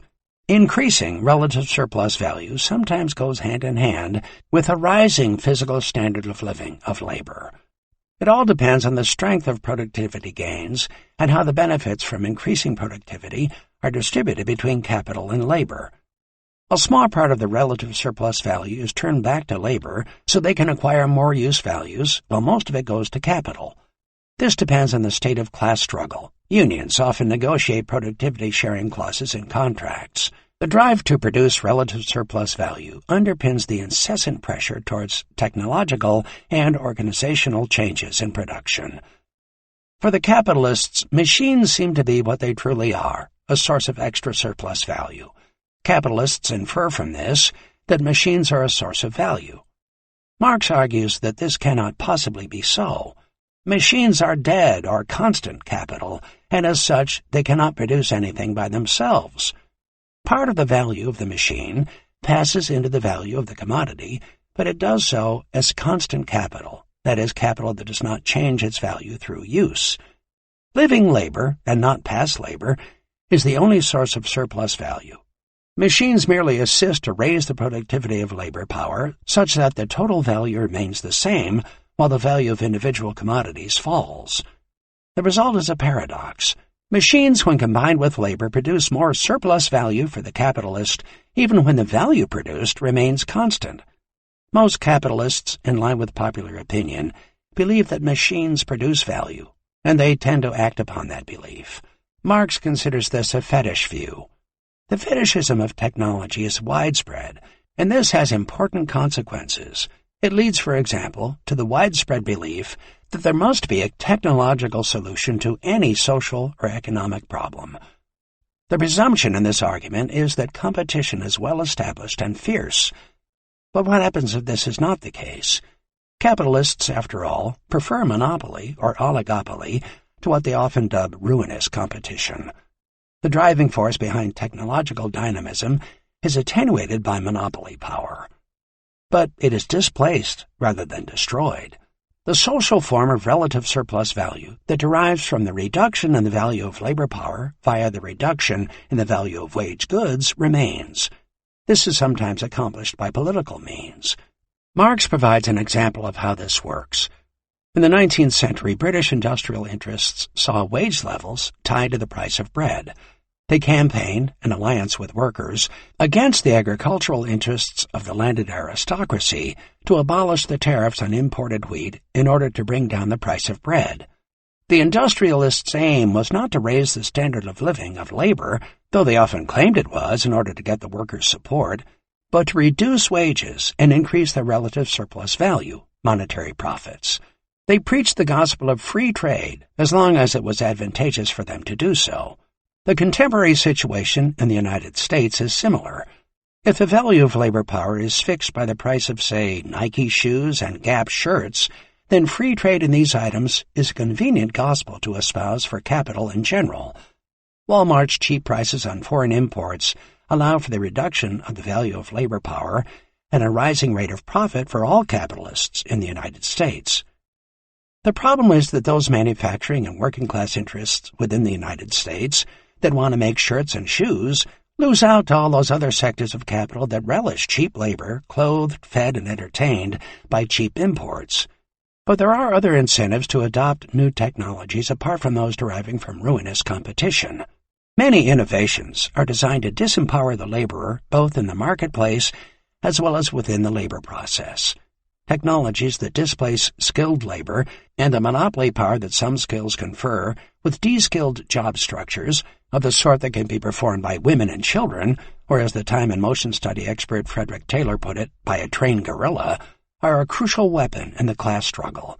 But machinery does not just act as a superior competitor to the worker, always on the point of making him superfluous. It is a power inimical to him, and capital proclaims this fact loudly and deliberately, as well as making use of it. It is the most powerful weapon for suppressing strikes, those periodic revolts of the working class against the autocracy of capital. The creation of an industrial reserve army of unemployed laborers by way of technologically induced unemployment places an emphasis upon technological adaptations that are labor-saving, innovations that improve efficiency and coordination or accelerate turnover times in both production and circulation, yield more surplus values for capital. The necessity for the expansion of production to accommodate endless accumulation of capital creates a strong incentive to broaden the market for existing goods by reducing their price of production or the creation of wholly new product lines in industrial sectors, such as electronics over the last few decades. Product innovation and new technologies go hand in hand. These incentives exist even under conditions of monopoly and oligopoly, but they are all concentrated for the most part at the point of valorization. The aggregate result is to assure the continuous and perpetually revolutionary dynamic of technological and organizational change under capitalism, no matter what the balance is between competition and monopoly power. Whenever the attenuation of competition produces stagnation, then the revitalization of competition becomes a priority, even as an objective of public policy. The problems of stagflation in the core regions of capitalism in the 1970s were partially addressed by the opening up of world trade to a globalized structure of competition. Marx's analysis of technological change may be narrowly concentrated on the forces affecting the productivity of labor power in the process of valorization, but he takes a broad approach to the question of the means deployed. He recognizes, for example, the importance of software and organizational form in addition to the hardware of machines. Computers and mobile phones need the programs and the apps to be effective, as well as the communication networks. Find yourself somewhere with no signal, and all the sophistication available to you on your mobile phone is for naught. The evolution of organizational forms, such as the modern capitalist corporation, communication networks, and the research institutes and universities, has been just as important as the development of the hardware, the computer and the engineered assembly line, and the software, program design, facilitative apps, optimal scheduling, and just-in-time management systems. While the hardware, software, organizational form distinctions are useful and important, we must learn to recognize each as an internal relation of the other. It is possible to write about the evolution of car design in itself, of course, but to do so as if Henry Ford's innovations with the assembly line played no role in the subsequent evolution of the industry is plainly to lose something vital to the story. It would be like the history of the computer without mention of Microsoft and the social and political consequences of the Internet. Circumscribed though it may be in focus, Marx's analysis of technology is interwoven with a broad approach to its role in capital's evolutionary trajectory. Technology, Marx writes in a key footnote in Capital, discloses man's mode of dealing with nature and the process of production by which he sustains his life, and thereby also lays bare the mode of formation of his social relations and of the mental conceptions that flow from them. Disclosing and laying bare do not denote determine. Marx was not a technological determinist. The widespread view, common to many detractors and supporters of Marx alike, that he considered transformations in the productive forces as the prime motor of historical change is incorrect. Certainly, the contradictory relations between technological dynamism and the social relations of capitalism have had an important and often destabilizing role to play in capital's history, but it has not been the only contradiction at work within that history. Likewise, all history may be the history of class struggle, but it is far from being only that. Many of Marx's one-liners on topics of this sort are misleading. They should always be checked against his substantive work to figure out if or how they might make sense. Why, for example, did he write Volume 2 of Capital under the assumption of zero technological change and make no mention whatsoever of class struggle? Surely the content of Volume 2 is relevant to Capital's evolution. The grand contest as to whether the productive forces or social relations should be viewed as the prime mover of capitalist development misses the point. It fails to situate Marx's study of technology in the context of the totality of relations that constitute a capitalist social formation. It also assumes, for no good reason, that there must be a prime mover. In Volume 1 of Capital, Marx invites us to consider how all the different moments listed before, to which I have added institutional arrangements of the sort described in the second chapter of Volume 1 of Capital for the sake of completeness, interact and relate. Our mental conceptions depend, for example, upon our ability to see, to measure, to calibrate, and we now have telescopes and microscopes, X-rays and CAT scanners and the like to help us understand how the cosmos and the human body work. But then consider why it was that someone somewhere imagined something like a telescope or a microscope and who then found lens grinders and metal workers to make one, as well as patrons to use them, often in the face of antagonism and opposition. The result has been the development of new ways of seeing, of new conceptions of the world of nature and of our place in it by way of these new instruments. As the poet William Blake once put it, what now is proved was once only imagined. All of the 7 moments, technologies, the relation to nature, social relations, mode of material production, daily life, mental conceptions, and institutional frameworks, relate within the totality of capitalism in a process of continuous evolution powered by the continuous circulation of capital that functions, as it were, as the engine of the totality. Developments across all 7 moments, each of which is autonomous and independent but overlapping and relationally bound to the others, can move the totality in one direction or another. By the same token, recalcitrance or immovability around any one moment can stymie transformations and processes occurring elsewhere. Technological innovations in the money form lead nowhere, as we earlier saw, without, at the very minimum, parallel transformations in social relations, mental conceptions, and institutional arrangements. New technologies, like the Internet and social media, promise a utopian socialist future, but get co-opted by capital into new forms and modes of exploitation and accumulation, in the absence of other forms of action. But by the same token, autonomous changes on the part of one moment may impel dramatic changes everywhere else.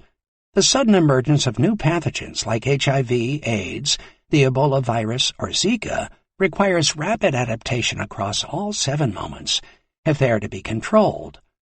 The difficulty of organizing to deal with climate change is that it will require drastic shifts across all 7 moments. The fact that some people either deny the problem, mental conceptions, or naively believe that there is a single-bullet technological solution, green capitalism, that can be implemented without changing anything else, like dominant social relations and daily life, dooms initiatives to failure. Most work in the social sciences favors some single-bullet theory of social change. Institutionalists favor institutional innovations, economic determinists favor new technologies of production, socialists and anarchists favor class struggle, idealists highlight changing mental conceptions, cultural theorists focus on transformations in daily life, and so on. Marx cannot and must not be read as a single-bullet theorist, even though there are many representations of his work that view him so. Volume 1 of Capital, in particular, cannot be parsed that way, even though there is tremendous emphasis in the text on the impacts of technological adaptations and dynamism. In Marx's substantive work, there is no prime mover, but a mass of often contradictory movements across and between the different moments that have to be uncovered and worked out. This does not mean that in certain places and times, one or other of these 7 moments does not take a leading role in disrupting existing configurations or in stubbornly resisting change. So when we speak of technological revolutions, cultural revolutions, political revolutions, the information revolution or revolutions in mental conceptions, along with counter-revolutions in any or all of these fields, then we are acknowledging the contingent way that the history of capital as a whole typically unfolds across and through the different moments. Marx hoped, of course, for some kind of socialist or communist revolution, and at various points took a somewhat teleological view of the inevitable progression towards communism. But he was never able to specify what configuration of these 7 moments might bring about such changes. The failure of Soviet communism can largely be attributed to the way the interaction between all 7 moments was ignored in favor of a single-bullet theory of the proper path to communism by way of revolution and the productive forces. In his more detailed historical studies, as well as in Capital, Marx illustrates the contingency of it all. What constitutes a revolution is not a political movement or a disruptive event like the storming of the Winter Palace. Revolution is an ongoing process of movements across the different moments. Capital is innately revolutionary, according to Marx, because it is value in motion under conditions of continuous growth and technological innovation. Perpetual transformations in the technology of valorization have reverberations everywhere else. But the neoliberal revolution was as much a revolution in popular mental conceptions as it was an institutional and technological revolution. Conscious revolutionary change, by way of contrast, entails a redefinition and redirection of existing movements across all moments. People may change their mental conceptions, but this means nothing if they are not prepared to change their social relations, their daily lives, their relation to nature, their mode of production, and their institutional structures. But if organizational forms and modalities of operation are just as important as the hardware and software, and if the embedding of social relations and of knowledge, skills, and mentalité in hardware forms is ineluctable, then the whole issue of the meaning and impact of technology upon social life and our relation to nature, along with our social relations, becomes much more complicated and diffuse. This, it seems to me, is the full import of Marx's commentary in the key footnote to Chapter 15 of Volume 1. Ruling out the certitudes that attach to a narrow reductionism, technological in the hardware sense in this case, has the disadvantage, however, of confronting a world in which everything relates to everything else, hence the longing, which must be resisted, to designate a prime mover, hence also the tendency to fetishize technological change as not only a prime mover, but also as an answer to every ill. Since all of this is a somewhat different view of Marx's work than that which is commonly propagated by both Marxists and Marx critics alike, I need briefly to provide the evidence for it. This is best represented by the structure and argument of Volume 1 of Capital. Capital could not arise without certain pre-existing conditions already being in place. Commodity exchange, an appropriate monetary system, a working labor market, minimal institutional arrangements, such as tyrannical individuals, law and private property, and a consumer market to absorb the commodities produced were all minimal prior requirements. Refer to Figure 2. So also was a certain level of productivity and skill of the laborer, along with the availability of certain basic means of production, such as land, tools, and other instruments of labor, along with physical infrastructure such as transportation. Marx recognized that the initial productivity of labor depended on natural conditions, fertility, and the free gifts of nature such as waterfalls, mineral resources, biological processes of growth and reproduction of plants and animals, and the like, as well as upon cultural histories and achievements, the accumulation of skills, knowledges, mental conceptions, customary social relations, time discipline, etc., of different peoples. The free gifts of nature and of the cultural history of human nature are the basis for capital accumulation to begin in earnest. Such free gifts continue to be of great importance even as capital increasingly seeks to enclose and privatize them and to extract rents from them, by imposing a price upon knowledge that has no value, for example. Read Volume 1 of Capital carefully, and you will see how frequently Marx reverts to reiterating all of these points. In Part 8 of Volume 1, Marx describes how many of these preconditions were constructed through processes of primitive accumulation. The key to capital itself lies, however, in the transformation from the making of products, some of which may be exchanged in a market, to the production of surplus value through the systematic production of commodities for market. The latter is the exclusive aim of the direct producers. Such producers are defined as capitalists. Capital takes over existing conditions and processes as it finds them and turns them into something specially tailored to the requirements of a capitalist mode of production. And so it is with techniques. It takes over ancient capacities for cooperation, as exhibited in the construction of the Egyptian pyramids, and pulls them together in an organizational form suited to the reproduction of a capitalist class, seeking to reap all the productivity gains from cooperation and increasing economies of scale for itself. In so doing, it transforms the social relations between capital and labor, with foremen and administrators in between, within the labor process. Refer to Chapter 13 of Volume 1. It likewise takes over the divisions of labor that pre-exist and separates them into planned divisions of labor within the capitalist form and divisions of labor in society coordinated through market signals. It creates new hierarchies within the labor process and subjects both capital and labor to the discipline of capital in production and the indiscipline of anarchic market processes. Refer to Chapter 14 of Volume 1. It radicalizes ancient techniques largely by transformations in the scale of production and the intricacy of the different trades brought together under the command of capital. It subdivides existing divisions of labor into ever finer-grained specialized divisions, forming parts of a much larger whole. Finally, it arrives at a point where capital needs to control the labor process itself through the creation of the factory system. Marx characterizes this as the move from a formal, coordinations through market mechanisms, to a real, under the direct supervision of capital, subsumption of labor under capital. Technology is organized on a purely capitalist basis by locating an energy source outside and beyond that of the manual strength of the laborer. The high point comes with the production of machines by way of machines, an astonishing insight on Marx's part, which is only now being fully worked out with the advent of artificial intelligence. Notice that the construction of productive forces suited to a capitalist mode of production comes at the end of this sequence, so it is very hard to see how productive forces can be the driving force of historical transformation given the narrative that Marx constructs. They are, in fact, the historical result. It would be typical of Marx to then argue that what is at one stage a result can at a later point become a primary driving agent, which is probably more true of technology and organizational form now than it was in the 18th century.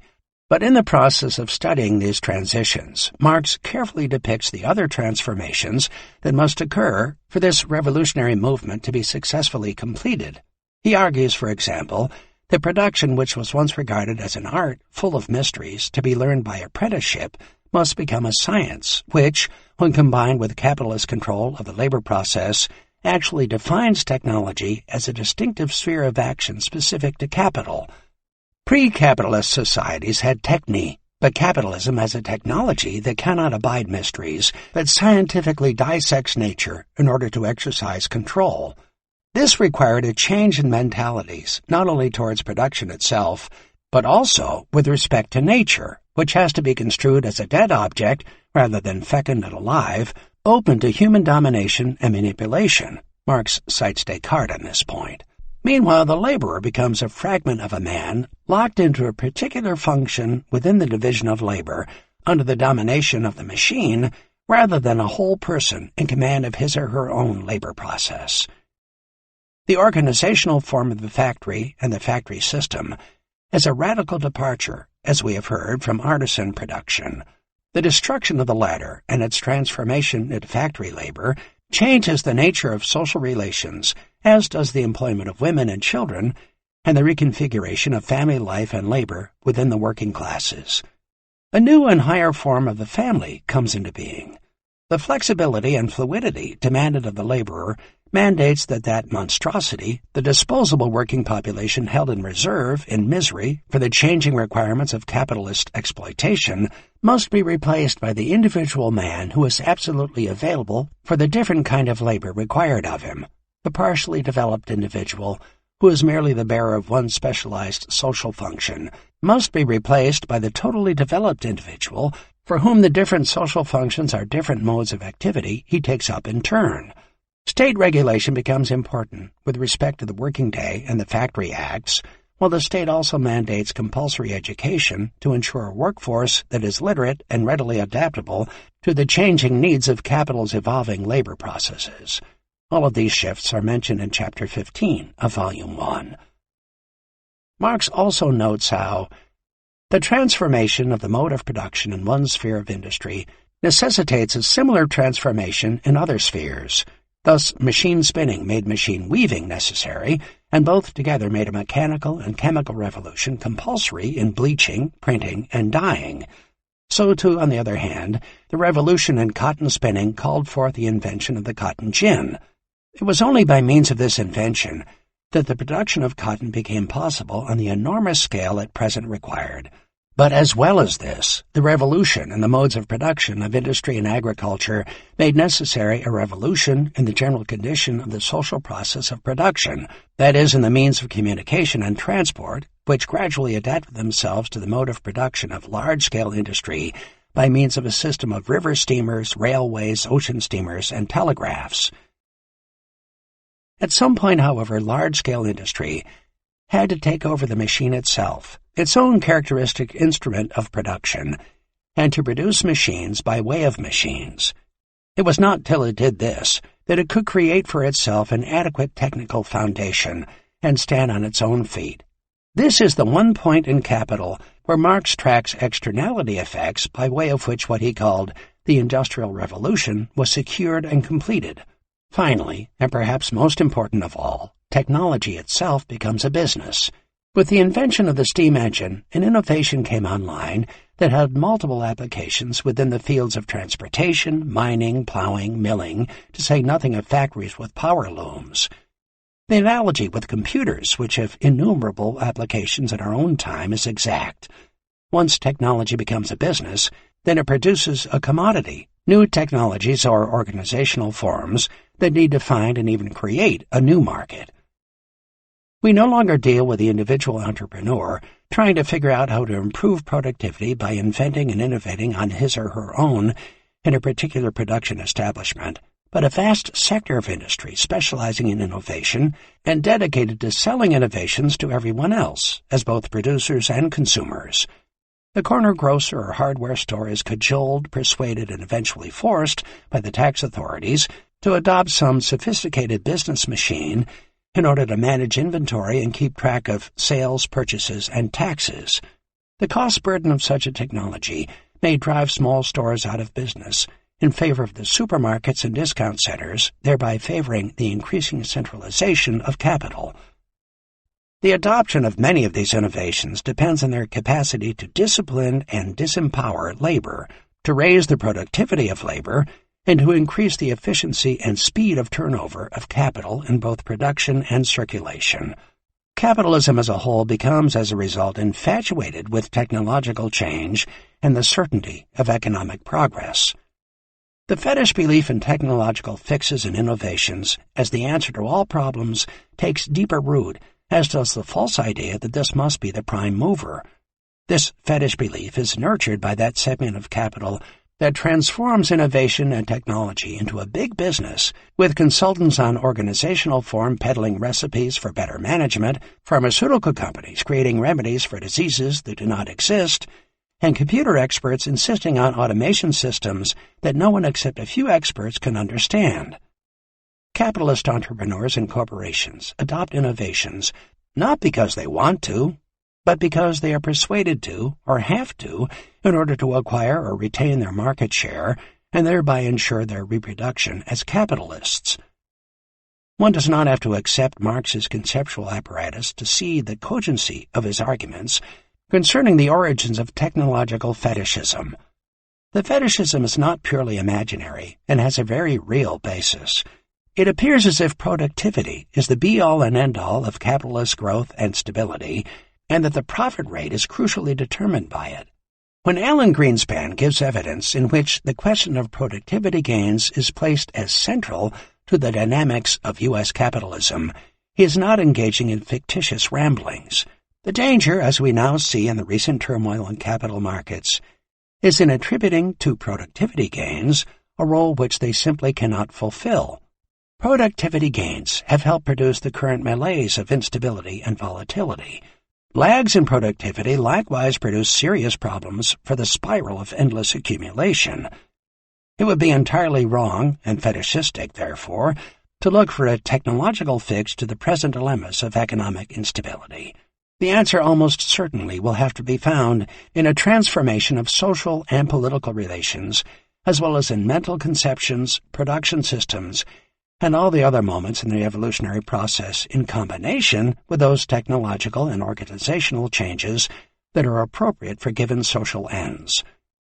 This does not mean that the overall thrust of technological evolution is arbitrary and directionless. The fetishistic belief in technological fixes supports the naturalistic view that technological progress is both inevitable and good, and that there is no way we can or even should try to collectively control, redirect, let alone limit it.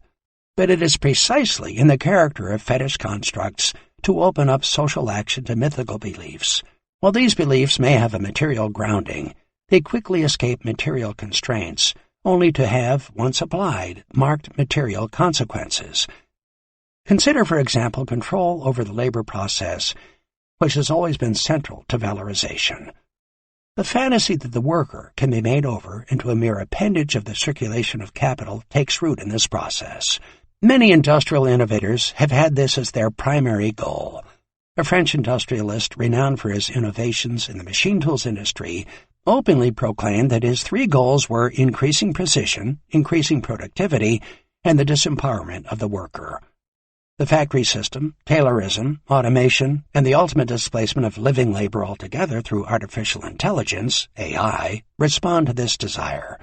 Robots do not, except in science fiction accounts, complain, answer back, sue, get sick, go slow, lose concentration, go on strike, demand more wages, worry about work conditions, want tea breaks, or simply fail to show up.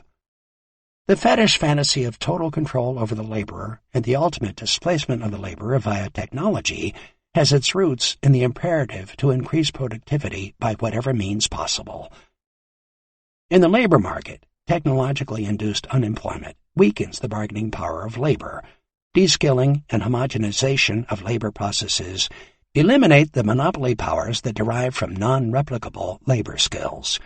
John Stuart Mill considered it questionable if all the mechanical inventions yet made have lightened the day's toil of any human being. That this was so was obvious, Marx argued, because the purpose of machinery is to extract more profit from labor and not to lighten the load of labor.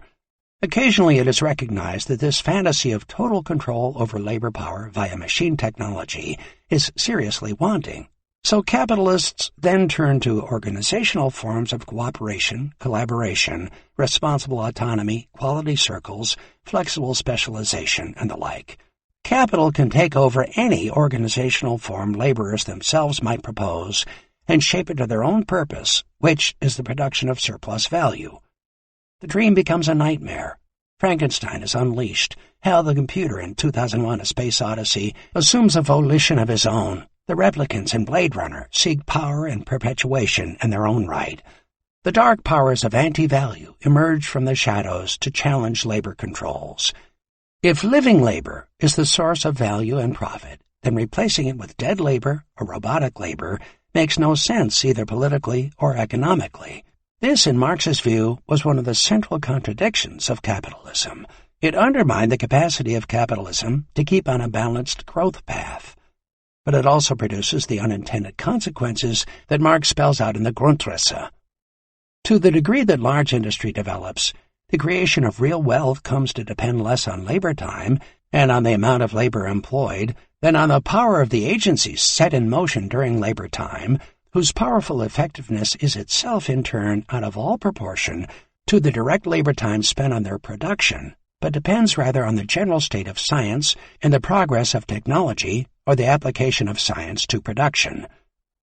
The development of this science, especially natural science, is itself in turn related to the development of material production. The worker inserts the process of nature, transformed into an industrial process, as a means between himself and inorganic nature, mastering it. He steps to the side of the production process instead of being its chief actor. In this transformation, it is neither the direct human labor he himself performs, nor the time during which he works, but rather the appropriation of his own general productive power, his understanding of nature, and his mastery over it by virtue of his presence as a social body. It is, in a word, the development of the social individual which appears at the great foundation stone of production and of wealth. The theft of alien labor time on which the present wealth is based appears a miserable foundation in face of this new one, created by large-scale industry itself. As soon as labor in the direct form has ceased to be the wellspring of wealth, labor time ceases and must cease to be its measure, and hence exchange value must cease to be the measure of use value. The surplus labor of the mass has ceased to be the condition for the development of general wealth, just as the non-labor of the few for the development of the general powers of the human head. With that, production based on exchange value breaks down.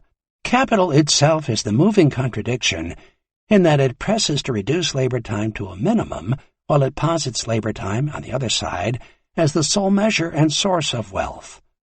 On the one side, then, it calls to life all the powers of science and of nature, and of social combination and social intercourse, in order to make the creation of wealth independent, relatively, of the labor time employed on it. On the other side, it wants to use labor time as the measuring rod for the giant social forces thereby created, and to confine them within the limits required to maintain the already created value as value. This has been highlighted as a central contradiction in the evolution of capital, and one that has far-reaching consequences. Once technology became a business, it did what every business tries to do, which is to extend its reach, build new markets, and attract investment of interest-bearing capital to sustain and enhance its position as a thriving sphere of value and surplus value creation within the overall division of labor. When Marx was writing, this business was in its incipient formative stages, but he clearly recognized that the machine tool and mechanical engineering industries, with the steam engine its prime exhibit, were destined to play a powerful role within the technology sector through the creation of generic technologies.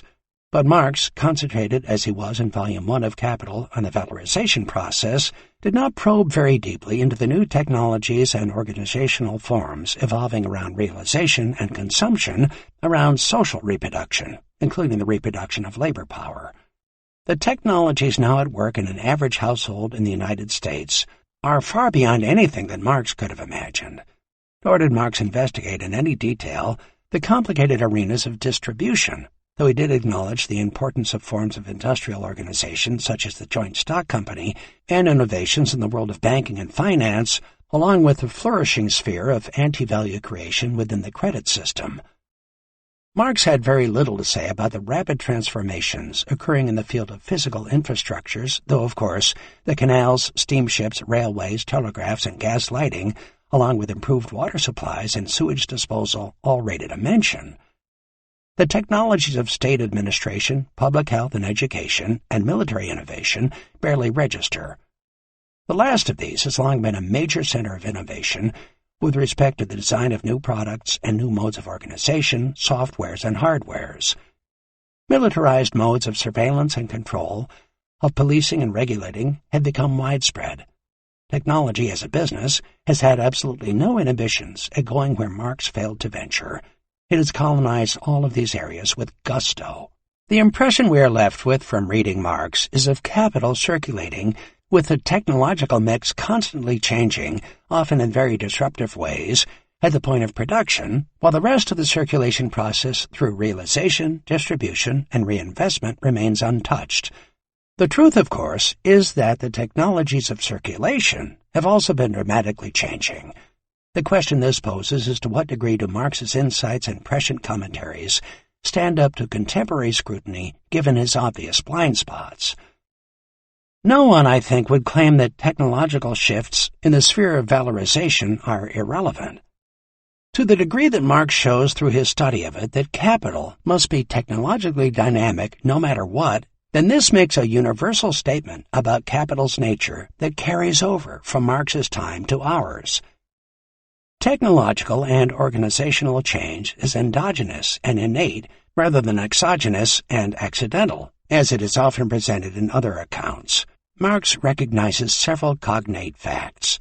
First, innovations in one sphere have proliferating externality effects everywhere else, such that there is a consequent diffusion of technological and organizational impulses throughout the totality of any capitalist system. Secondly, when technology becomes an independent business, it no longer responds primarily to needs, but it creates innovations that have to find and define new markets. It has to create new wants, needs, and desires, not only on the part of producers through productive consumption, but also, as we see all around us on a daily basis, on the part of final consumers. This business thrives upon and actively promotes the fetish belief in technological fixes for all problems.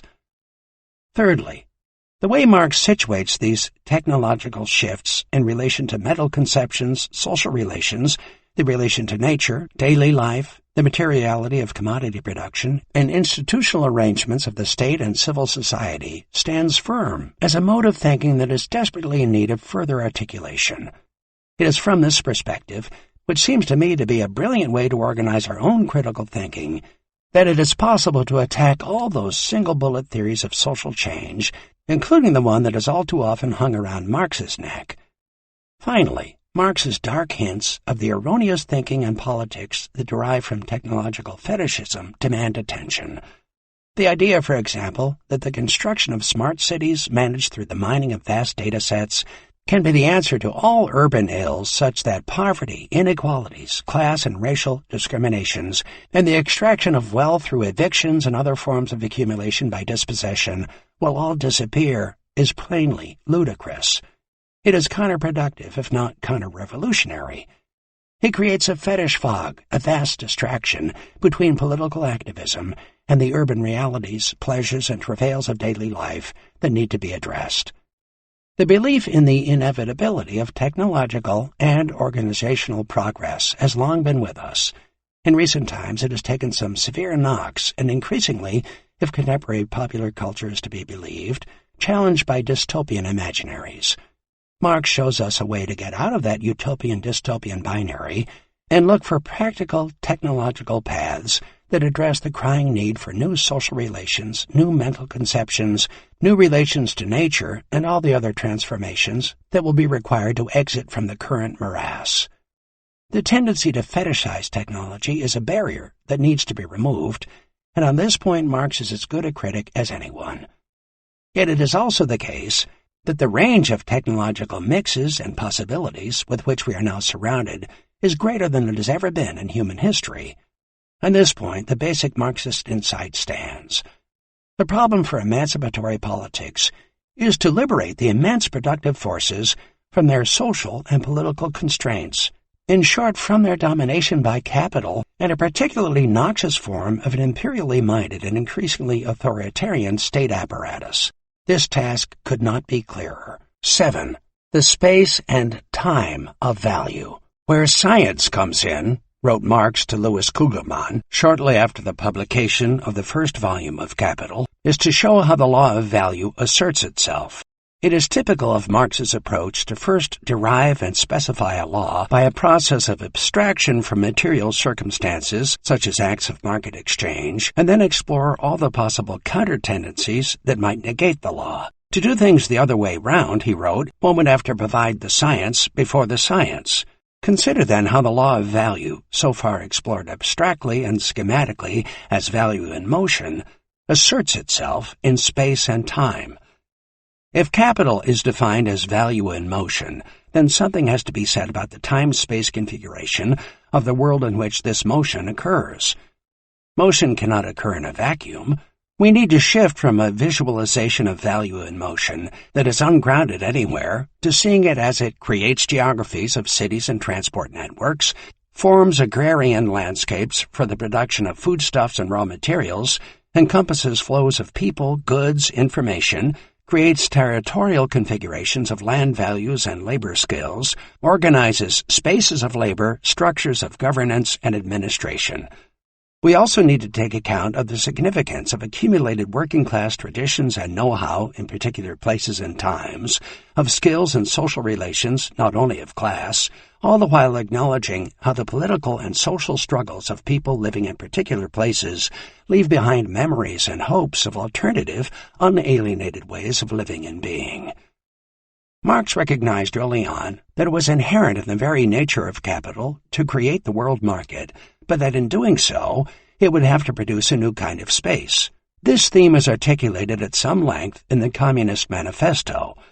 The merchant capitalists undermined the static powers of feudal landed property.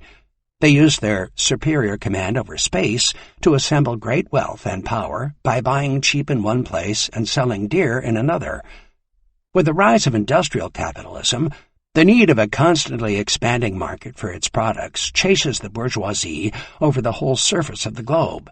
It must nestle everywhere, settle everywhere, establish connections everywhere.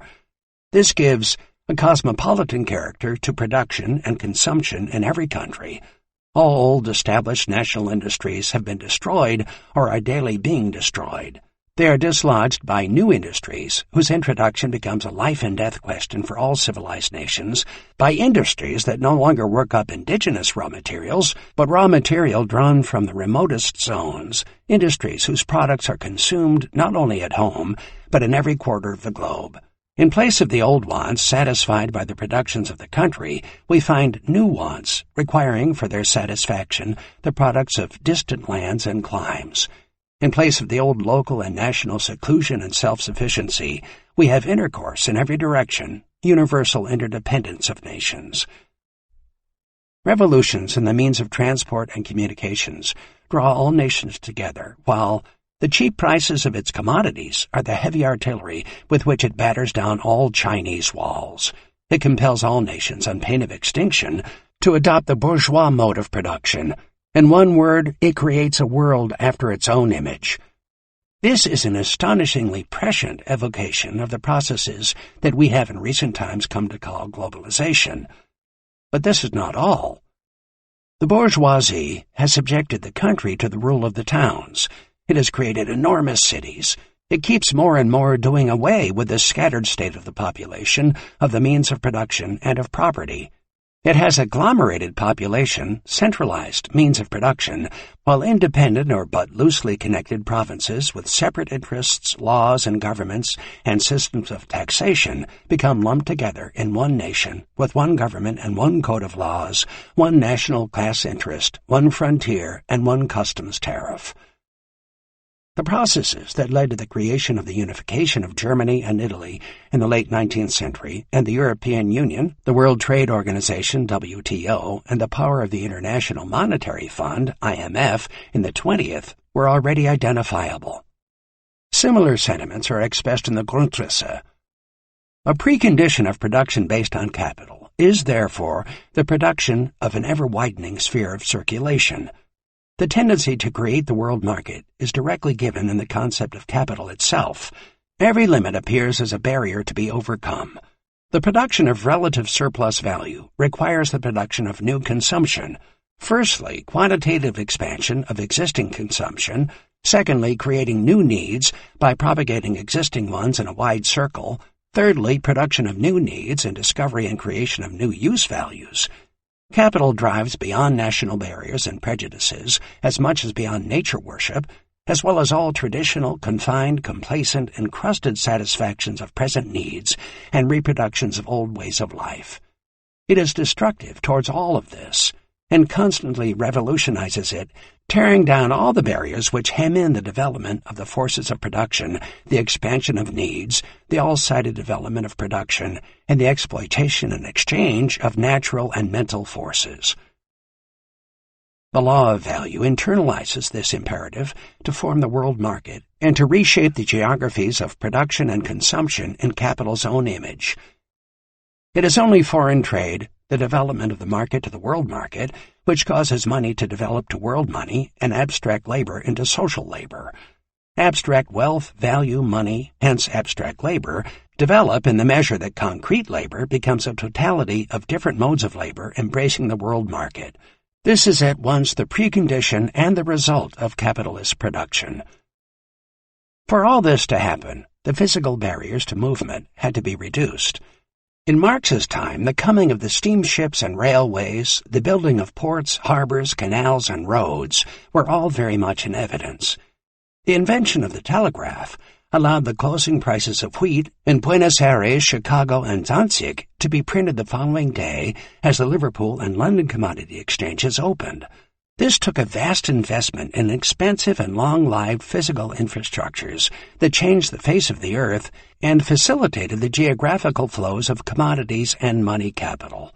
Since Marx's time, innovations and investments of this sort have taken pride of place in capital's technological history. While capital must on one side strive to tear down every spatial barrier to intercourse, that is, to exchange, and conquer the whole earth for its market, it strives on the other side to annihilate this space with time. The more developed the capital, the more does it strive simultaneously for an even greater extension of the market and for the greater annihilation of space by time. Hence the utopian dream of capital to operate in a frictionless spatial world, now largely achieved with the mobility of cyber money. This does not make the role of geographical differences irrelevant. It heightens their importance because money capital can now move costlessly to exploit even minor differences in production conditions to generate excess profits. Working populations all around the world are put in competition with each other. A world market of labor supply forged by the hypermobility of money capital is becoming an ever more prominent reality. Plainly, the reduction of physical barriers to international trade must be accompanied by the reduction of social, political, and cultural barriers, hence the hegemony of free trade ideology and politics, even in the face of public resistance. The circulation and accumulation of capital occurs in a specific organization of space and time, even as it simultaneously defines and redefines the times and spaces within which it moves. Marx welcomed much of this as disruptive of traditional encrusted ways of life, as a kind of middle passage between the ancient and the modern. He was decisively on the side of the modern, and even had positive things to say about the civilizing influence of capital on human life. But all that is solid did not so easily melt into air, as he suggested it would in the Communist Manifesto, and populations did not submit so easily to the new disciplinary apparatus of space and time that capital mandated.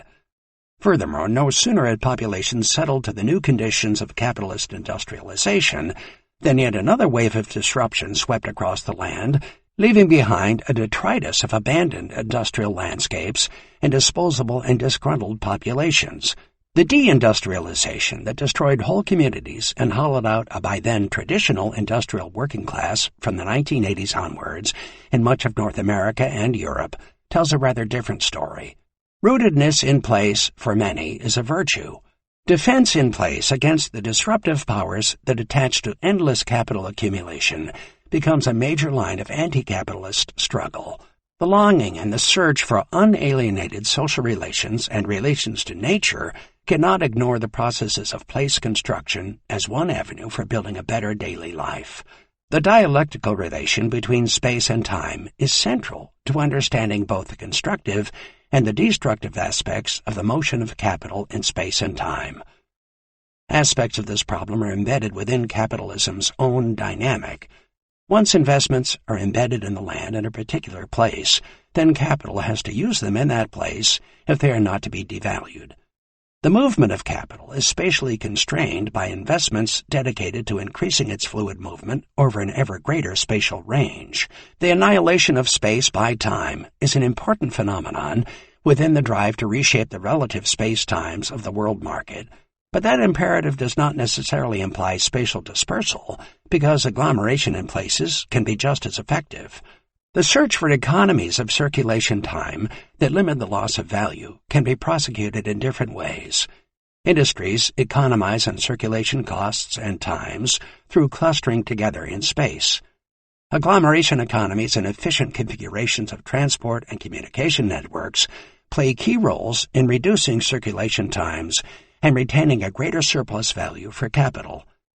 Improvements in the means of transportation tend in the direction of the already existing market, that is to say, towards the great centers of production and population, toward ports of export, etc.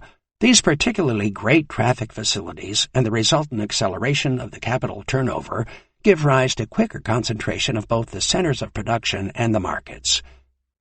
Capital, we can now say, creates a physical landscape and spatial relations appropriate to its needs and purposes, both in production and consumption, at one point in time, only to find that what it has created becomes antagonistic to its needs at a future point in time. Part of the dynamic of capitalist accumulation is the necessity to build whole landscapes and spatial relations only to tear them apart and build anew in the future. For much of Capital, Marx puts this process to one side.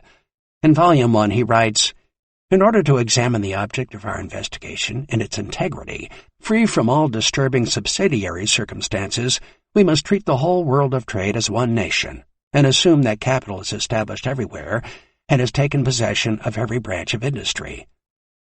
The problem of the creation of new wants, needs, and desires on the world market is eliminated by the assumption that all commodities exchange at their value. Marx evidently wanted to study the temporal dynamics in isolation, so he assumes capital hermetically sealed in a closed space within which all commodities exchange at their value. Occasionally he breaks away from this constraint. He notes, for example, how the rise of the factory system led British capital to seek raw materials and new markets through imperial conquests, as in India, or colonial expansion, as in Australia. The result was the production of a new and international division of labor, one suited to the requirements of the main industrial countries, such that one part of the globe was converted into a chiefly agricultural field of production for supplying the other part, which remains a preeminently industrial field." The last chapter of Volume 1, somewhat surprisingly, takes up the topic of colonization. Marx was almost certainly provoked by a formulation in Hegel's philosophy of right. In that text, Hegel saw the inner class contradictions of capital producing intolerable and unsustainable differentiations in distributions of wealth between the classes.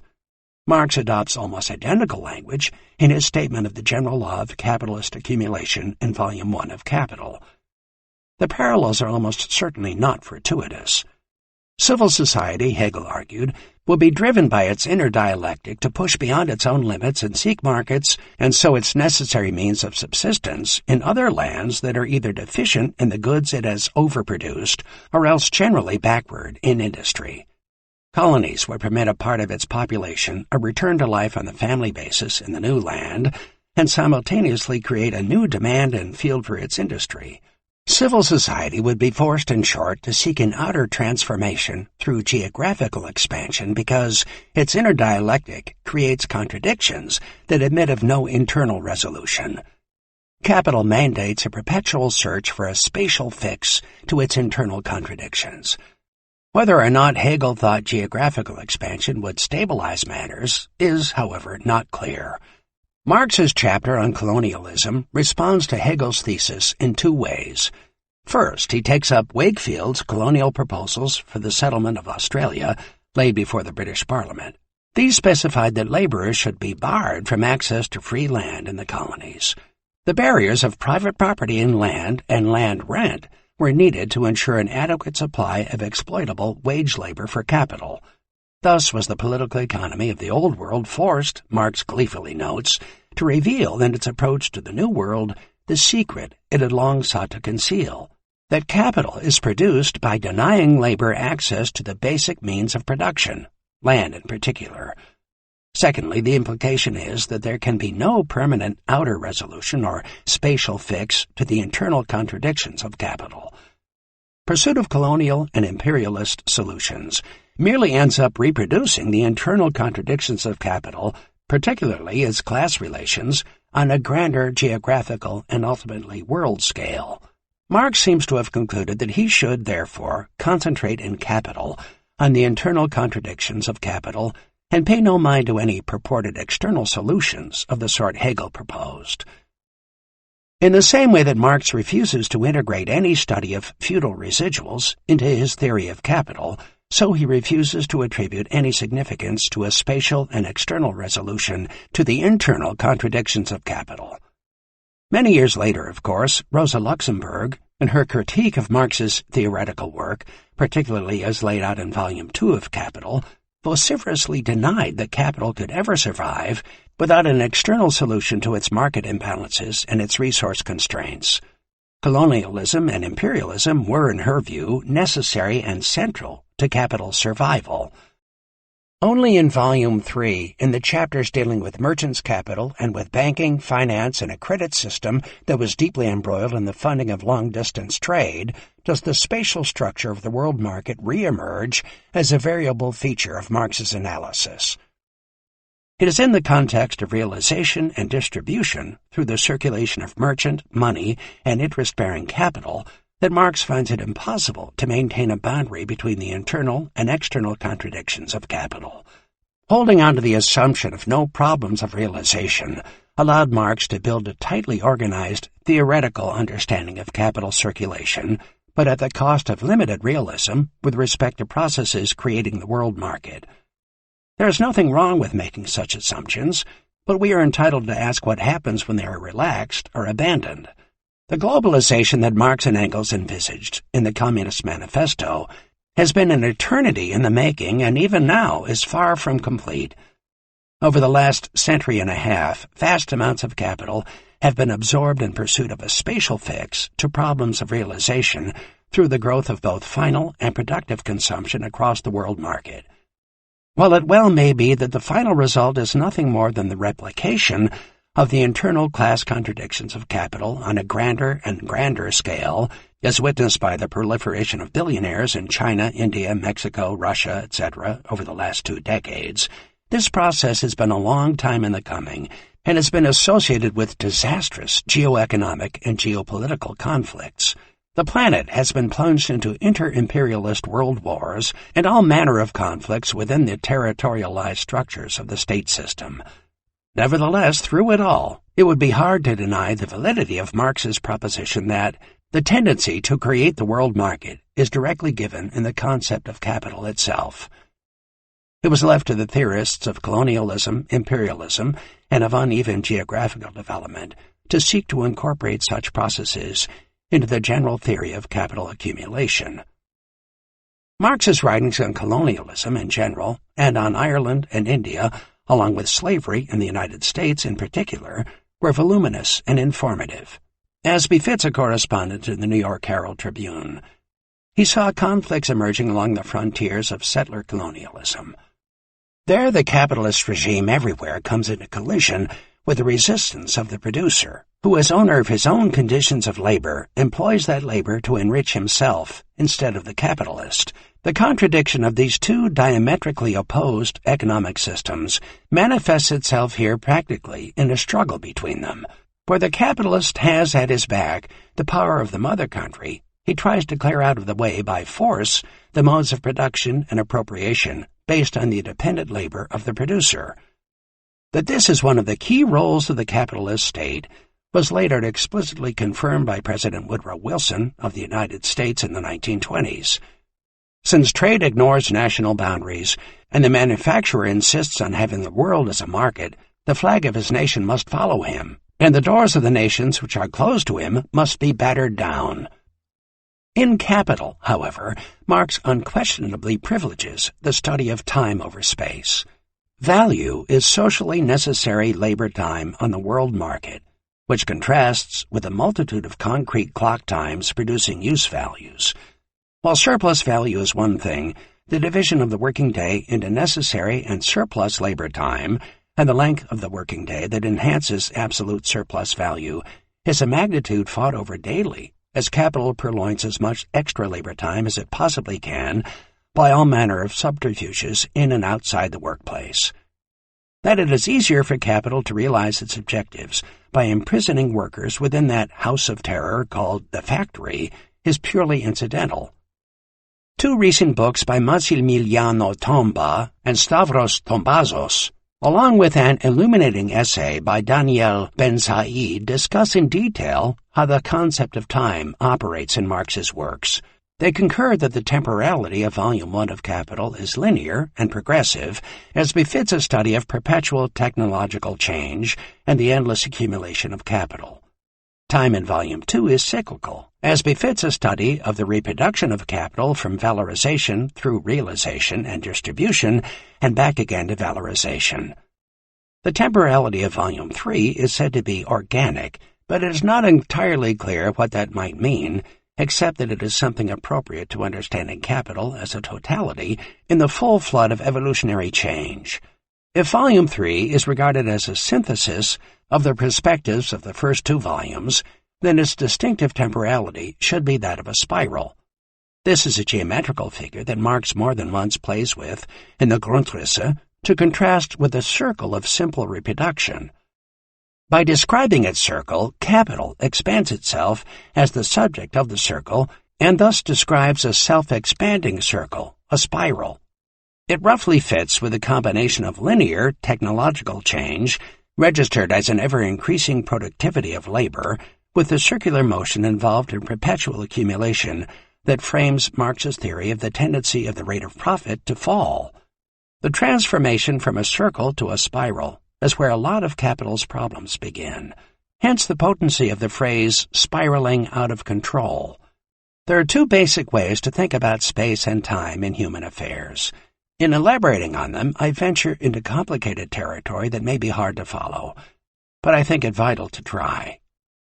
Either we presuppose some universal and fixed temporal and spatial frame and use it to locate, order, and calibrate activity within that frame. This is what the clock, time, and measured spaces of Descartes and Newton, backed by Euclidean geometry, provides. This is the favored space and time of the capitalist state, of bureaucratic administration, the law and private property, and capitalistic calculation. How this space and time came to dominate is a story well covered by economic and cultural historians. Within this frame, private property rights and territorial sovereignties can be defined with maps, along with social contracts like an 8-hour day or a 30-year mortgage. Movements of capital, labor, money, and commodities can be coordinated so that everything is in the right place at the right time, as in just-in-time production systems. Without such a framework, the liberal political and commercial order could not work. If all the watches in Berlin suddenly went wrong in different ways, even as much as an hour, wrote the sociologist Georg Simmel, its entire economic and commercial world would be derailed for some time. Or we accept that there are multiple ways in which time and space can be conceptualized and experienced, recognize that every process internalizes its own spatio-temporality, and patiently work through the conflicts, contradictions, and confusions that arise as phenomena from different time-space worlds clash in particular situations. An oak tree internalizes a certain measure of space-time as it grows. Its measure is very different from that defined by growing corn. The time-space of bird migrations is quite different from the time-space of geological movement of tectonic plates or the rates of radioactive decay. The space-time of factory labor conflicts with that of family time, child-rearing, and the reproduction of labor power. A universal ban on child labor has to confront different definitions in different societies of when childhood ends. Capitalist anthropology, Marx noted, determined that the age of childhood ended at age 10. The formation of a wage labor force requires workers to submit to time and spatial disciplinary regimes that are hard to inculcate except through coercion and violence. The optimum rate of exploitation of a natural resource such as oil looks very different from the perspective of geological time as opposed to an economic temporality defined by the discount rate. Any calculus based upon the latter is profoundly at odds with the conceptualization of time and space needed to confront global warming.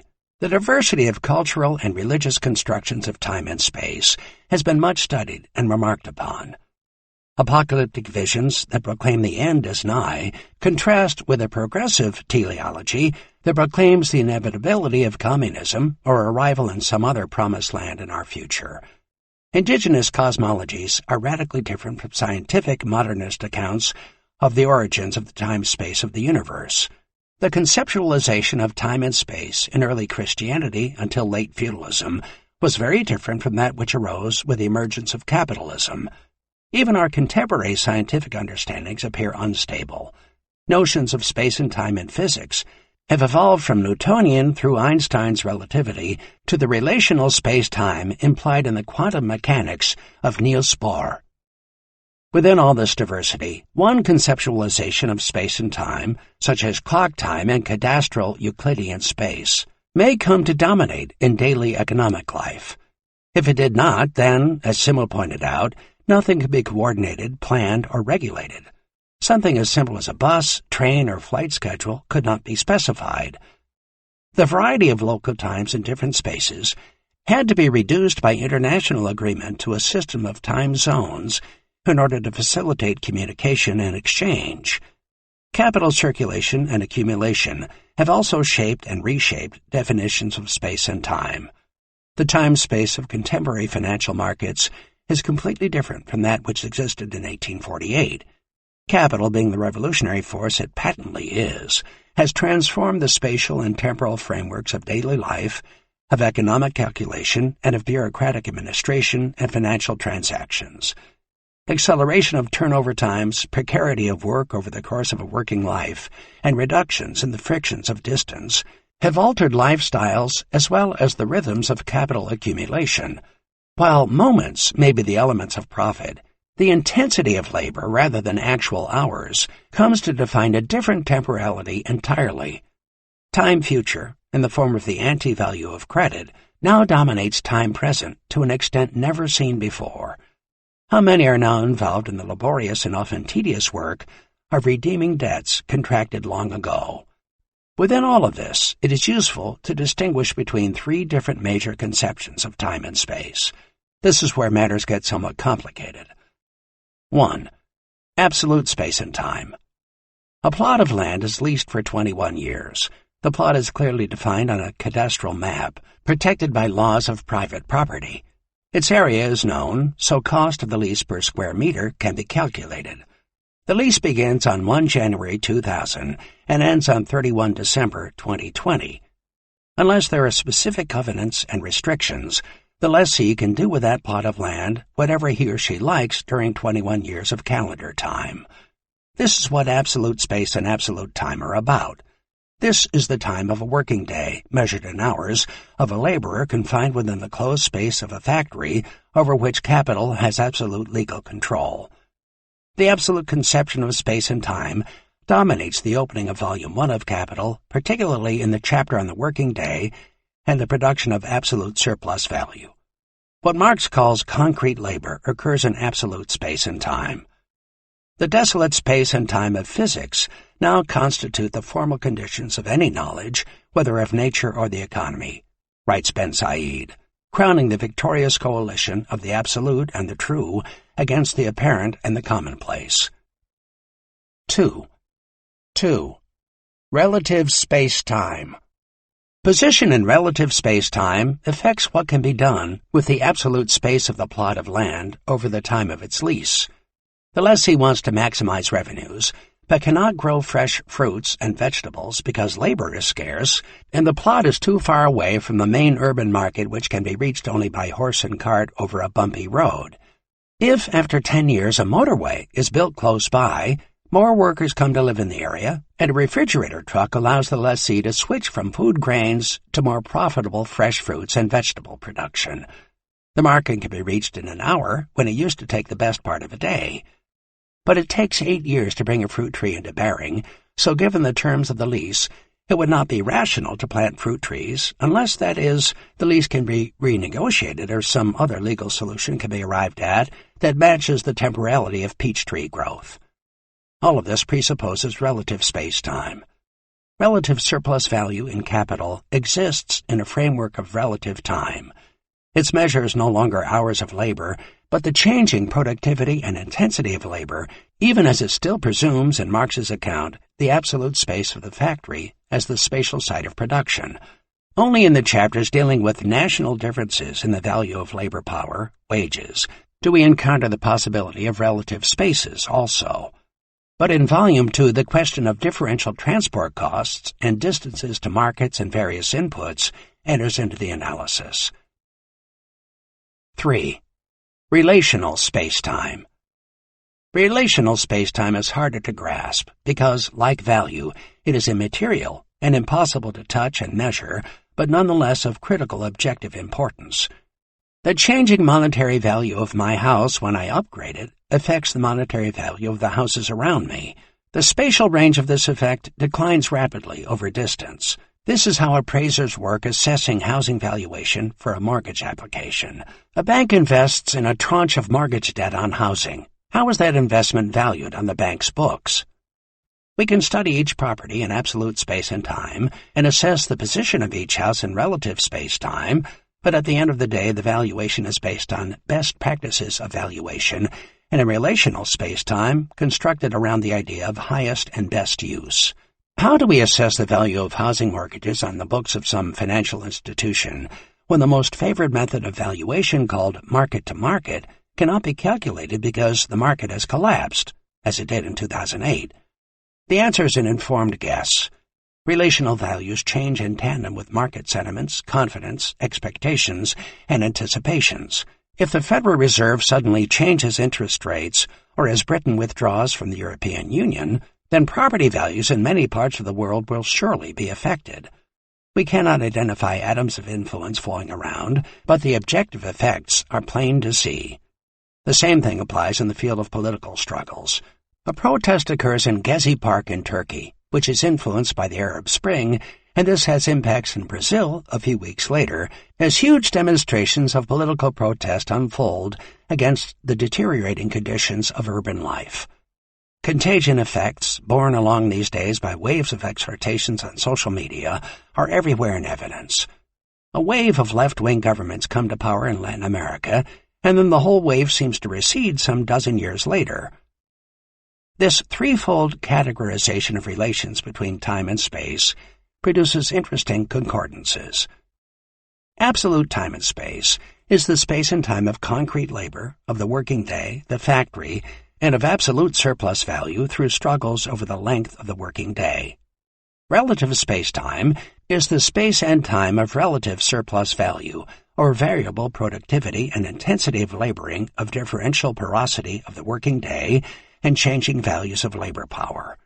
Relative location, ease of access, and mode, cost, and time of transportation become important. Relational space-time is registered as abstract labor develops in the measure that concrete labor becomes the totality of different modes of labor embracing the world market.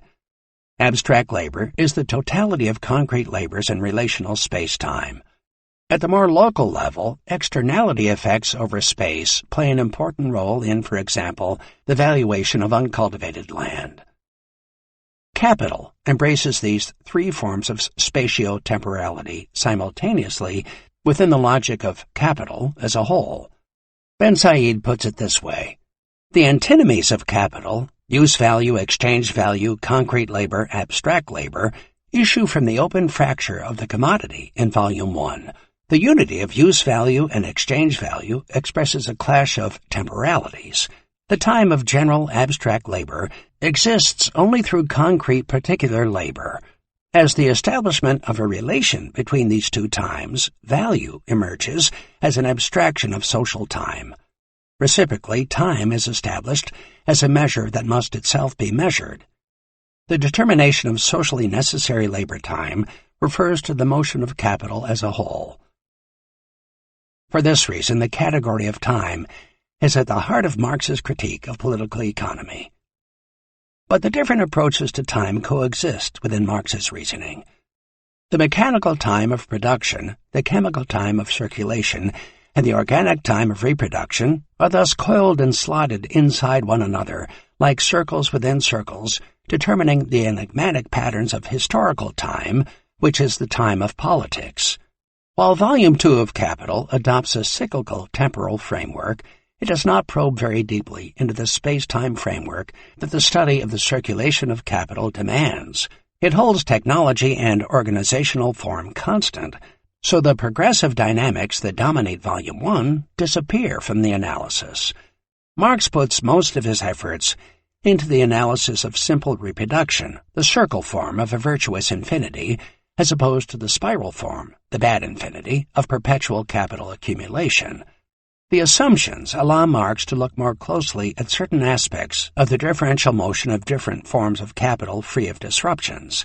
His focus is on different turnover times, the relative times different capitals take to get from the money form through valorization, realization, and distribution, and back into the money form once more.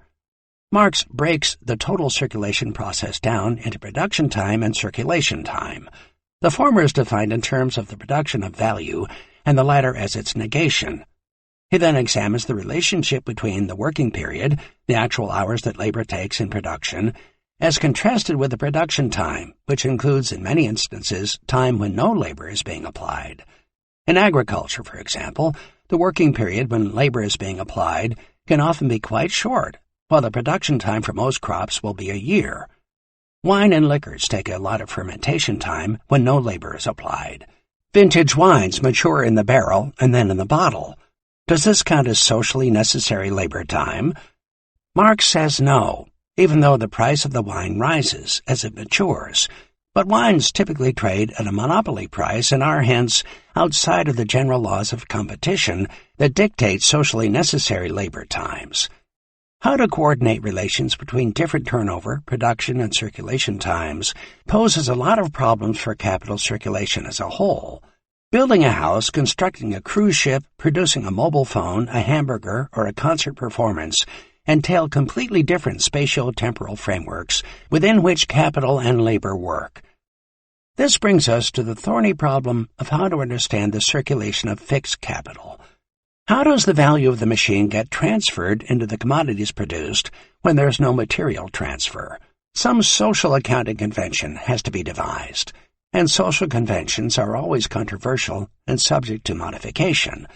More generally, how does value flow through fixed capital formation and use? How does it flow through the construction of the large and long-lasting physical infrastructures and built environments needed for the circulation and reproduction of capital? These issues could not be incorporated into the visualization of capital with which we began, but they are important. Look at the New York skyline and consider the flows required to sustain it over time. The most crucial flow is that of the value coursing through all those buildings in the form of debt servicing, anti-value, and revenues, value generation or appropriation. Value flows, we earlier argued, are immaterial but objective. They are invisible to the naked eye, but go to Detroit or Havana to see what happens to built environments when value ceases to flow. The derelict urban landscape is there for all to see.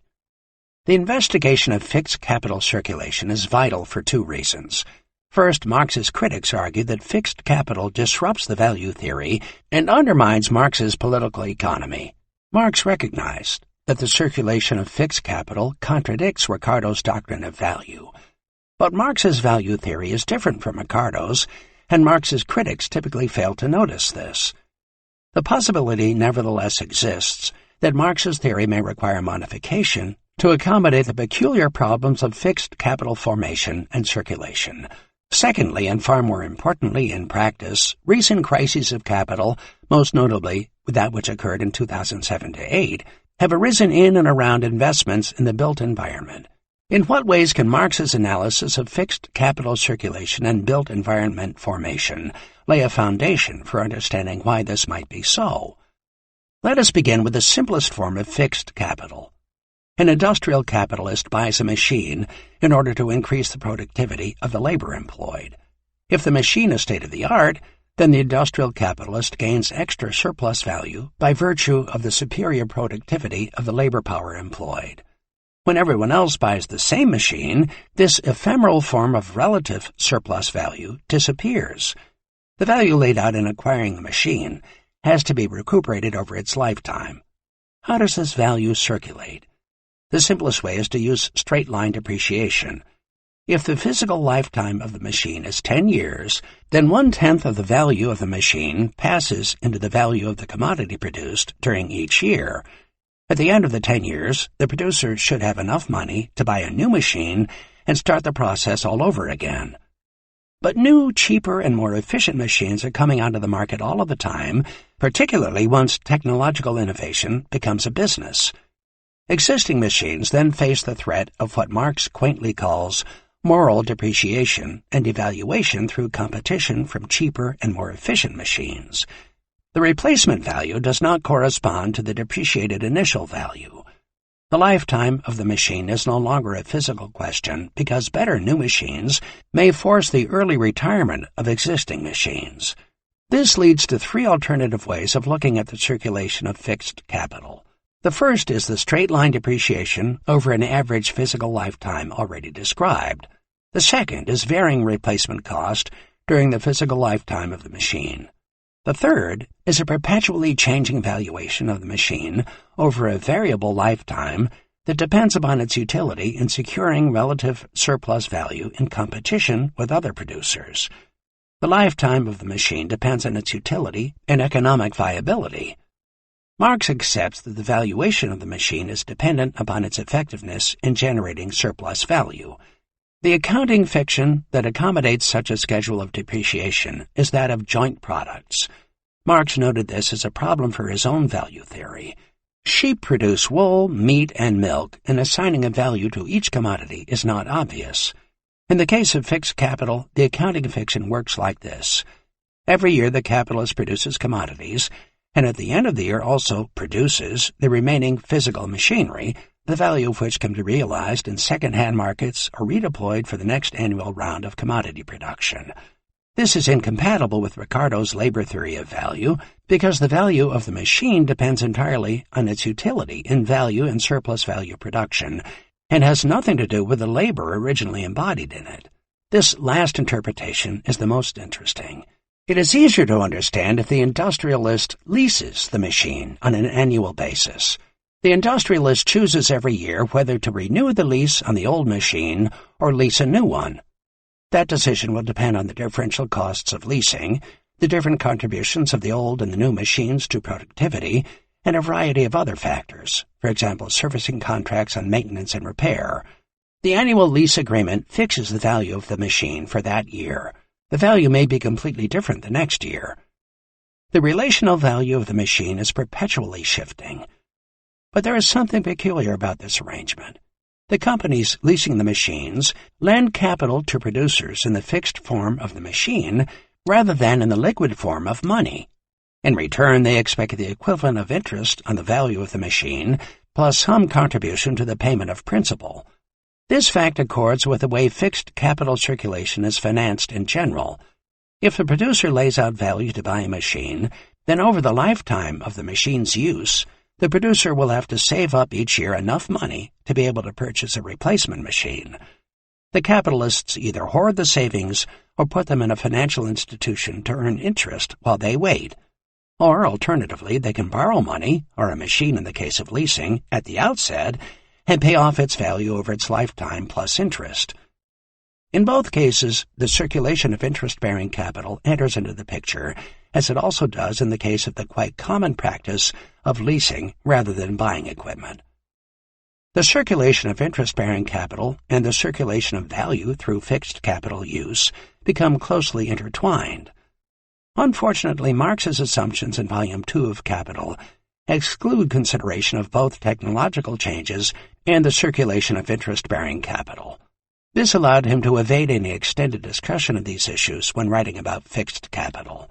His assumptions allowed him to look more carefully at the role of turnover times and the conditions that would have to be satisfied if demand and supply flows were to remain in equilibrium. But they prevent a full and proper consideration of the fixed capital circulation problem. The chapter on that topic in Volume 2 is, alas, not very helpful. The Grundrisse offers a much livelier and potentially fruitful, if speculative, mode of approach. Nature, Marx writes, builds no machines, no locomotives, railways, electric telegraphs, self-acting mules, etc. These are the products of human industry, natural material transformed into organs of the human will over nature. They are organs of the human brain created by the human hand, the power of knowledge objectified. These forces of production, together with the skill and knowledge they embody, must be appropriated by capitalists, shaped to the latter's requirements, and mobilized as a lever for further capital accumulation. The development of the instruments of labor into machinery is not accidental, but is rather the historical reshaping of traditional inherited instruments of labor into a form adequate to capital. The accumulation of knowledge and of skill is thus absorbed into capital, as opposed to labor, and hence appears as an attribute of capital, and more specifically of fixed capital. So it is not only the machine that is fixed, but the knowledge and the free gifts of human nature incorporated in it. But for fixed capital circulation to be fully effective, a number of preconditions must exist. The part of production which is oriented to the production of fixed capital does not produce direct objects of individual gratification. Hence, only when a certain degree of productivity has already been reached can in increasingly large part be applied to the production of means of production.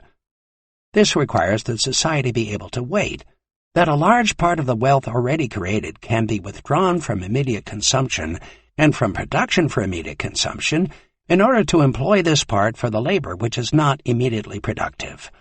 This requires a certain level of productivity and of relative overabundance, and more specifically, a level directly related to the transformation of the circulating capital into fixed capital. Surplus population, from this standpoint, as well as surplus production, is a condition for this. Capital tends, as we have heard, to produce surplus populations, an industrial reserve army, and surplus products, commodities facing problems of realization. It thus systematically produces conditions conducive to fixed capital formation. The larger the scale of the fixed capital, the more surplus labor and surplus capital can be absorbed. Thus, more to build railways, canals, aqueducts, telegraphs, etc., than to build machinery. But for this to occur, capital must be assembled into concentrations of money power. Before the advent of the joint stock companies and the organization of the financial sector into huge conglomerations of centralized money capital, large-scale investments tended to be channeled through the state apparatus. In our own times, consortia of private banks or public-private partnership are more favored. Nevertheless, the interconnection between the institutions, such as pension funds, that organize the circulation of interest-bearing capital and fixed capital formation becomes stronger and more intricate over time. This trend becomes even more obvious when we consider certain special kinds of fixed capital. An increasingly important part of it is that of an independent kind. Physical infrastructures used in common, some of which have the character of public goods, are crucial as use values for capitalist forms of development.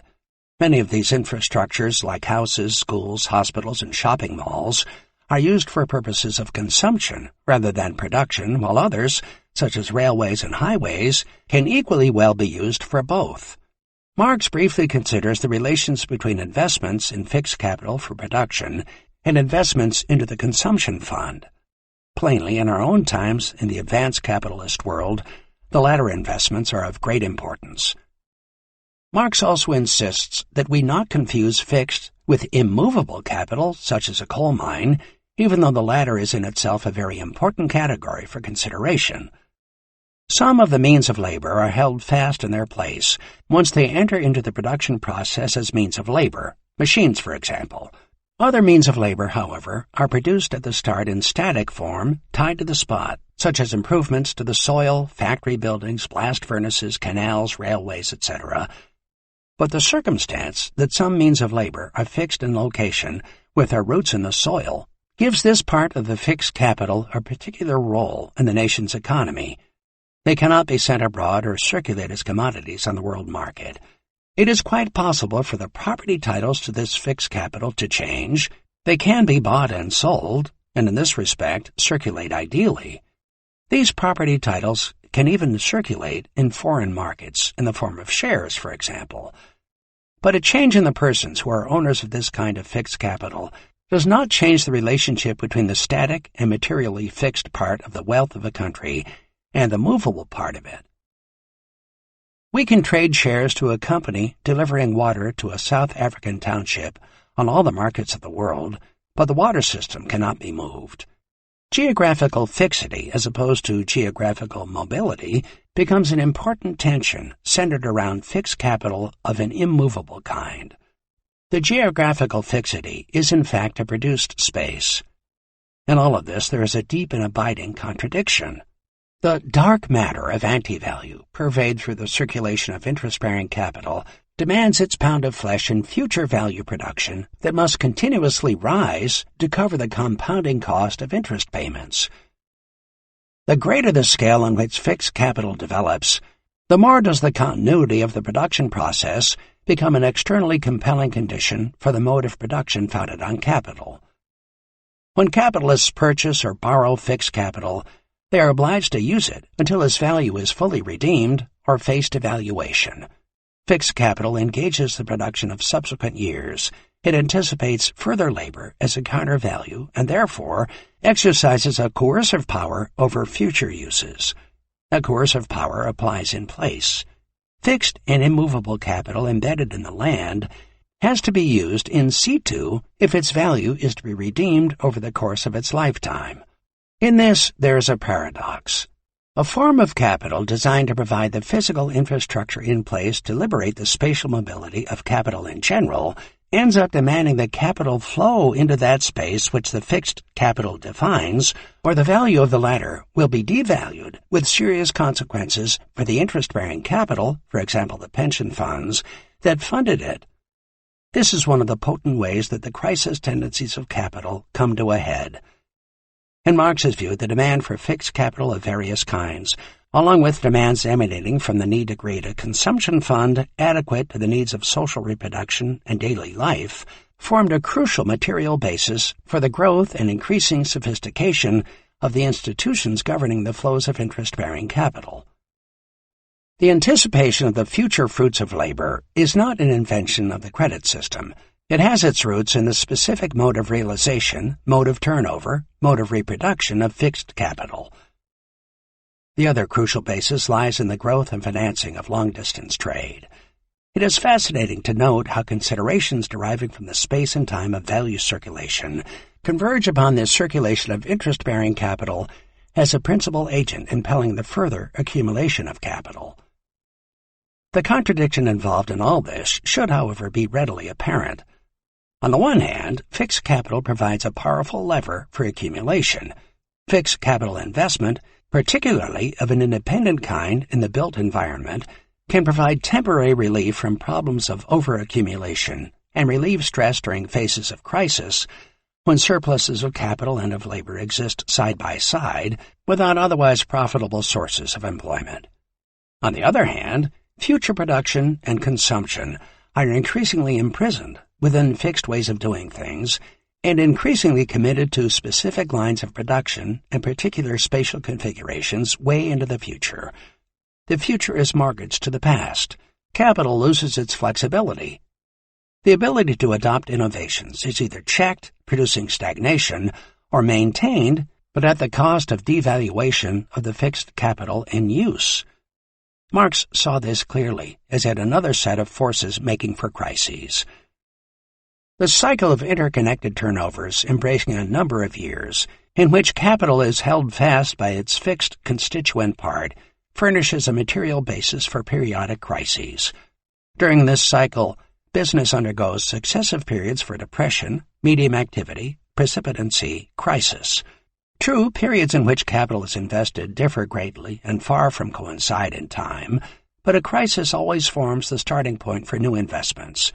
Therefore, from the point of view of society as a whole, it lays a new material basis for the next turnover cycle.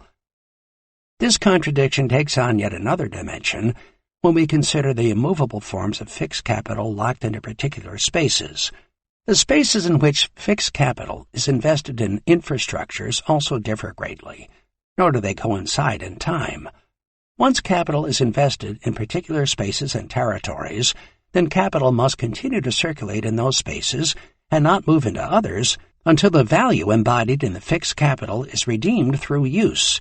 Either that or whole regional economies experience devaluation of the sort that became common in industrial regions of the United States and Europe from the 1980s onwards. The rhythms of investment and disinvestment in the fixed capital embedded in the land vary to produce oscillating patterns of uneven geographical development in world capitalism. Long-term and frequently massive physical infrastructure formation has become more and more important to capital over time. It forms, as it were, a secondary circuit of capital by virtue of the special way it responds to and dictates the paths of capital accumulation in general in space and time.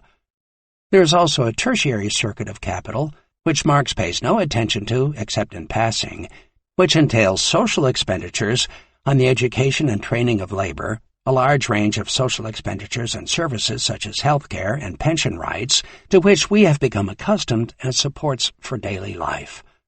Traditionally, these services have been provided by the state out of taxation, but the trend in recent years has been towards more and more private provision.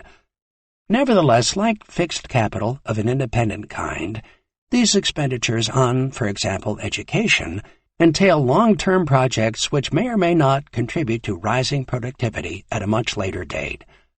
The flows of capital into the secondary and tertiary circuits of capital add another dimension entirely as to our understanding of what the capitalist laws of motion are all about.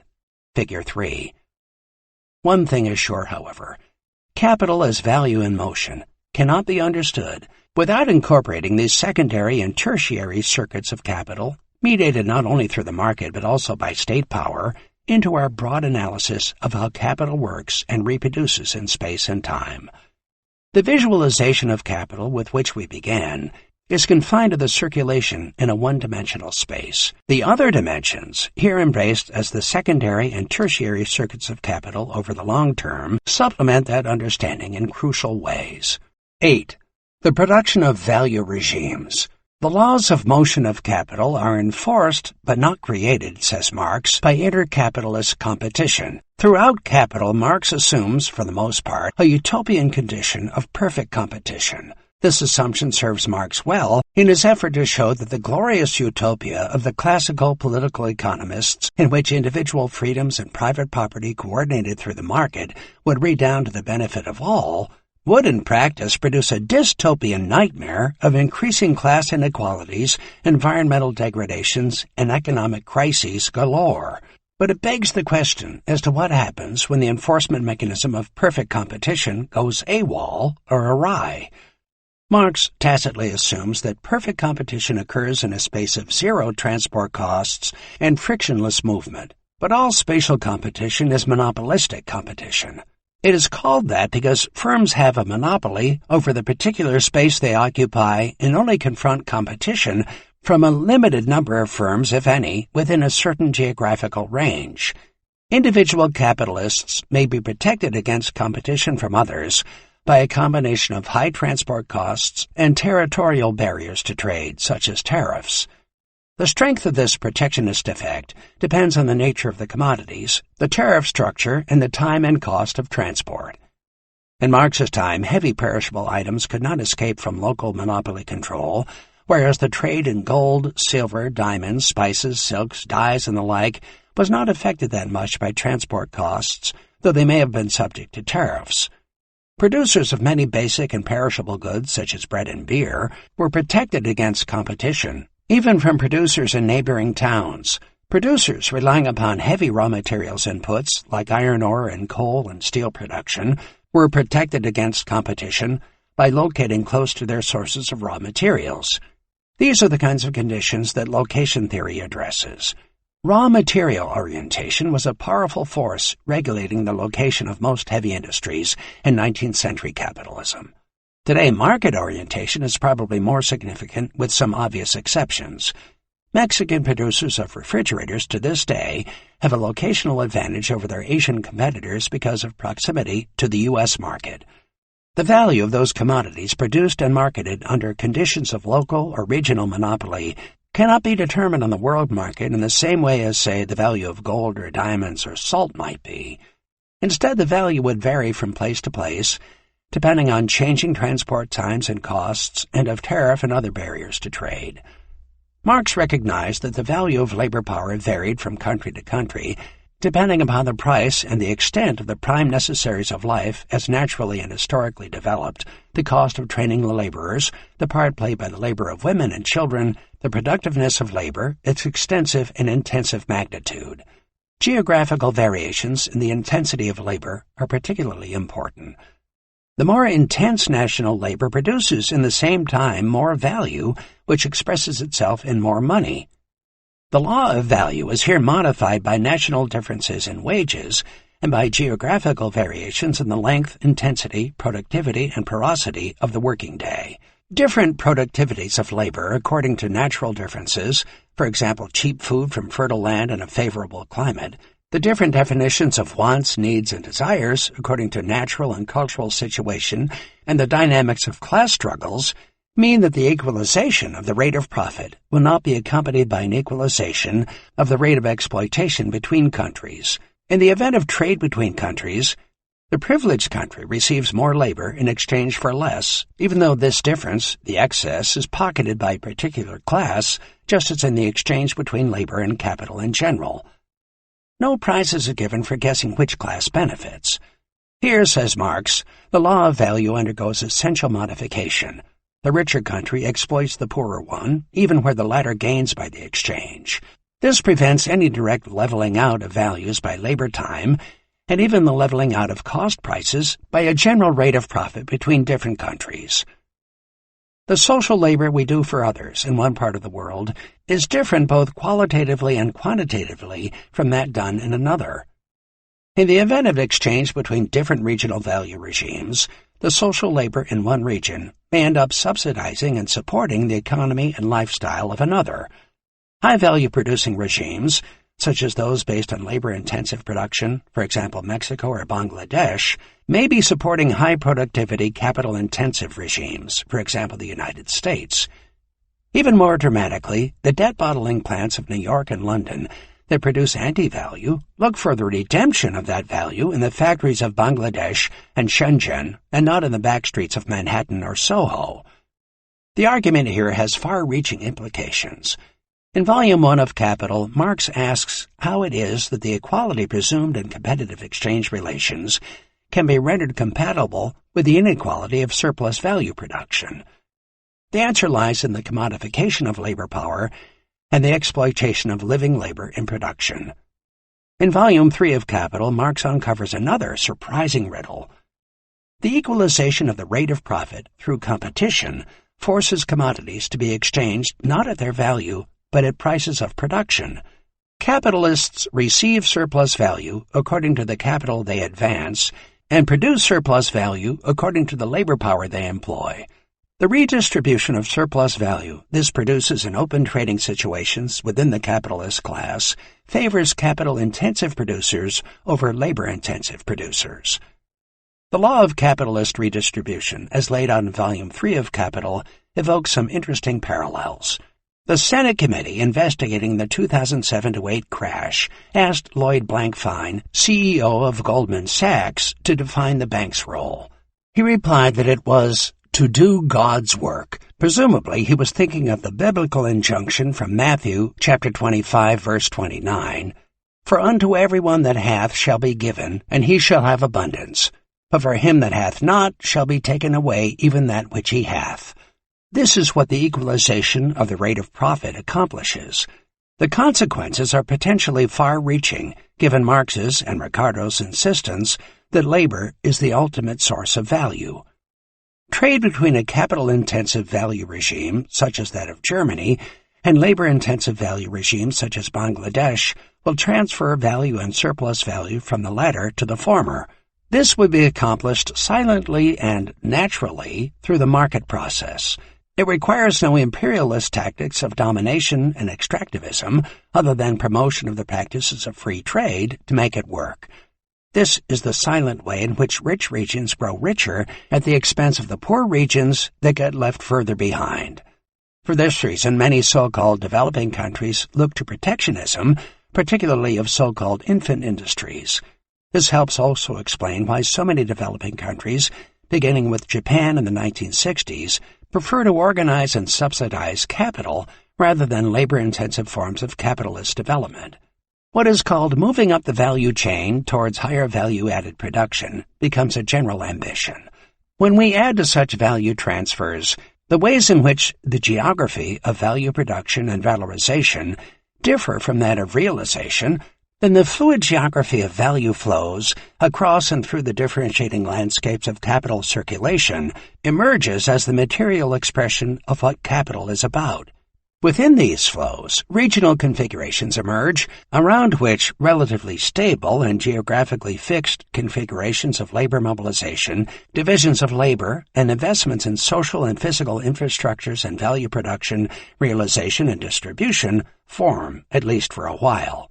The case for postulating the existence of distinctive regional value regimes is bolstered by an examination of monetary arrangements. In Volume 1 of Capital, Marx notes a major disjunction between the global money commodities, gold and silver, and the many local fiat and paper monies that exist to facilitate ease of exchange and which are an attribute proper to the state. When money leaves the domestic sphere of circulation, it loses the local functions and falls back into its original form as precious metal in the shape of bullion. In world trade, commodities develop their value universally. Their independent value form thus confronts them here too as world money. It is in the world market that money first functions to its full extent as the commodity whose natural form is also the directly social form of realization of human labor in the abstract. Its mode of existence becomes adequate to its concept.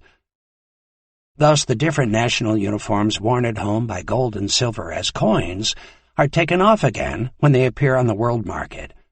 There is a separation between the internal or national spheres of commodity circulation and its universal sphere, the world market. The true value of commodities, Marx insists, lies on the world market, and its most adequate money form of representation is gold. If the disjunction between local and universal monies is so obvious, then why would we not imagine that the same might apply to value itself? The tacit assumption that value is singular and universal rather than multiple and regionally disaggregated is just that, an assumption. Marx's justification for it is that only on the world market can money acquire its universal material form, that of gold, which is outside of and beyond human manipulation. The global gold supply was and is relatively inelastic, and most of it was or is already above ground in some form or another.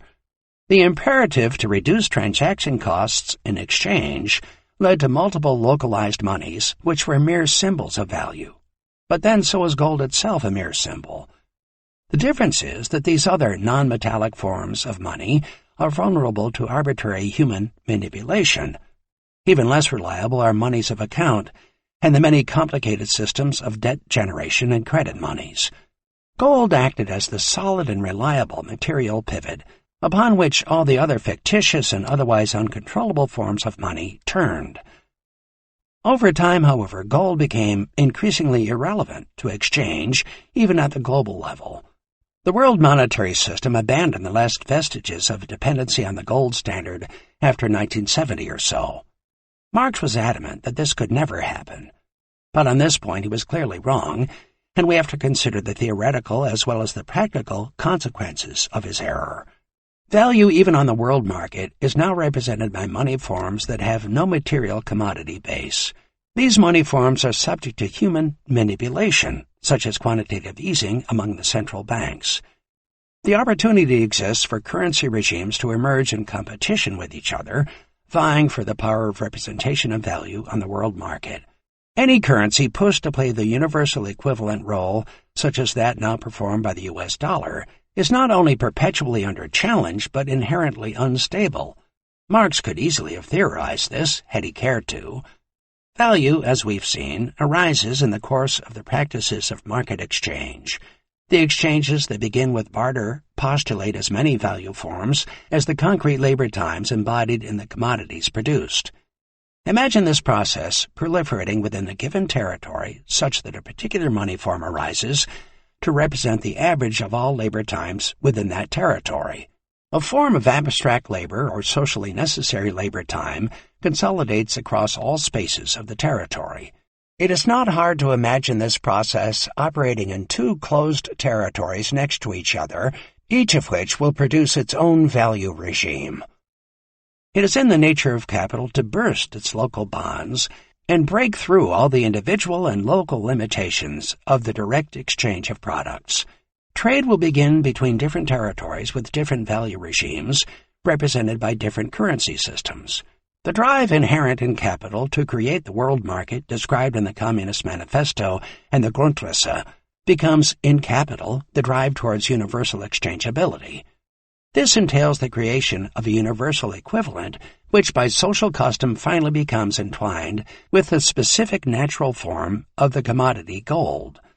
But the completion of this process depends upon the removal of all barriers to trade, including that entailed in transport costs. While those costs have been much reduced in whole or in part, particularly with respect to the hypermobility of the money form, it is impossible to reduce the circulation costs to zero. Marx clearly understood the contradictions embedded in any universal money form. In the case of gold, the way these contradictions apply is obvious, but it is not so easy in the case of the U.S. dollar as a global reserve currency. In effect, the total productivity of concrete private labors producing use values within the U.S. economy is considered the representative of abstract labor on the world stage, but the social convention to accept U.S. manipulations of that standard is not assured. When the total productivity of labor in the United States falls below that in, say, Japan and West Germany, as happened in the 1980s, then why look to U.S. dollars to represent values? There is no stable pillar for the universal equivalent. The evolution of different value regimes occurs in the context of unpredictable shifts in the relative values of the world's major currencies. The production of regional value regimes has been a critical feature of capital's historical geography. These regimes were initially highly localized and loosely integrated through the exchange of a limited number of non-perishable, often high-value and not easily reproduced commodities. The money commodities, gold and silver, perform the role of connector and coordinator, which explains Marx's interest in them as a central feature to his political-economic theorizing. As trading links proliferated and thickened over time, so convergence of the different value regimes has accelerated first at a regional level, as evidenced by the trading regimes of the European Union, North American Free Trade Agreement, NAFTA, Mercosur, and the like, as well as at a more global scale. As late as 1970, foreign cheeses and wines could not be found in local supermarkets in the United States, and even beer was, for the most part, locally brewed. If I was drinking National Bohemian, I was in Baltimore. If it was Iron City, I was in Pittsburgh, and Coors meant Denver. This has changed dramatically since 1970. Every local supermarket has food commodities from all over the world, and I can drink beer from almost anywhere in most major cities. Much of the history of capital since 1945 has been given over to the gradual elimination of barriers to trade by persistent falls in transport costs and by the gradual reduction of political barriers, for example, tariffs and other forms of regulation. The geographical landscape for competitive production has been changing through free trade initiatives such as the General Agreement on Tariffs and Trade, GATT, set up in 1947, and its more far-reaching successor, the World Trade Organization, WTO, set up in 1995, and a host of proposed agreements such as the proposed Trans-Pacific Partnership, TPP.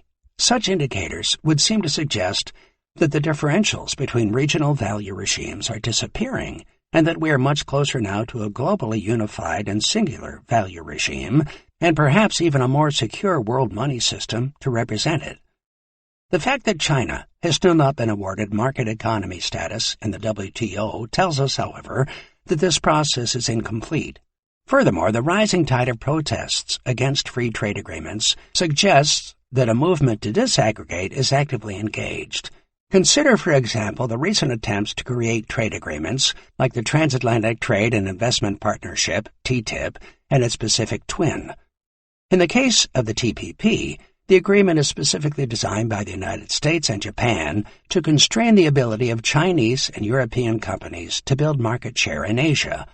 The real character of the TPP becomes clear immediately the fundamental economic data for its 12 intended signatory countries are examined. The potential signatories are dominated by the G7 economies of the United States, Japan, and Canada. These, together with Australia, constitute 90% of the GDP of potential signatories. Participating developing economies, Mexico, Malaysia, Chile, Vietnam, and Peru, make up only 8%. The TTIP and TPP are really attempts by the United States to create a particular value regime, one that will stop the decline of its market share of global trade at others' expense, while counteracting weakening economic growth and profitability at home. In 1985, economies in the proposed TPP countries accounted for 54% of world GDP. By 2014, this had dropped to 36%. From 1984 to 2014, the U.S. share of the world GDP fell from 34% to 23%. In the same period, the U.S. share of world merchandise trade dropped from 15% to 11%. So the TPP is not some great free trade arrangement, but an agreement by a group of advanced economies with a fringe of developing countries whose share in world GDP has been significantly declining to keep others out, with the United States playing the role of dominant power at its center. The benefits do not, of course, go to labor, since, as Marx commented, any excess is pocketed, as in any exchange between capital and labor, by a certain class. Similar effects flowed from the creation of the Eurozone as a supposedly coherent value regime armed with its own currency. But German capital has dominated and extracted maximum benefits, while Greece, Italy, Portugal, and Spain have been systematically drained of value. The abandonment of the Trans-Pacific Accord by the United States has created an opening for China to step in and construct its own version of the value regime in the vacuum created by anticipated U.S. withdrawal. As spatial monopolistic competition has diminished, both materially and politically, other forms of monopoly have been re-emphasized. The large corporation possessed of great market power has been a major feature of capitalism since the latter half of the 19th century, but the gradual breakdown of spatial barriers has meant a shift from national to global perspectives on corporate power, particularly after 1970 or so. Monopolistic power in the United States in the 1960s meant the big three car companies in Detroit. Paul Barron and Paul Sweezy's classic work on monopoly capital, published in 1966, recognized the need for an alternative value theory, but confined much of its analysis to the United States with international offshoots. During those years, U.S. labor, in fact all major national labor forces, was largely protected against foreign competition other than that made possible by immigration. Each large nation-state was, in effect, constituted as a distinctive value regime with capital controls to secure sovereignty over its own economy. But this monopoly was challenged in the 1980s by fierce competition from, for example, foreign car companies, German, Italian, Japanese, then Korean, and now Chinese, while U.S. companies set up in China and elsewhere. Similar stories of the shift from national to global monopoly power can be told for agribusiness, Monsanto and Cargill, energy, the Seven Sisters oil companies, pharmaceuticals, Bayer, Pfizer, and telecommunications. Then there are the new upstart monopolists like Google, Amazon, and Facebook, along with a movement to enclose the world's knowledge commons in global systems of patents, licenses, and legal forms. The latter is what the trade-related aspects of intellectual property rights, TRIPS, agreement within the WTO framework supports and seeks to guarantee. Competition, Marx pointed out in The Poverty of Philosophy, inevitably results in monopoly since only the fittest firms survive in the Darwinian world that capitalist competition creates. Marx takes this process a step further in Capital when he depicts what he calls the laws of centralization of capital, much facilitated by the organization of the credit system, that go well beyond the simple concentration and increase in size of firms consequent upon the accumulation process. The importance of economies of scale in enhancing productivity cannot be overemphasized. This is the competitive advantage that capital seeks in its reckless pursuit of centralization and increase of scale. The accumulation of market power by the corporate sharks allows them to swallow up the small fish through mergers and acquisitions. The unification of the world stock markets in the 1980s has also permitted this process to go global. The wave of technological and organization innovations that have occurred since the mid-1980s have radically restructured regional value regimes. Transport costs, and even more importantly, coordination times, have fallen away as tariffs and other border barriers have either been diminished or selectively removed. Speed up in production and circulation has been the fetish quest of the times. The creation of global production chains permits cross-border production combinations in which, for example, U.S. firms provide design, organizational, and marketing skills combined with low-cost labor in Mexico in much the same way as German firms do in Poland. Some benefit accrues to Mexico and Poland, but most value is captured by corporations in the United States or Germany, even as labor in the United States and Germany faces far fiercer competition from foreign workers and benefits not at all from the reorganization, except perhaps in the form of cheaper consumer goods.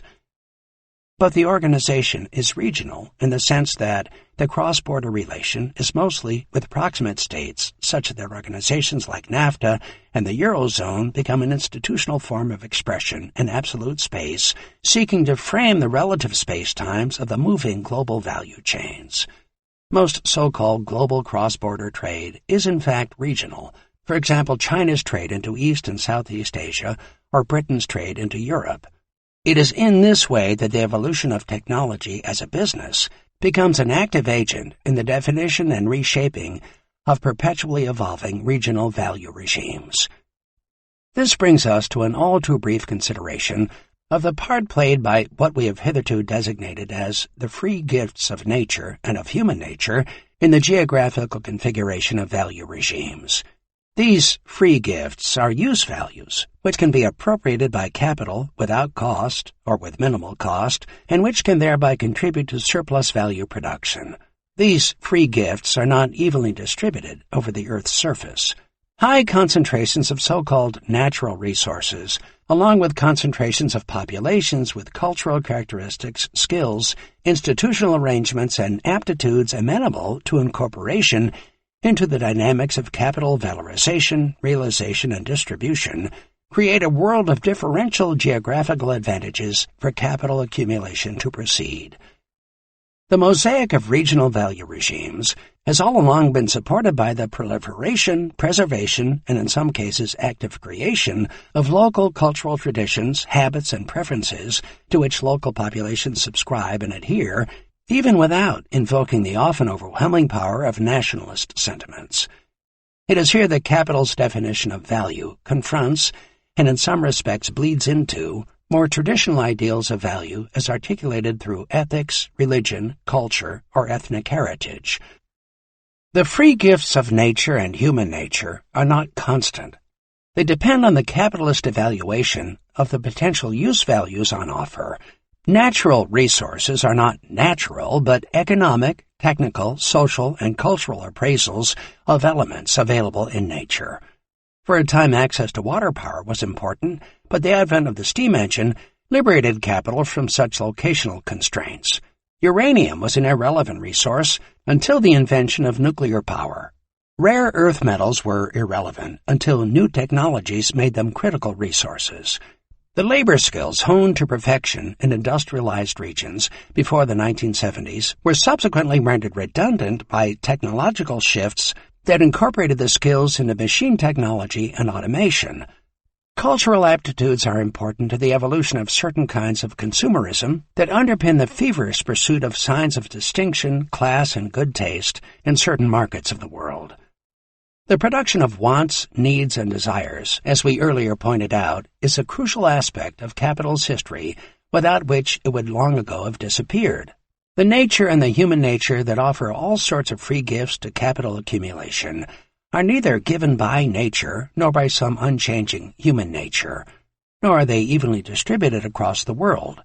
They are produced and ever-changing, and capital itself plays a very significant role in their production. The result is not global homogeneity, but regional diversification. The value of labor power, for example, differs according to climate and level of social development. It depends not only on physical needs, but also on historically developed social needs, which become second nature.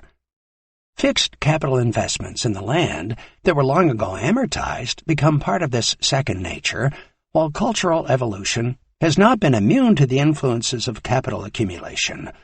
The spirit of entrepreneurialism is created, not given, and it is unevenly distributed just as are the investments that produce a second nature.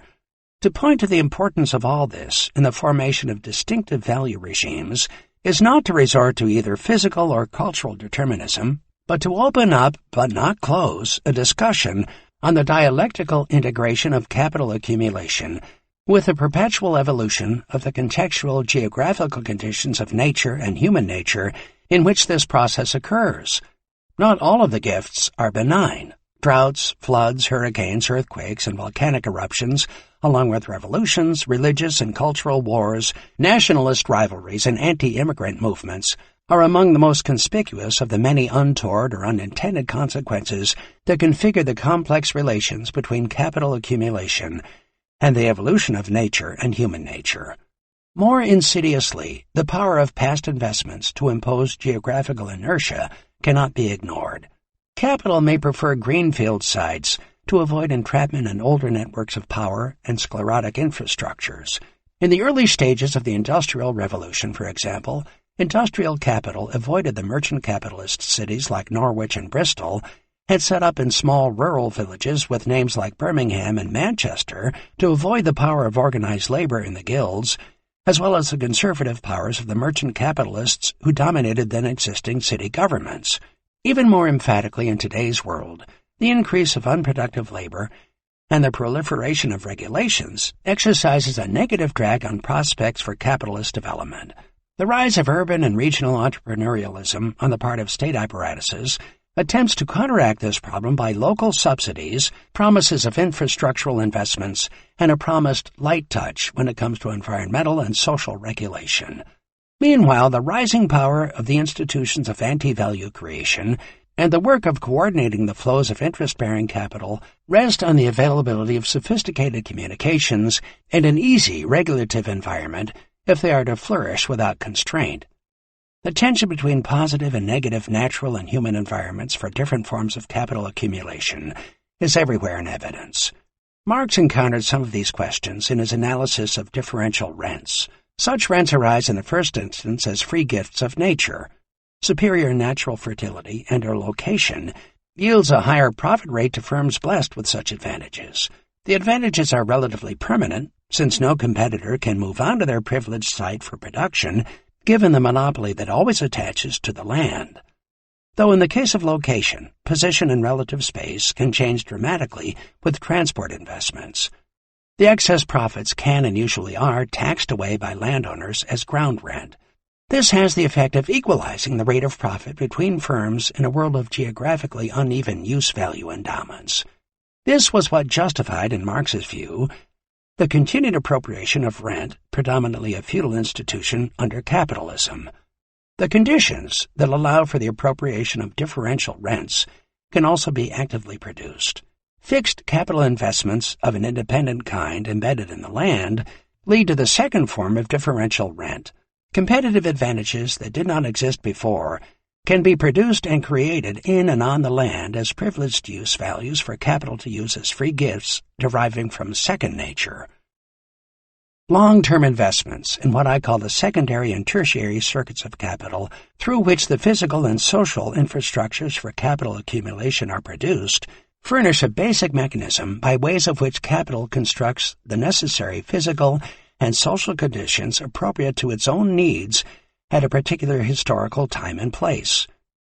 The mobilization of capital flows to construct these infrastructures is a complicated affair and frequently requires not only a sophisticated credit system, but also state organization, financing, and other forms of intervention. In the process, a wholly different form of temporal circulation is generated and superimposed upon the visualization of capital as value in motion with which we began. Refer to Figure 3. The structures that result can be long-lasting and influential in the formation and sustenance of value regimes. Baron Haussmann's boulevards and his sewage and waterworks and the parks like Bois de Boulogne last to this day, as do the works of Robert Moses across the New York metropolitan region in the immediate post-1945 period in New York. the investments in higher education that were paralleled by the enhancement of the research universities in the United States conferred competitive advantage on the United States for 2 generations at least, and shaped its value regime in very distinctive ways. A flood of investment of a similar sort in recent years into higher education in China, largely modeled on the success of Singapore, may well do the same for them long into the future. Investments in social and physical infrastructures create geological concentrations of relative advantage to which capital is inevitably drawn. The free gifts of nature and human nature need to be produced before they can be gifted to capital. Poor regions grow poorer, and rich regions typically grow ever richer, unless some crisis occurs which breaks the circular and cumulative causation process at work behind the uneven development of distinctive geographical value regimes. Long-lasting advantages persist well beyond the date at which the value of the fixed capital or the consumption fund is redeemed. Earlier investments in higher education in the United States made it possible to counter the deindustrialization that afflicted manufacturing from the 1970s onwards. Internet and high-tech firms like Google, Microsoft, Amazon, and the like quickly established themselves as global monopolists, though, as usual, the benefits flowed to capital and not to labor. The relations between different value regimes were crisis-prone even in Marx's day. The crisis may first break out in England, the country which advances most of the credit and takes the least, because the balance of payments, which must be settled immediately, is unfavorable, even though the general balance of trade is favorable. The crash in England, initiated and accompanied by a gold drain, settles England's balance of payments. Now comes the turn of some other country. The costs of devaluation are then forced back upon the initiating region by first shipping away precious metals, then selling consigned commodities at low prices, exporting commodities to dispose of them or obtain money advances on them at home, increasing the rate of interest, recalling credit, depreciating securities, disposing of foreign securities, and finally bankruptcy, which settles a massive claims. Britain, faced with a problem of overaccumulation in the 19th century, solved its problem by lending money to Argentina to build the railways that used British-made surplus equipment. There is much that is all too recognizable in this sort of sequence. But the tacit assumption of Marx's account is that the world needs to be studied and understood in terms of fluctuating power relations between different value regimes in the global economy. The big difference between Marx's day and now is that the appearance of such crises is not primarily marked by a gold drain, though that does occur, nor can it be settled by shipping away precious metals, even as the balance of payments between countries is a crucial source of global instabilities. It is usually settled by a loan from the IMF at the cost of severe austerity measures imposed upon the population. Any diminution in the volumes of world trade or instabilities in the balances of trade crises are even more important now than they ever were.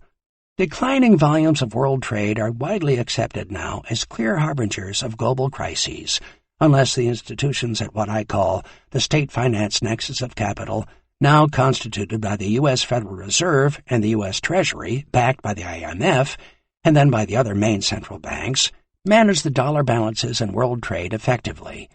Without the gold standard, we now live in a world where human manipulation and management are all there is that stands between us and a catastrophe in global financial and commodity markets. This is not a plea to bring back the gold standard. That would be equally, if not more, disastrous. The case for thinking of regional value regimes that intersect and relate to each other dynamically over time appears irrefutable. That the value regimes have been converging more and more, particularly in their labor market practices, over the last 40 years or so is likewise undeniable. We are closer to a global labor market now than ever before in human history. That there are signs of an increasing homogenization of wants, needs, and desires among middle-class populations everywhere is also undeniable. But there is still a considerable way to go before there is a total homogenization of the multiple value regimes that currently exist. But as so often happens with Marxist-style propositions, it is not hard to spot counteracting forces of disintegration, dispersal, and realization, such that the tension between universal and particular remains permanently with us, to be internalized within the law of value itself. There is not and never can be any single system of values. It is impossible to escape the obvious historical materialist practices by which the motion of capital across the world stage utilizes and constructs geographical differences in how the social labor done for others is conceptualized, utilized, and measured. Geographical differentiations and uneven geographical developments are major features that need to be negotiated. The universality of world money encounters in the course of its spatial movement radically different opportunities for valorization, as well as substantially different conditions for realization, not only because of variation in wants, needs, and desires, but also because of differentiation in the ability to pay. While competition, even of a monopolistic sort, may work to smooth out some of these differences, in other instances it actively creates geographical differences, most conspicuously through differential investments in the fixed capital and consumption fund of the built environment, which are the source of differential land and property rents on the world stage. This leads to sharpening competition between local, regional, and power block economies on the world stage.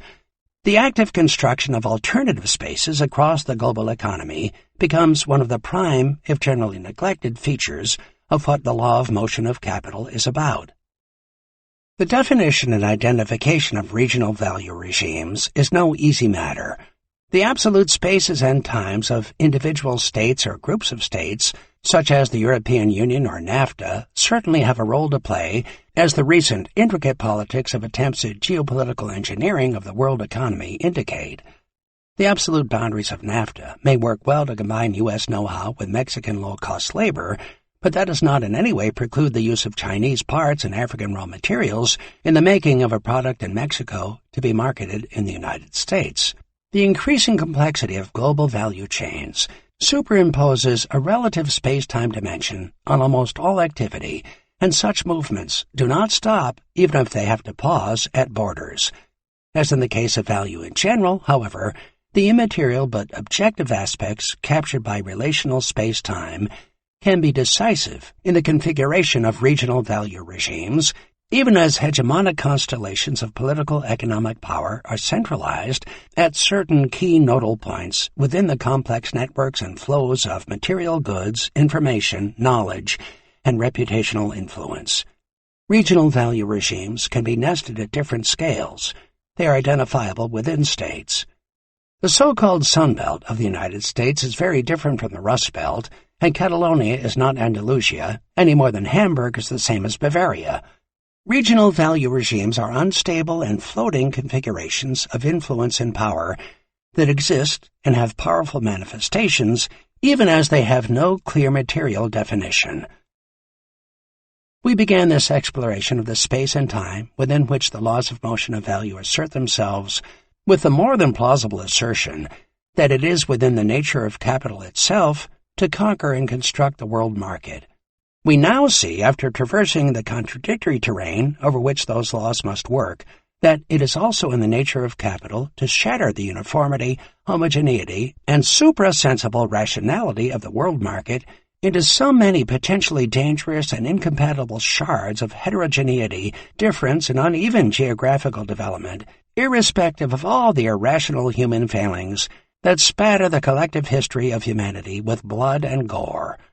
That all of this morphs into questions of geopolitical struggles between power blocks on the world stage is a matter of great consequence.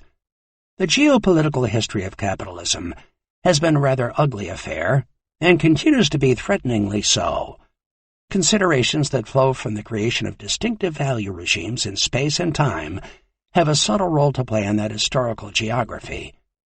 But for some reason or other, neither Marx nor subsequent thinkers working in the Marxist tradition have gone much deeper into this aspect of value theory than variations on the early 20th century theoretical debates on capitalist imperialism and the role of colonialism and neocolonialism in the origins and reproduction of the capitalist world system. 9. The madness of economic reason. When commodities that are the bearers of value are finally consumed, they drop out of circulation. They thereby cease to be a moment of the economic process. But this disappearance is contingent on the prior conversion of value from the commodity into the money form, and money has the capacity to remain in circulation in perpetuity. In the case of money, writes Marx, it becomes madness. Madness, however, as a moment of economics and as a determinant of the practical life of peoples. Daily life is held hostage to the madness of money. But wherein lies this madness? From the standpoint of commodities, exchange value is only of passing interest, since the immediate aim of commodity production is to satisfy social needs. Money, in a world of exchange, simply facilitates the exchanges. But in a world of capital and surplus value production, money takes on a quite different character. Value here preserves itself through increase, and it preserves itself precisely only by constantly driving beyond its quantitative barrier. Thus, growing wealthy is an end in itself. The goal-determining activity of capital can only be that of growing wealthier, that is, of magnification, of increasing itself. Money, insofar as it works as a measure of wealth, must likewise engage in the constant drive to go beyond its quantitative limit, an endless process. Its own animation consists exclusively in that. It preserves itself as a self-validated exchange value, distinct from use value, only by constantly multiplying itself. This is what distinguishes money under capitalism from all its multifarious pre-capitalist forms. Money as a sum of money is measured by its quantity. The measuredness contradicts its character, which must be oriented toward the measureless. It can never be contained or constrained. This is what Hegel refers to as bad infinity. This is the form of infinity that has no ending, and which, like God's wisdom, surpasses all human understanding. The number sequence is its paradigmatic form. For every number, there is always a larger one which goes beyond. The world's money supply, absent the constraint of any material gold base, is a bad infinity. It is simply a set of numbers. Contemporary capitalism is locked into the bad infinity of endless accumulation and compound growth. In Marx's interpretation, Wayne Martin suggests, capitalism is essentially oriented to an incompletable infinitude, an orientation grounded in the ontology of capital itself. Money can accommodate to the infinite need for the expansion of value simply by having the central banks add zeros to the money supply, which is what they do through quantitative easing.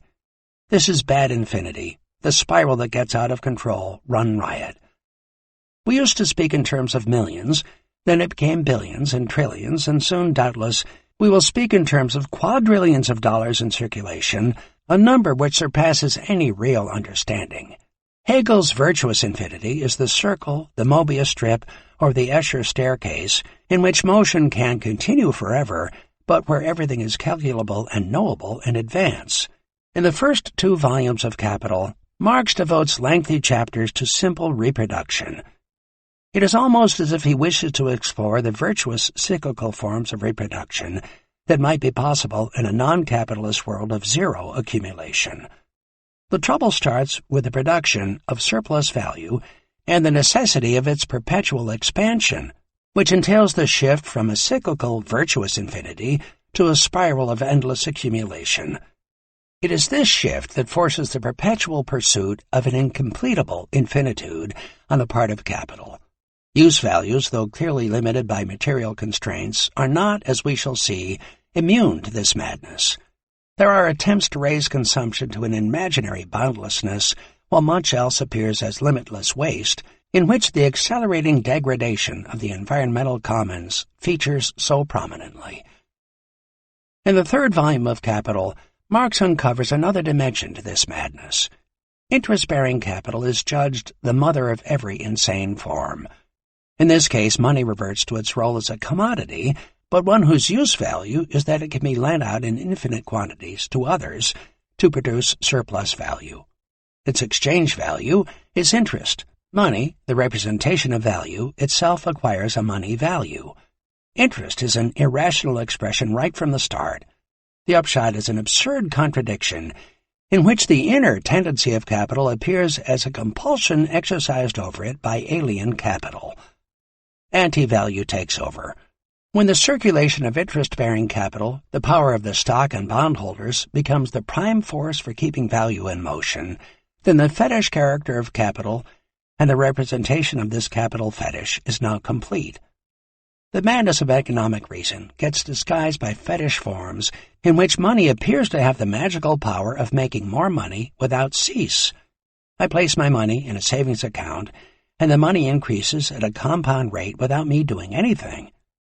It is, however, damned difficult, Marx argues, for Messrs. The economists to make the theoretical transition from the self-preservation of value and capital to its multiplication. Our understanding of the world is held hostage to the insanity of a bourgeois economic reason that not only justifies but promotes accumulation without limit, while pretending to a virtuous infinity of harmonious growth and continuous and attainable improvements in social well-being. The economists have never confronted a bad infinity of endless compound growth that can only culminate in devaluation and destruction. Instead, they laud the virtues of a bourgeoisie who have triumphantly subjugated historical progress to the service of wealth. They steadfastly evade the question of whether crises are inherent in such a system. Crises, they say, are due to acts of God or nature, or to human errors and miscalculations, particularly those attributable to misguided state interventions. Any or all of these can derail the supposedly immaculate machine of endless free market capitalism. But the machine in itself, the economists hold, is the epitome of perfection. When confronted with a crisis, the economists can only claim that if production were carried on according to the textbooks, crises would never occur. Every reason which they, the economists, put forward against crisis is an exercised contradiction, and therefore a real contradiction. The desire to convince oneself of the non-existence of contradictions is at the same time the expression of a pious wish that the contradictions which are really present should not exist. Contemporary economic science is contradiction-free. It is in this context that Marx decided to dedicate so much of his intellectual effort and working life to the critique of political economy and the madness of economic reason. In the process, he uncovers deeper and deeper irrationalities and insane forms in the systemic thought and political program that is supposed to guide us to a utopianism of everyday life. The contradictory laws of motion that he identifies solely advantage the capitalist class and its acolytes while reducing whole populations to exploitation of their living labor in production, to paltry possibilities in their daily life, and debt servitude in their social relations. The madness of bourgeois economic reason, Marx discovers, is further magnified by the growing antagonisms between value and its monetary representations. As money is necessarily cut free from any material base, such as that of the money commodities of gold and silver, so its idealist constructions, as numbers of dollars, euros, yen, etc., and even more importantly its increasing appearance as forms of credit money, become vulnerable to the vagaries of human judgments, open to excesses and manipulations by whoever holds the reins of power. From its servile role as mere medium of circulation, money suddenly changes into the Lord and God of the world of commodities that can be tangibly brought into the possession of a particular individual. Money is an individualized claim upon the social labor of others, in exactly the same way that debt is a claim over the future labor of those others. Money gives its possessor a power over society, over the whole world of gratifications, labors, etc. The gap between the proliferation of such claims and the value base upon which such claims might be based has widened enormously since Marx's day. If everyone in the world went to the banks to demand cash equal to their deposits, then it would take several months, if not years, to print the notes required. $2 trillion a day changed hands on foreign exchange markets. But this is only the tip of an iceberg of phenomena within the financial world. The flows of credit monies, of that form of anti-value which capital itself creates, have increased enormously since the 1970s. Figure 4. In the first instance, these flows lubricate activities within the field of distribution itself. The latter more and more appears as a black hole into which a mass of value disappears in the name of debt redemption without any security that it will ever re-emerge. Interbank lending is at an all-time high, as are the interchanges between financial institutions and the central banks. Banks have long lent to governments against the security of the state's power to tax. The power of the state to tax is reciprocally used to bail out banks in trouble. The escalating national debts of the leading states have not the faintest hope of ever being legally retired. But significant flows of tax revenues into debt redemption become normalized within the field of distribution as a whole. Much of the effective demand derived from state expenditures, on the other hand, is fictitious capital, anti-value, generated within the credit system and lent to the state. The claims to future value production endlessly expand. Consumer credit, some of it of a predatory sort, is made available to everyone, including workers and students, and typically escalates as it circulates. The fantasy of an imaginary boundlessness in consumption is avidly pursued. Credit flows to land and property owners. It fuels speculation in rents and other asset values that then have the power to magically increase without limit. Merchants and industrialists borrow even in the face of the potent power of anti-value that may destroy them at some future date. Merchants, land and property owners, states, and anyone else who saves, including more privileged sectors of the working classes, deposit surplus funds in financial institutions in the expectation, sometimes deceived, of a rate of return. Marx recognized the importance of fictitious capital formation and asset speculation while highlighting the madness of their economic reason. He understood full well that these interdistributional relations constitute acute moments of economics affecting the practical life of peoples. But, as everyone knows, this is a notoriously opaque and mystified arena of capitalist activities that eludes any easy summary or even superficial description. But this limitlessness cannot be confined to the world of credit monies. It has implications for the worlds of use values and value production. Capital is the endless and limitless drive to go beyond its limiting barrier. Capital as such creates a specific surplus value because it cannot create an infinite one all at once, but it is the constant movement to create more of the same. The quantitative boundary of the surplus value appears to it as a mere natural barrier, as a necessity which it constantly tries to violate and beyond which it constantly seeks to go. To study capitalist economic history is to study this madness in action. Consider the following astonishing but all too concrete fact. Between 1900 and 1999, the United States consumed 4,500 million tons of cement. Between 2011 and 2013, China consumed 6,500 million tons of cement. In 2 years, the Chinese consumed nearly 45% more cement than the United States had consumed in the whole of the preceding century. Figure 5. Those of us who live in the United States have seen plenty of cement used over our lifetimes, but what has happened in China is extraordinary. The increase in the scale of spreading cement around is unprecedented. It provokes worrying questions. What might the environmental, political, and social consequences be? There seems to be more than a touch of madness about it. Is this the imaginary boundlessness of which Marx speaks? Cement is used in construction. This means a massive investment in the creation of built environments, in urbanization, and the construction of other physical infrastructures, transport systems, dams, container terminals, and airports. It is not only cement that is used. There has been an enormous expansion of steel production and use. In recent years, more than half of the world's steel output and use has taken place in China, Figure 6. A lot of iron ore is required to make that steel. It comes from faraway places like Brazil and Australia. Many other materials like copper, sand, and minerals of all sorts have been consumed at unprecedented rates. In the last few years, China has been consuming at least half, and in some instances 60 or 70%, of the world's key mineral resources. Figure 7. Raw material prices have until recently tended to soar as a result. Mining activity has been accelerating everywhere. From India to Latin America to Australia, whole mountains are being moved in the search for minerals, with all sorts of deleterious political, economic, and environmental consequences. The huge expansion of urban and infrastructural investment in China has had many global ramifications. All those countries exporting raw materials to China came out of the recession of 2007-8 very quickly. Australia, Chile, Brazil, Zambia, along with Germany, which exported high-tech equipment. One of the reasons that a troubled global capitalism survived as well as it did after 2007-8 was because of China's sustained growth of productive consumption. The Communist Party leadership in Beijing almost certainly did not set out to save global capitalism, but this is in effect what they did.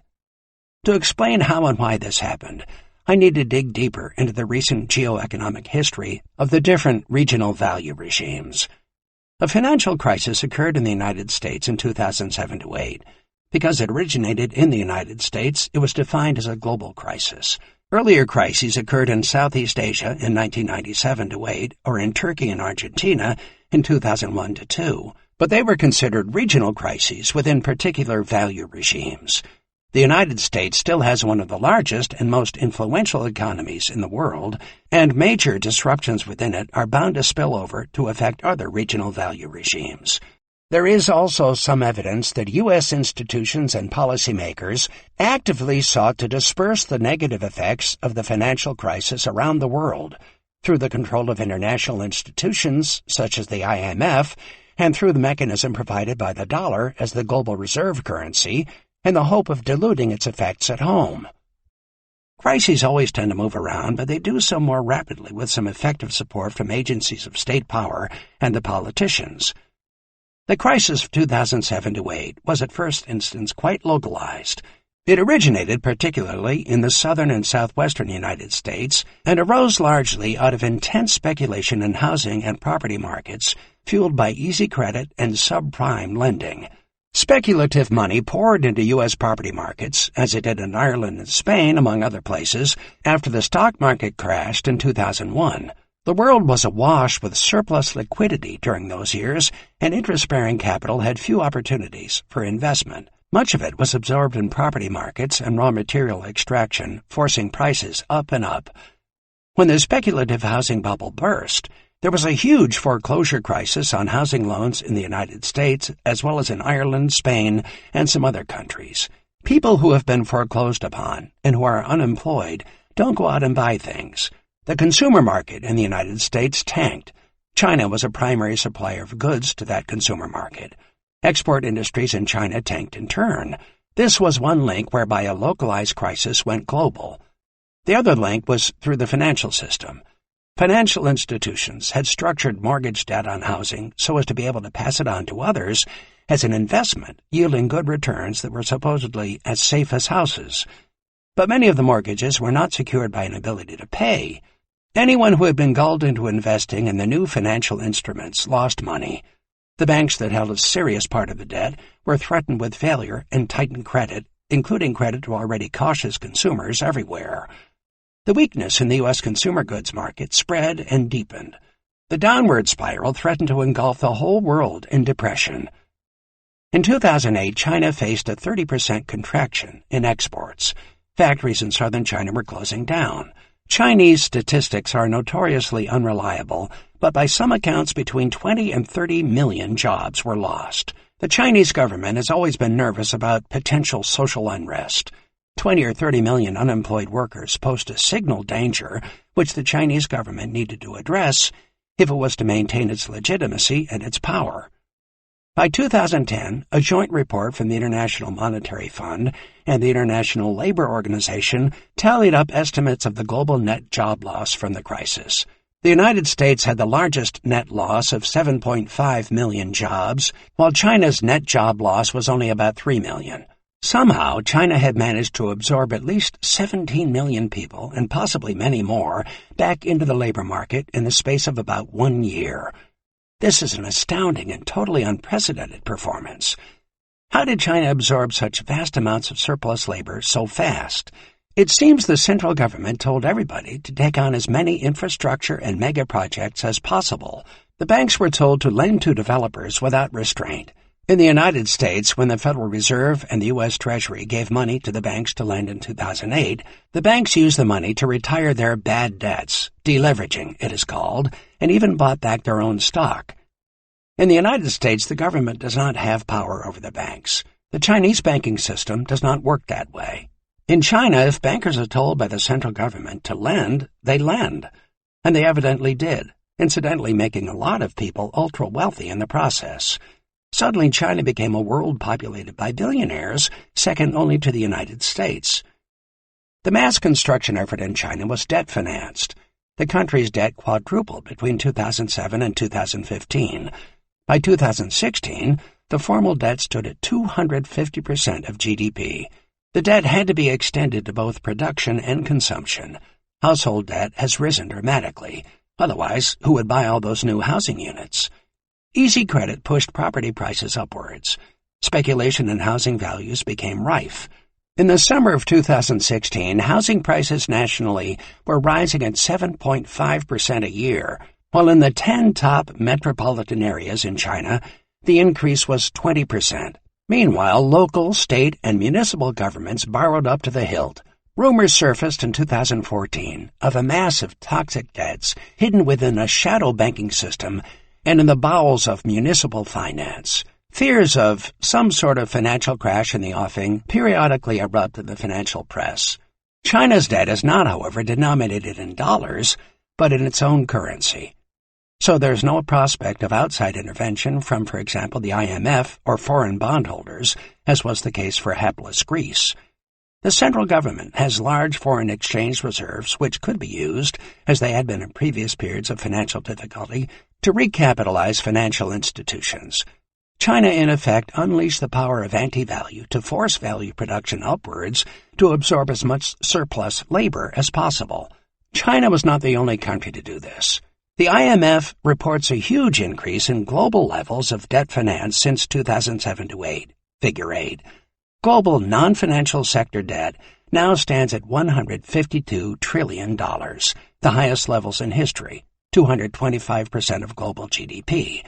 The United States is one of the few countries where some reduction in net debts occurred after 2008, mainly by way of austerity politics at all levels of government and continuing problems of housing finance. This resulted in stagnant effective demand, which held back the recovery from the crisis.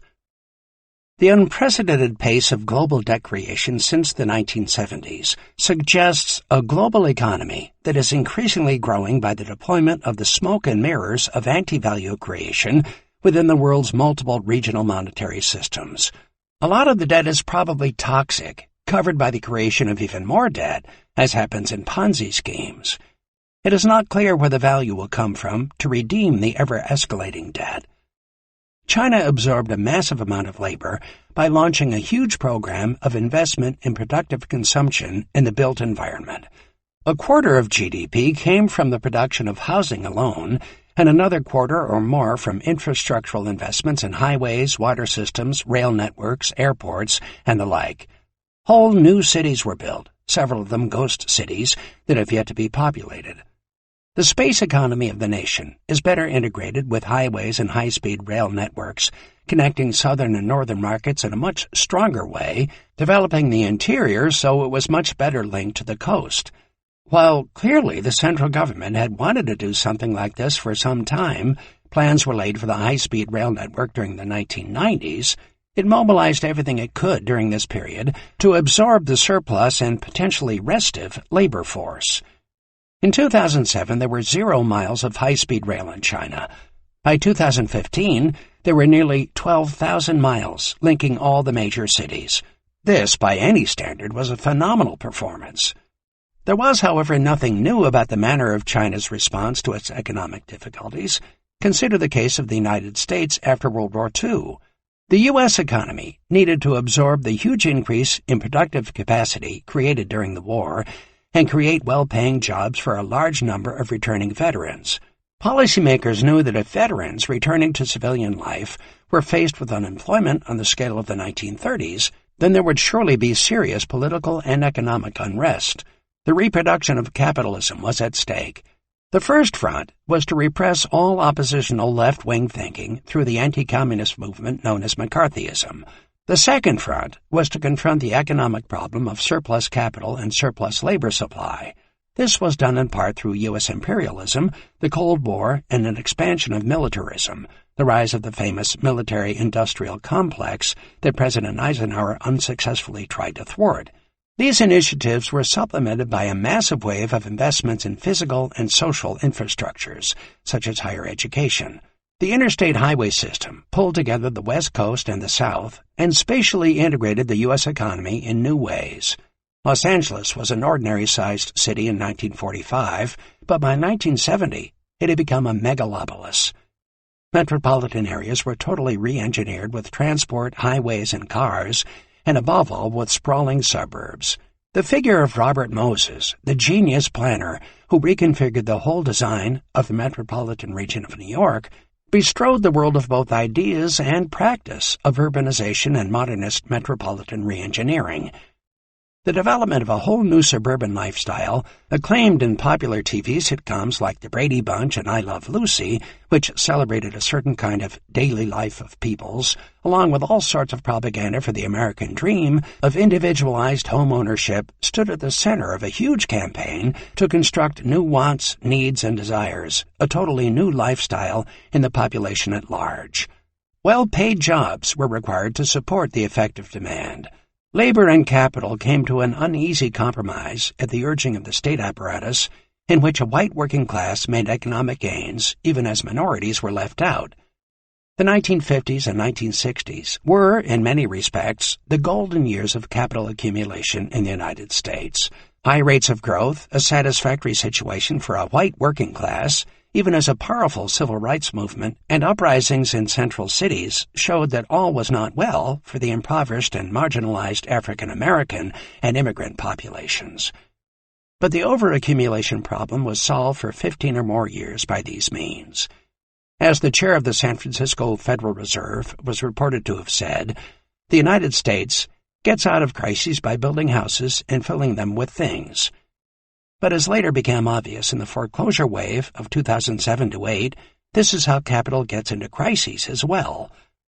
A similar example of using urbanization to solve economic and political problems had occurred much earlier in Second Empire Paris. The economic crisis of 1848 prompted working-class and bourgeois revolutions in that city. Both failed, and Louis Napoleon, nephew of Bonaparte, was elected president on the promise of making France great again. He took absolute power in a coup d'etat in December 1851 and declared himself emperor in 1852. He immediately set up a network of spies and secret police to inform upon and control all opposition. But he also knew that he would not last long unless he put labor and capital back to work. A fan of the utopian theories of Saint-Simon, he initiated public works projects funded by associated capital and brought Haussmann to Paris to oversee the rebuilding of the city. Capital and labor were soon fully and profitably employed, creating the new boulevards, parks, department stores, fresh piped potable water and sewers, and the like.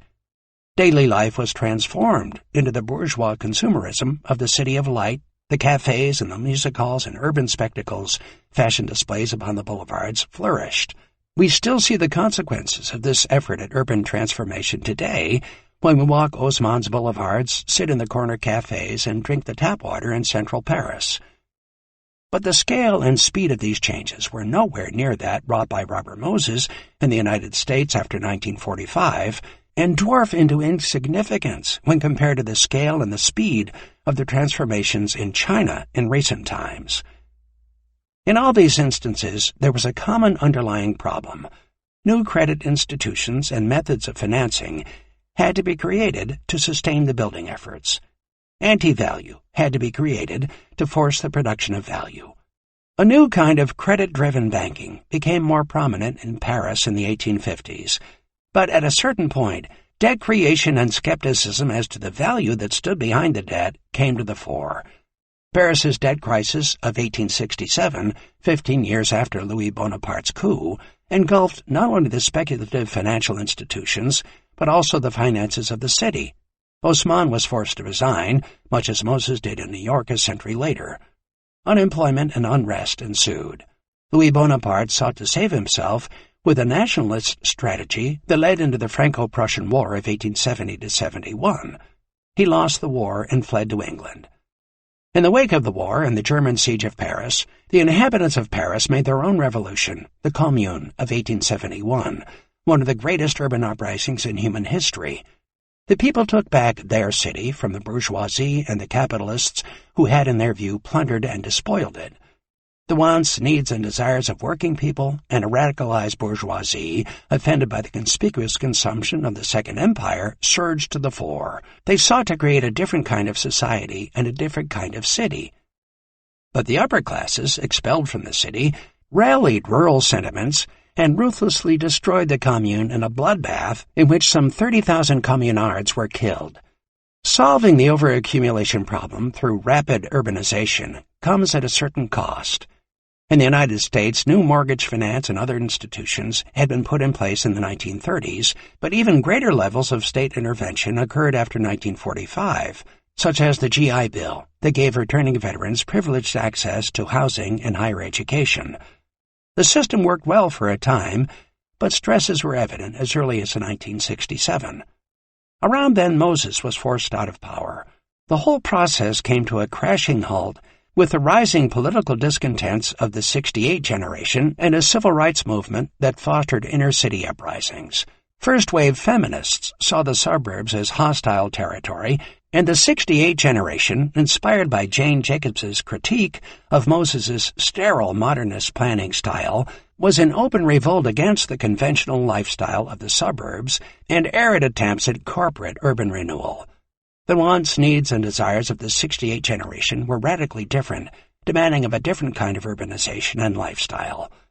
To top it all, the property market collapsed shortly thereafter, culminating in the technical bankruptcy of New York City in 1973-5.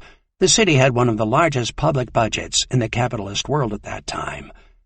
This initiated a period of serious recession and capitalist restructuring in the United States that also affected the United Kingdom, Europe, and the rest of North America, eventually extending globally in a wave of neoliberal restructuring of capitalism in general. The restructuring entailed the accelerated growth of indebtedness and the circulation of interest-bearing capital as the prime energy source for endless capital accumulation. It also ushered in the rise of a new kind of urban and suburban lifestyle, more in tune to the libertarian demands of the '68 generation. After 2008, the Chinese in effect copied, probably without knowing it, what Louis Bonaparte did in Paris after 1848 and the United States had done after World War II, even to include major investments in higher education. But they did it much faster and at a much larger scale, as the data on cement construction show.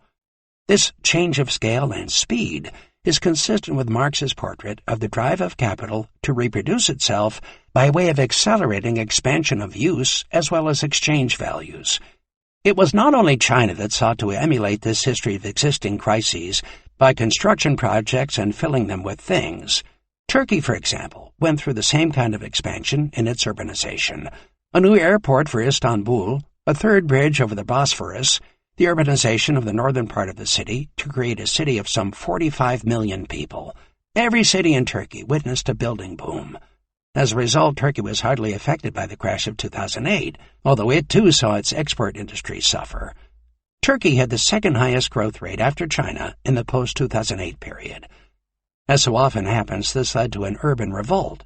Faint echoes of the Paris Commune focused on Gezi Park in Istanbul in 2013. Spectacular urbanization in the Gulf states also absorbed a lot of surplus capital, though in this case it was imported immigrant labor that was involved. In major urban centers in North America and Europe, property markets quickly revived after 2009, but mainly for high-end housing projects for the affluent. New York City and London soon were experiencing property revivals in high-end construction in the midst of a chronic absence of any investment in affordable housing for the less well-off. Step back a moment and think about what is happening. There is something insane about the spectacular urbanization, limitless waste, and boundless consumption of the Gulf states in a region of the world desperate for mass improvements in the well-being of the common people. The same has to be said about the investment in high-end condos for the rich and the ultra-rich in New York City, where there is a crisis of affordable housing and 60,000 homeless people on the streets. The seething slums of Mumbai are punctuated by palatial buildings for the newly minted billionaires. Many of these high-end buildings are not lived in. Walk the streets of New York and see how many lights are on at night in those spectacular condos for the affluent soaring high into the night sky. The buildings are simply investment vehicles, not only for the ultra-rich, but for anyone who has some spare cash to save. When China relaxed its foreign exchange controls in 2016, a flock of Chinese buyers appeared in New York City, Vancouver, San Francisco, and elsewhere, looking for a place to park their money rather than a place to live. When Irish entrepreneurs were flush with money before 2007, they also bought into Manhattan real estate. The Russians, the Saudis, the Australians are doing the same.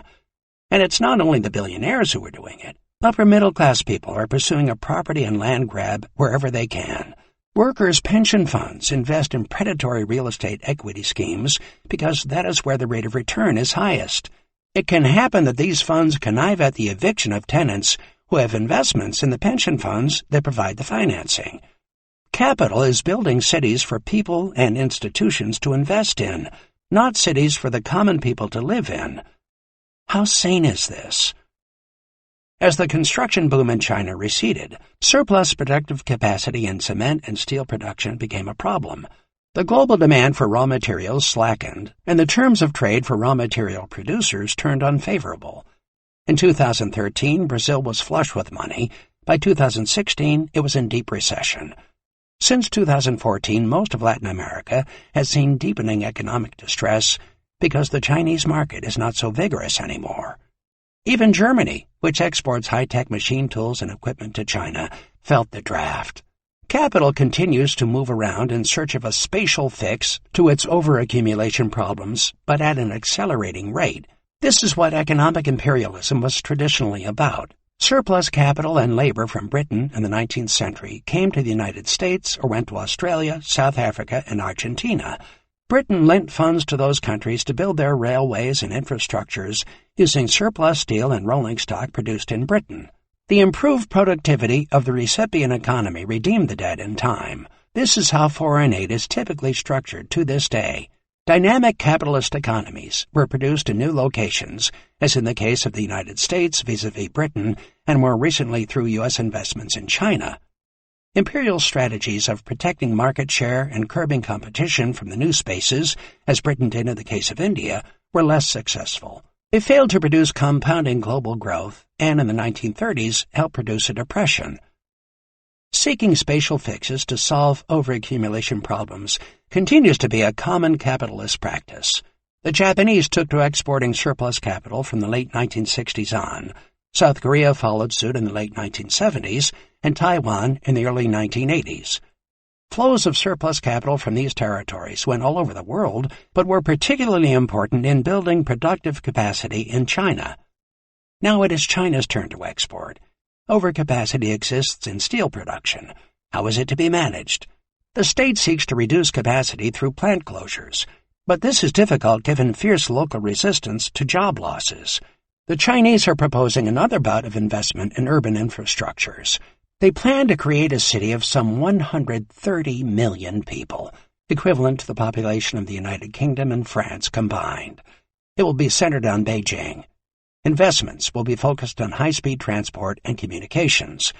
What is being proposed is the rationalization of three major urban regions, one centered in Beijing, the second in Shanghai, and the third in Guangdong province. Several multi-million cities already exist in each of these regions.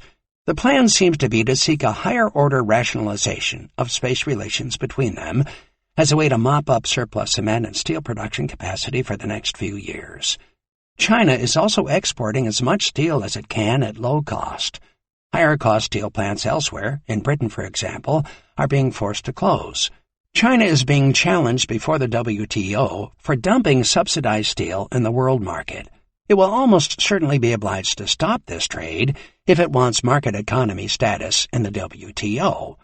But Chinese corporations are also lending money, on relatively easy terms, to countries to build railways, highways, and physical infrastructures in, for example, East Africa, using Chinese steel as well as surplus Chinese labor, even though there is plenty of local surplus labor available. The same is happening in Latin America. Proposals exist to build a competitor to the Panama Canal through Nicaragua and transcontinental rail lines running from the Pacific to the Atlantic coasts. It will then be possible to get from the port of Lima to Sao Paulo in about a day and a half overland. Several proposals of this kind were laid out some time ago in Latin America, but nobody took them seriously until the Chinese came along and said they had plenty of cement and steel, and that they would lend the money to purchase these materials and build the infrastructures. While the cost of shipping will remain much lower, it is also slower, and time is money in the sphere of circulation these days.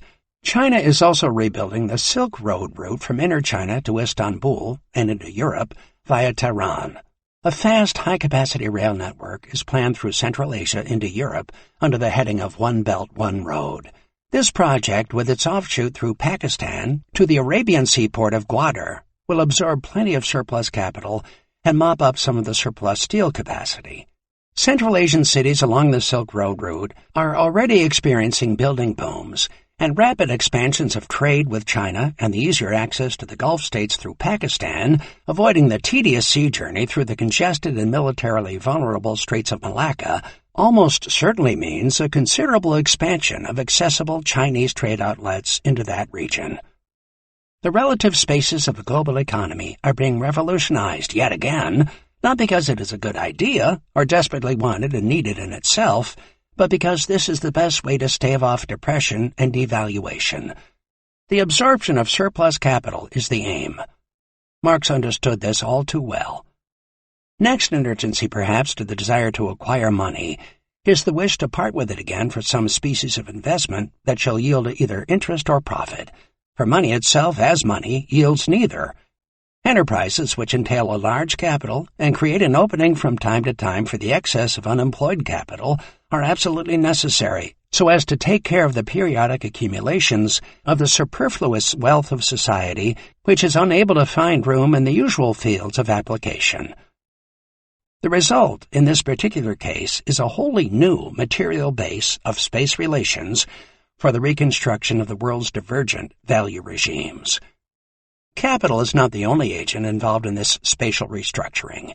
Mass migratory movements are bringing labor forces together into competitive configurations. This has also happened before, but it is now, like the case of Chinese cement, at an unprecedented scale. It is not only the volume of migratory movement that counts. The labor forces of the world have been brought into a competitive relation with each other by declining transport and communications costs, organizational technologies, and changing speed rather than costs of movement, as well as through the development of complex commodity chains.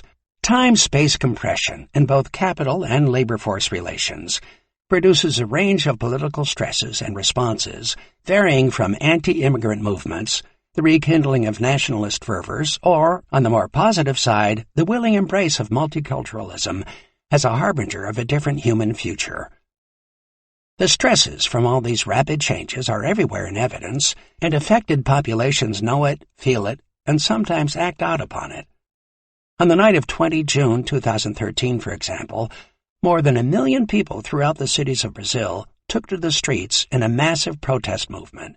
The largest protest of more than 100,000 people occurred in Rio de Janeiro.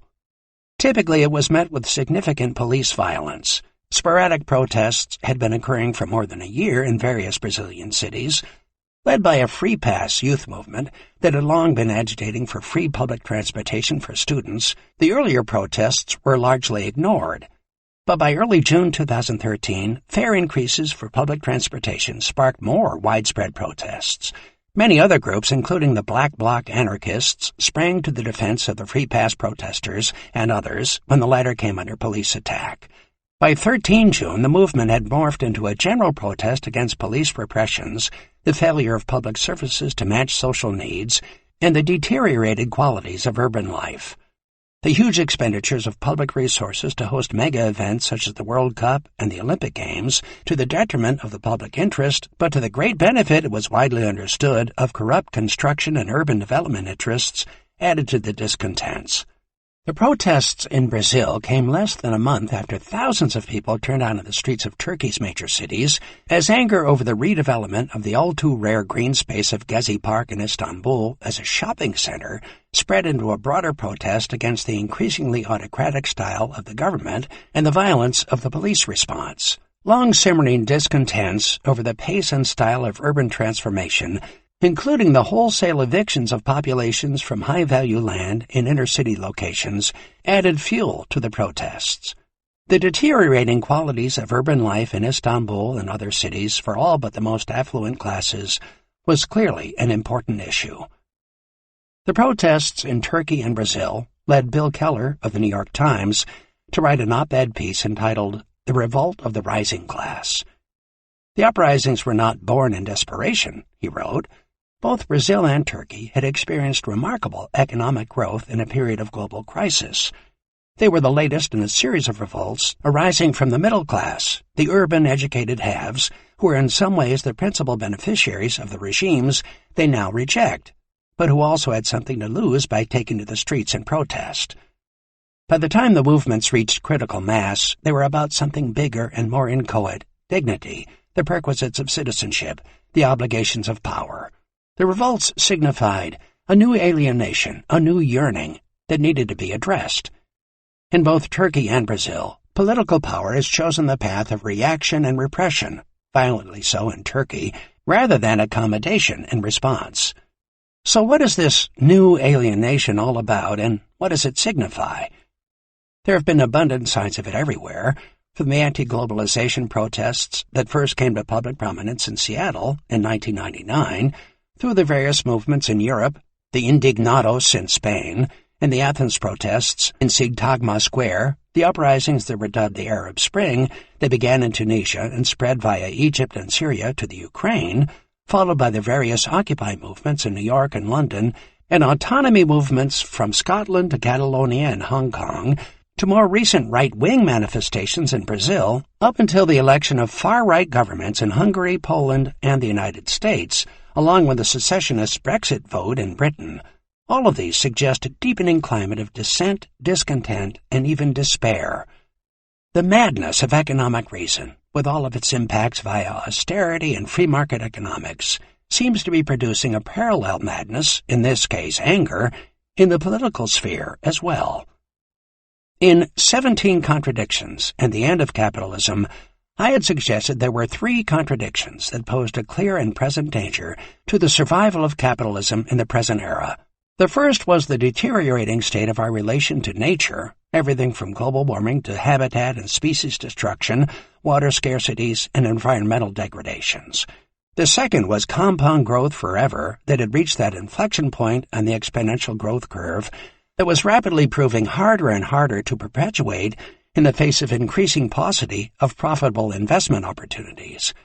It was also putting intense pressure on that one form of capital that can increase without limit, particularly the credit forms of money that seem to be spiraling out of control. The third was what I called universal alienation.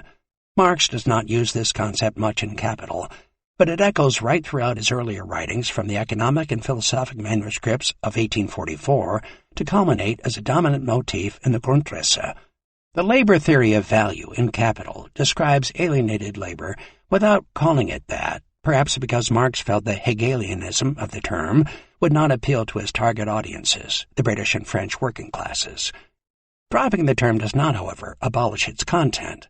Value in Marx is socially necessary alienated labor. Since capital is value in motion, then the circulation of capital entails the circulation of alienated forms. To what degree do these alienations underpin the evident political manifestations of discontent and despair? The alienation inherent in valorization is well known and long-standing. The labor who creates value is separated, alienated, from access to the means of production, from command over the labor process, the product, and the surplus value. Capital makes it appear as if many of the inherent powers and free gifts of labor and of nature belong to and originate with it, because it is capital that gives them meaning. Even the mind and bodily functions of the laborer, along with all the natural forces freely deployed in production, appear as contingent powers of capital because it is capital that mobilizes them. The alienation of the relation to nature and to human nature is a precondition, therefore, for the assertion of capital's productivity and powers. In addition, the productivity of labor is driven by technologies chosen by capital to confirm not only its control over the laborer, but to undermine the dignity and putative powers of labor both in production and in the marketplace. Meaningless jobs, contingent employment and unemployment, and ever lower rates of remuneration are the fate of labor unless resistance is effectively mobilized to counteract them.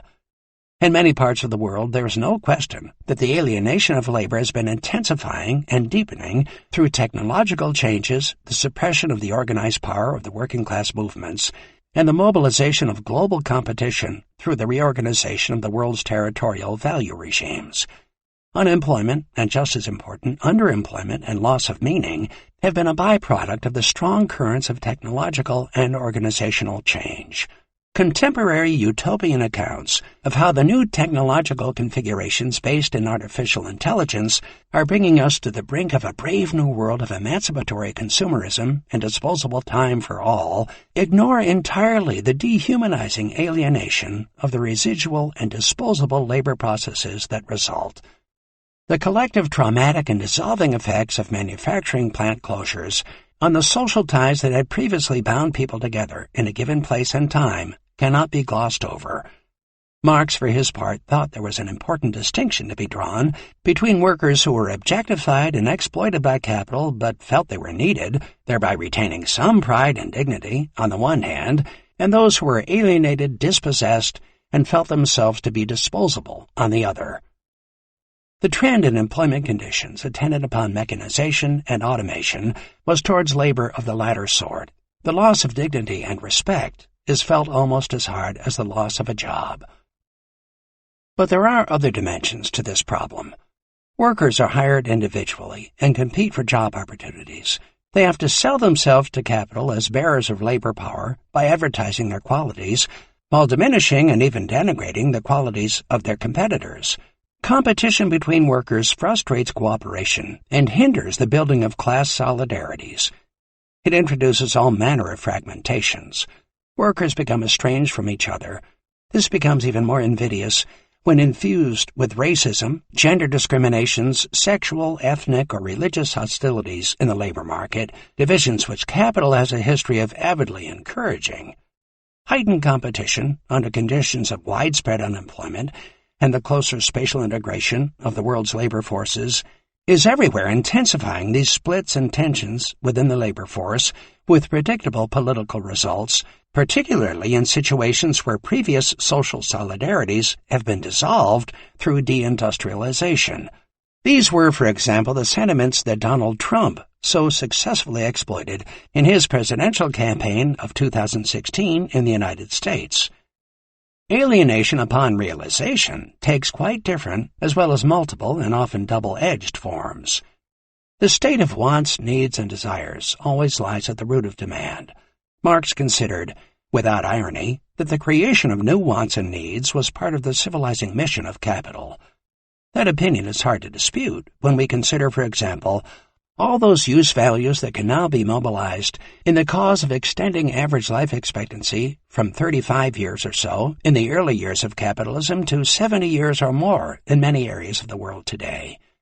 Capital produces a cornucopia of use values from which it is in principle possible for people to create unalienated social relations and ways of being in nature and with each other. The potentiality is there. The world is dotted with heterotopic spaces in which groups strive to construct unalienated ways of living and being in the midst of a sea of alienation. The alienations experienced in production stand to be recuperated through a compensatory consumption of use values that improve the qualities of daily life. On the other hand, the wants, needs, and desires of the military-industrial complex, the gun lobby, or the car producers have formed and continue to form potent sources of aggregate demand engineered through corporate influence over the state apparatus and through imposed lifestyle choices. Their contributions to social well-being are dubious at best. A city like Sao Paulo has at its economic base a car industry that produces vehicles that spend hours stationary in traffic jams as they clog the city streets, spewing pollutants and isolating individuals from each other. How sane an economy is that? What to do about cars is one of the critical questions of our time, which no one much wants to talk about, except in terms of better management of flows through smart city technologies. Yet the warning signs are everywhere. In the early winter of 2016, All Chinese cities north of the Yangtze experienced killer smogs that closed airports and snarled traffic for many days. Similar events occurred in New Delhi, Tehran, and extended even to Paris, and less intensely to London. Life expectancy has been declining north of the Yangtze over the last 2 decades, and deteriorating air quality is suspected as the prime reason. Some of the worst industrial polluters, it should be remarked, are steel and cement, along with coal-fired power stations. The relation between realization and the history of consumerism overlaps with the historical evolution of distinctive lifestyles. The building of the suburbs and gated communities in the United States may have saved global capitalism from return to depression conditions, but it also corralled housing choices in ways that attached not only to material requirements, for example a car and private property and housing, but also is accompanied by political and ideological justifications of a way of life, designated as the American dream, that limits and imprisons rather than liberates the horizons of personal fulfillment. The rise of compensatory consumerism for the working classes is supplemented by conspicuous consumption of hedonistic goods within all classes that add up to nothing more than conspicuous waste. The endless pursuit of satisfactions of wants, needs, and desires that can never be fulfilled necessarily parallels endless compounding growth in production. While it would be wrong to consider the reconfiguration of all new wants, needs, and desires as alienated, it is not hard to see how alienations flourish, and have in many places and among certain marginalized classes been intensifying in the kind of consumerist society that capital necessarily constructs. The gap between the promise and the realization has been widening. If the circulation of capital is under immense competitive pressure to accelerate, then this requires speed up in consumption. I still use my grandparents' knives and forks. If capital produced only items of this sort, it would long ago have fallen into permanent crisis. Capital evolves a whole range of tactics, from planned obsolescence to mobilizing advertising pressures and fashion as tools of persuasion, all in the cause of accelerating turnover time and consumption. Consider the case of a Netflix original. The fact that I consume it does not prevent it being consumed by others, and the consumption time is that of an hour or so, compared to my knives and forks that have lasted more than 100 years. The value entailed in the production and transmission through intricate communication infrastructures is recuperated by literally millions of users paying their Netflix subscriptions. Hardly surprisingly, capital has cultivated a society of spectacle in order to assure a form of market growth of ephemeral products for instantaneous consumption. The social consequences of this are far-reaching and double-edged. Rapid transformations in lifestyles, technologies, and social expectations multiply social insecurities and increase social tensions across generations, as well as between diversifying social groups. Everybody seems intent on consulting their mobile phones or their tablets rather than talking with each other. The rootedness of cultural meanings becomes less secure, open to casual reconstructions in accord with contemporary fantasies. Identities float in a sea of transitory and ephemeral attachments. People and products that correspond to this are needed if capital is to meet the requirement of endless compound growth. This is what rational consumption looks like from the standpoint of endless capital accumulation. The conditions and location of the realization and appropriation of value are very different from those of production. The Netflix original may be made in Los Angeles, but the realization takes place in media markets all over a country or even the world. My computer is produced in Shenzhen by Foxconn, and its value is realized by Apple in the United States. The former earns a very low rate of profit, while the latter takes the bulk of the value and surplus value for itself. This is how transfers of value are engineered from one space to another. The fairness of this is being very much called into question. Opportunistic forms of capital also intervene at the moment of realization to appropriate far more value than is warranted. When hedge funds take over pharmaceutical companies or buy up large swaths of foreclosed housing and then turn around to make them available to needy consumers at exorbitant prices, then realization becomes a moment for the systematic organization of accumulation by dispossession. If you ask people what the major forms of exploitation experienced in the United States are today, they mention credit card fees. They mention landlords and rents and property speculators. They mention what telephone companies do to their telephone bills by adding all these weird charges that say you are roaming someplace where you weren't. They mention health insurance companies, local taxes, transport costs, and so on. There's an immense amount of racketeering, sometimes akin to robbery, that goes on at the point of realization. The politics of struggles over realization are apparent everywhere. The discontents are legion. The politics involved in the extraction of wealth at the moment of realization are different from those generated around production. Such struggles are difficult to theorize and organize. It is not capital versus labor, but capital versus everybody else, between buyers and sellers rather than between labor and capital. Middle-class populations are buyers and get involved in struggles, sometimes of the not-in-my-backyard sort, against racketeering merchants. Do working-class populations seek them out as allies against the property speculators? The politics are just as robust and torment-ridden as those of valorization, even though they have a different structure and reflect different forms of alienation. Revolutionary movements like the Paris Commune of 1871 or the '68 movement were, it turns out, often as much indebted to a radicalized and alienated bourgeoisie, barred from realizing their dreams and ambitions, as they were to the working classes. But cross-class organizing can be difficult as well as often frustrating. The increasing prominence of accumulation by dispossession, with the massive losses in the recent foreclosure crisis in the forefront, deepens despair and discontent in many segments of the population. While a lot of wealth is extracted by capital from realization, even more is sucked out from distribution. The most blatant form of redistribution has to highlight the declining share of labor in the national product in much of the world, and the failure of labor in recent times in particular to receive any benefits from rising productivity. Labor has suffered instead from the unemployment and the rapid deteriorations of qualities of work through technological change. The shift from productive to unproductive labor, accompanied by excessive bureaucratization within both the state and corporations, has not helped. Increasing inequality in incomes and wealth almost everywhere throughout the capitalist world, with some rare exceptions, adds to the mix of forces making for deep political discontents. The politics and the mechanisms of other redistributions are, however, very different, and the consequent alienations that arise are so complex as to require a whole book to deal with them. The different factions of capital, merchants, financiers, property owners, and industrial capitalists, sometimes cooperate and complement each other, but they also compete and are not averse to stealing from and exercising power over each other. Usurious practices should have disappeared, according to Marx, but capitalist financiers, who typically exhibit the nicely mixed character of swindler and prophet, rule the roost for financial transactions and channel the circulation of interest-bearing capital in ways that are often far from beneficial except to themselves. Tactics of predatory lending are, for example, widespread. This lending is not intended to promote the production of value, but to entangle producers in such a web of debt obligations as eventually they have no option except to surrender their property rights to the lender.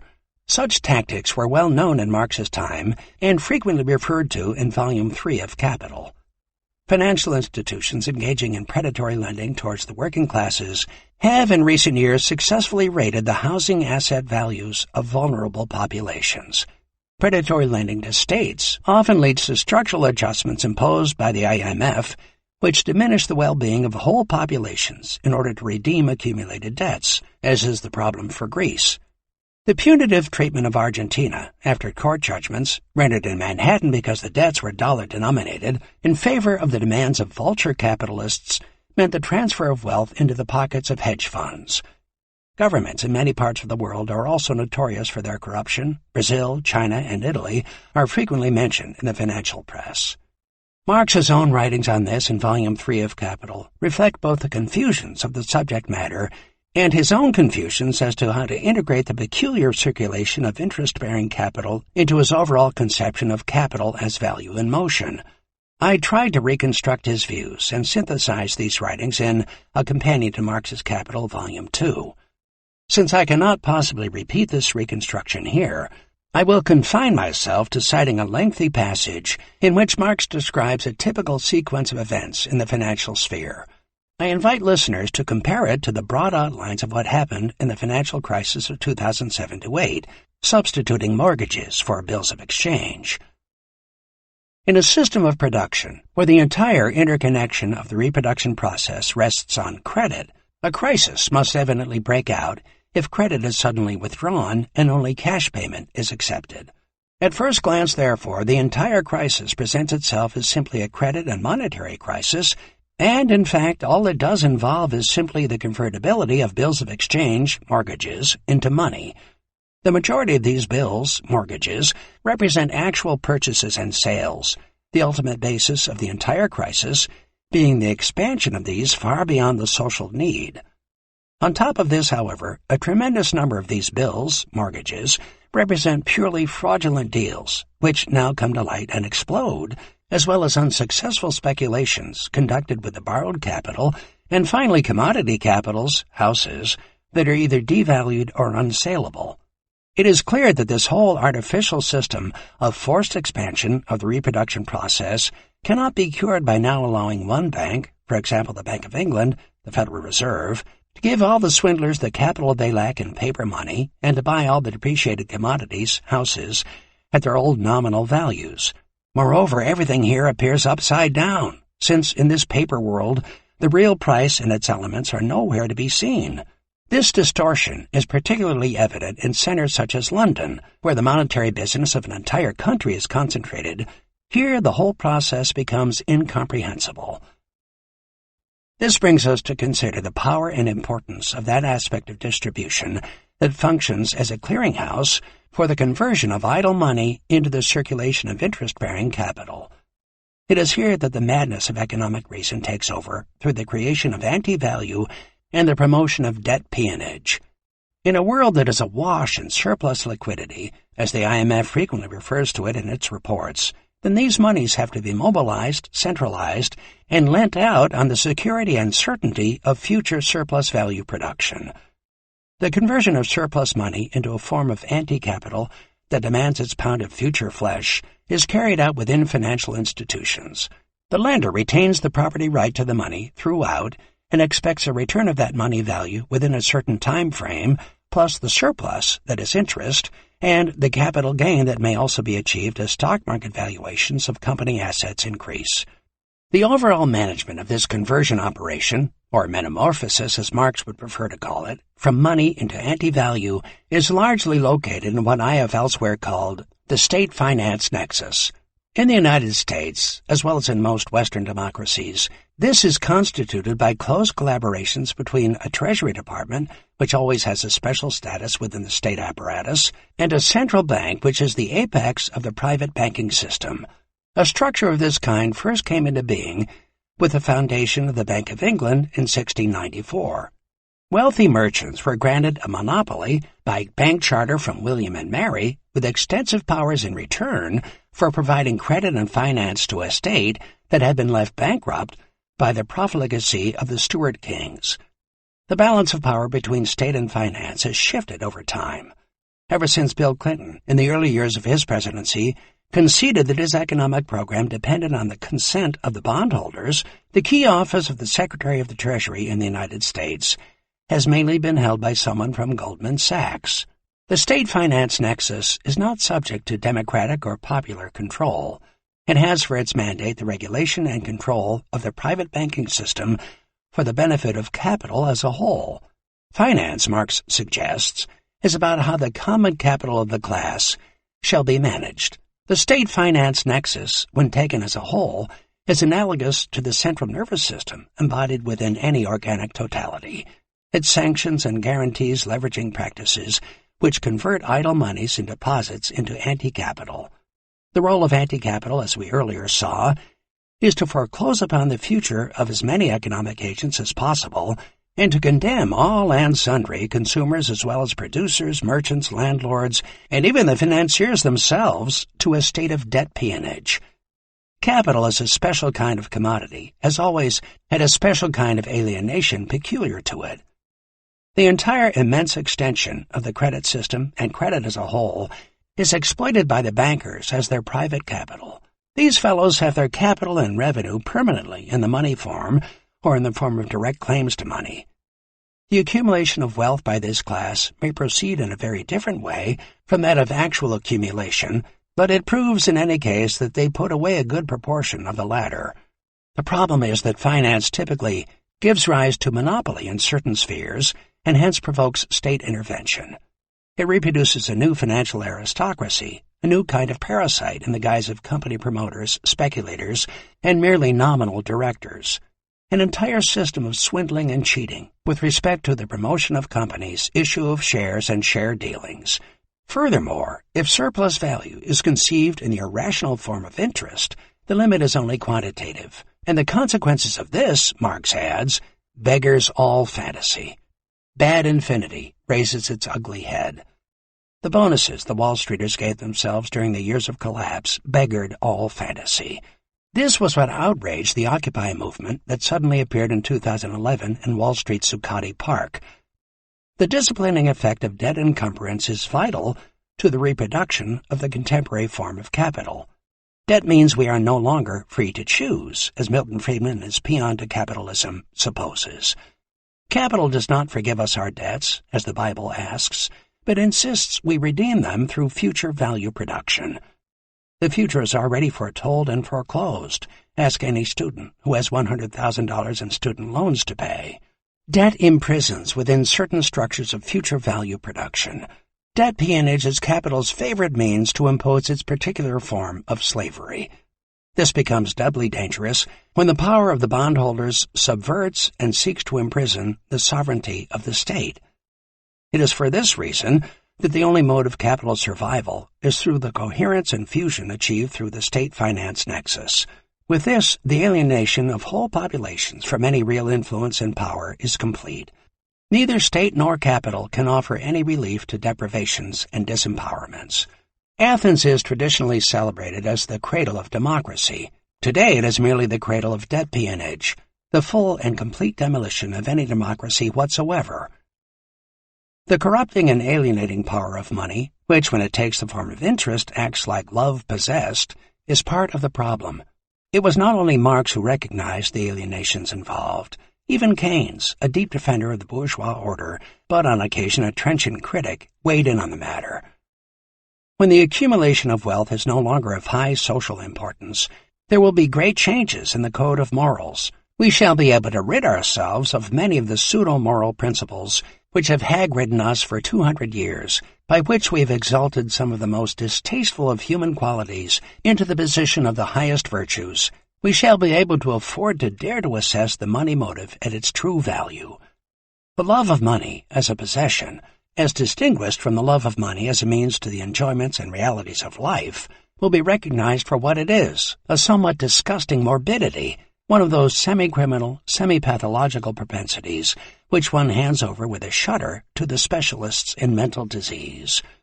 All kinds of social customs and economic practices affecting the distribution of wealth and of economic rewards and penalties, which we now maintain at all costs, however distasteful and unjust they may be in themselves, because they are tremendously useful in promoting accumulation of capital, we shall then be free at last to discard. That human wealth, which should have all manner of social meanings, is increasingly imprisoned in the unique metric of money power is in itself problematic. When the limited bourgeois form is stripped away, writes Marx, what is wealth, other than the universality of individual needs, capacities, pleasures, productive forces, etc., the absolute working out of creative potentialities, where he does not reproduce himself in one specificity but produces his totality, strives not to remain something he has become, but is in the absolute movement of becoming. In bourgeois economics, and in the epoch of production to which it corresponds, this complete working out of the human content appears as a complete emptying out, this universal objectification as total alienation, and the tearing down of all limited one-sided aims as sacrifice of the human end in itself to an entirely external end. This is what beggars all fantasy. This is the insane and deeply troubling world in which we live. Coda. The philosopher Jacques Derrida coined the phrase, the madness of economic reason, in his commentary on Marcel Mauss's account of the potlatch ceremonies of British Columbian indigenous communities. These periodic ceremonies entailed competition between households to give away or destroy possessions in order to acquire prestige, honor, and status. Early Western accounts of the ceremonies interpreted them in terms of economic concepts of a market economy. From that standpoint, as well as from that of Enlightenment reason, the sacrifice of personal and household wealth, painstakingly accumulated over many years, appeared irrational. Mauss found that language misleading.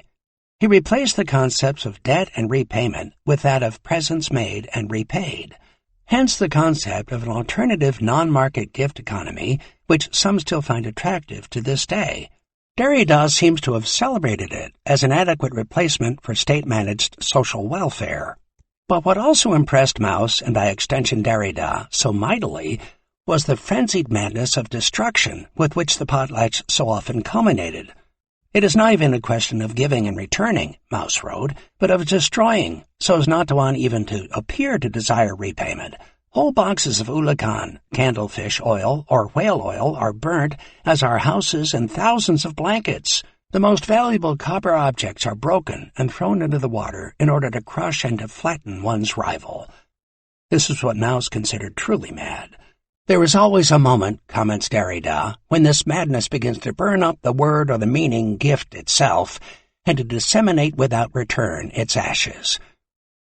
It is not my intention here to suggest that capital sometimes gives in to some primordial instinct to tear down whatever it has built, much as some children seem to delight in stomping on the castles laboriously built by other children on the sand. For it was Marx's point to show how what seemed like, or what was presented as, an act of fate or of the gods in the history of capitalism was in fact a product of capital itself. But he needed an alternative conceptual apparatus to show this. For example, the capitalist mode of production must recognize, Marx wrote, that a devaluation of credit money would destroy all the existing relationships. The banks, as we now all too well know, must be rescued no matter what. The value of commodities is thus sacrificed in order to ensure the fantastic and autonomous existence of this value in money. In any event, a money value is only guaranteed as long as money itself is guaranteed. Inflation, as we all know, must be kept under control at all costs. This is why many millions worth of commodities have to be sacrificed for a few millions in money. This is unavoidable in capitalist production and forms one of its particular charms. Use values are sacrificed and destroyed, no matter what the social need. How insane is that? Capital, we have argued, is value in motion. Within the circulation process of capital, blockages periodically appear. Capital then remains congealed in one of its phases of reproduction because it cannot complete its metamorphoses. In the crisis that ensues, everyone has goods to sell and cannot sell, even though they have to sell in order to pay. Capital already invested is in fact massively unemployed, since the reproduction process is stagnant.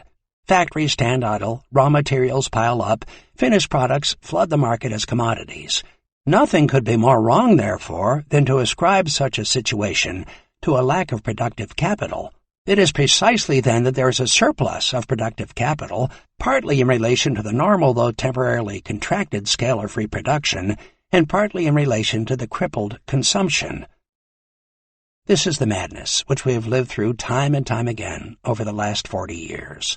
Surplus capital and an ever-increasing mass of surplus and disposable labor sit side by side without there being any way to put them together to produce the use values so desperately needed, even as a third of the children in the United States, still the richest country in the world, live in poverty and often in toxic environments, suffer from hunger and lead poisoning, even as they are denied access to elementary social services and educational opportunities by an enforced politics of austerity. What can be madder than that? What Marx in Capital, as well as in his other political economic writings, does is to suggest a way to cut through all the confusions of the daily workings of a capitalist mode of production and get to its essence, its inner laws of motion, through the formulation of abstractions woven into some simple, and in the end not so simple, theory of endless capital accumulation. Where the real science begins is when we take these concepts, abstractions, and theoretical formulations back up to the surface of daily life and show how they can illuminate the whys and wherefores of the daily struggles which people in general, but workers in particular, face in their struggles for survival. This is what the concept of capital is designed to do, and this is what Marx hoped Capital, as a book, would help us accomplish. What I hope this exposition of Marx's thought has done is to suggest that Marx's way was not a unique highway to be followed, but an open door through which we could progress to ever higher understandings of the underlying problems that inform our current reality. If that reality, with all of its confusing and seemingly insane contemporary political expressions, is to be understood, then some investigation of how capital works is surely foundational. If today's politics look insane, as they seem to me to be, then surely the madness of economic reason has something to do with it. Indeed, it sometimes seems as if we are in a vicious and violent political world in search of a subject to torture and to blame. To be sure, capital is not the only possible subject for any thorough and complete reckoning of current ills, but to pretend it has nothing to do with our current ailments, and that we do not need a cogent, as opposed to a fetishistic and apologetic representation of how it works, how it circulates and accumulates among us, is an offense against humanity that human history, if it manages to survive that long, will judge severely. This concludes Marx, Capital, and the Madness of Economic Reason by David Harvey.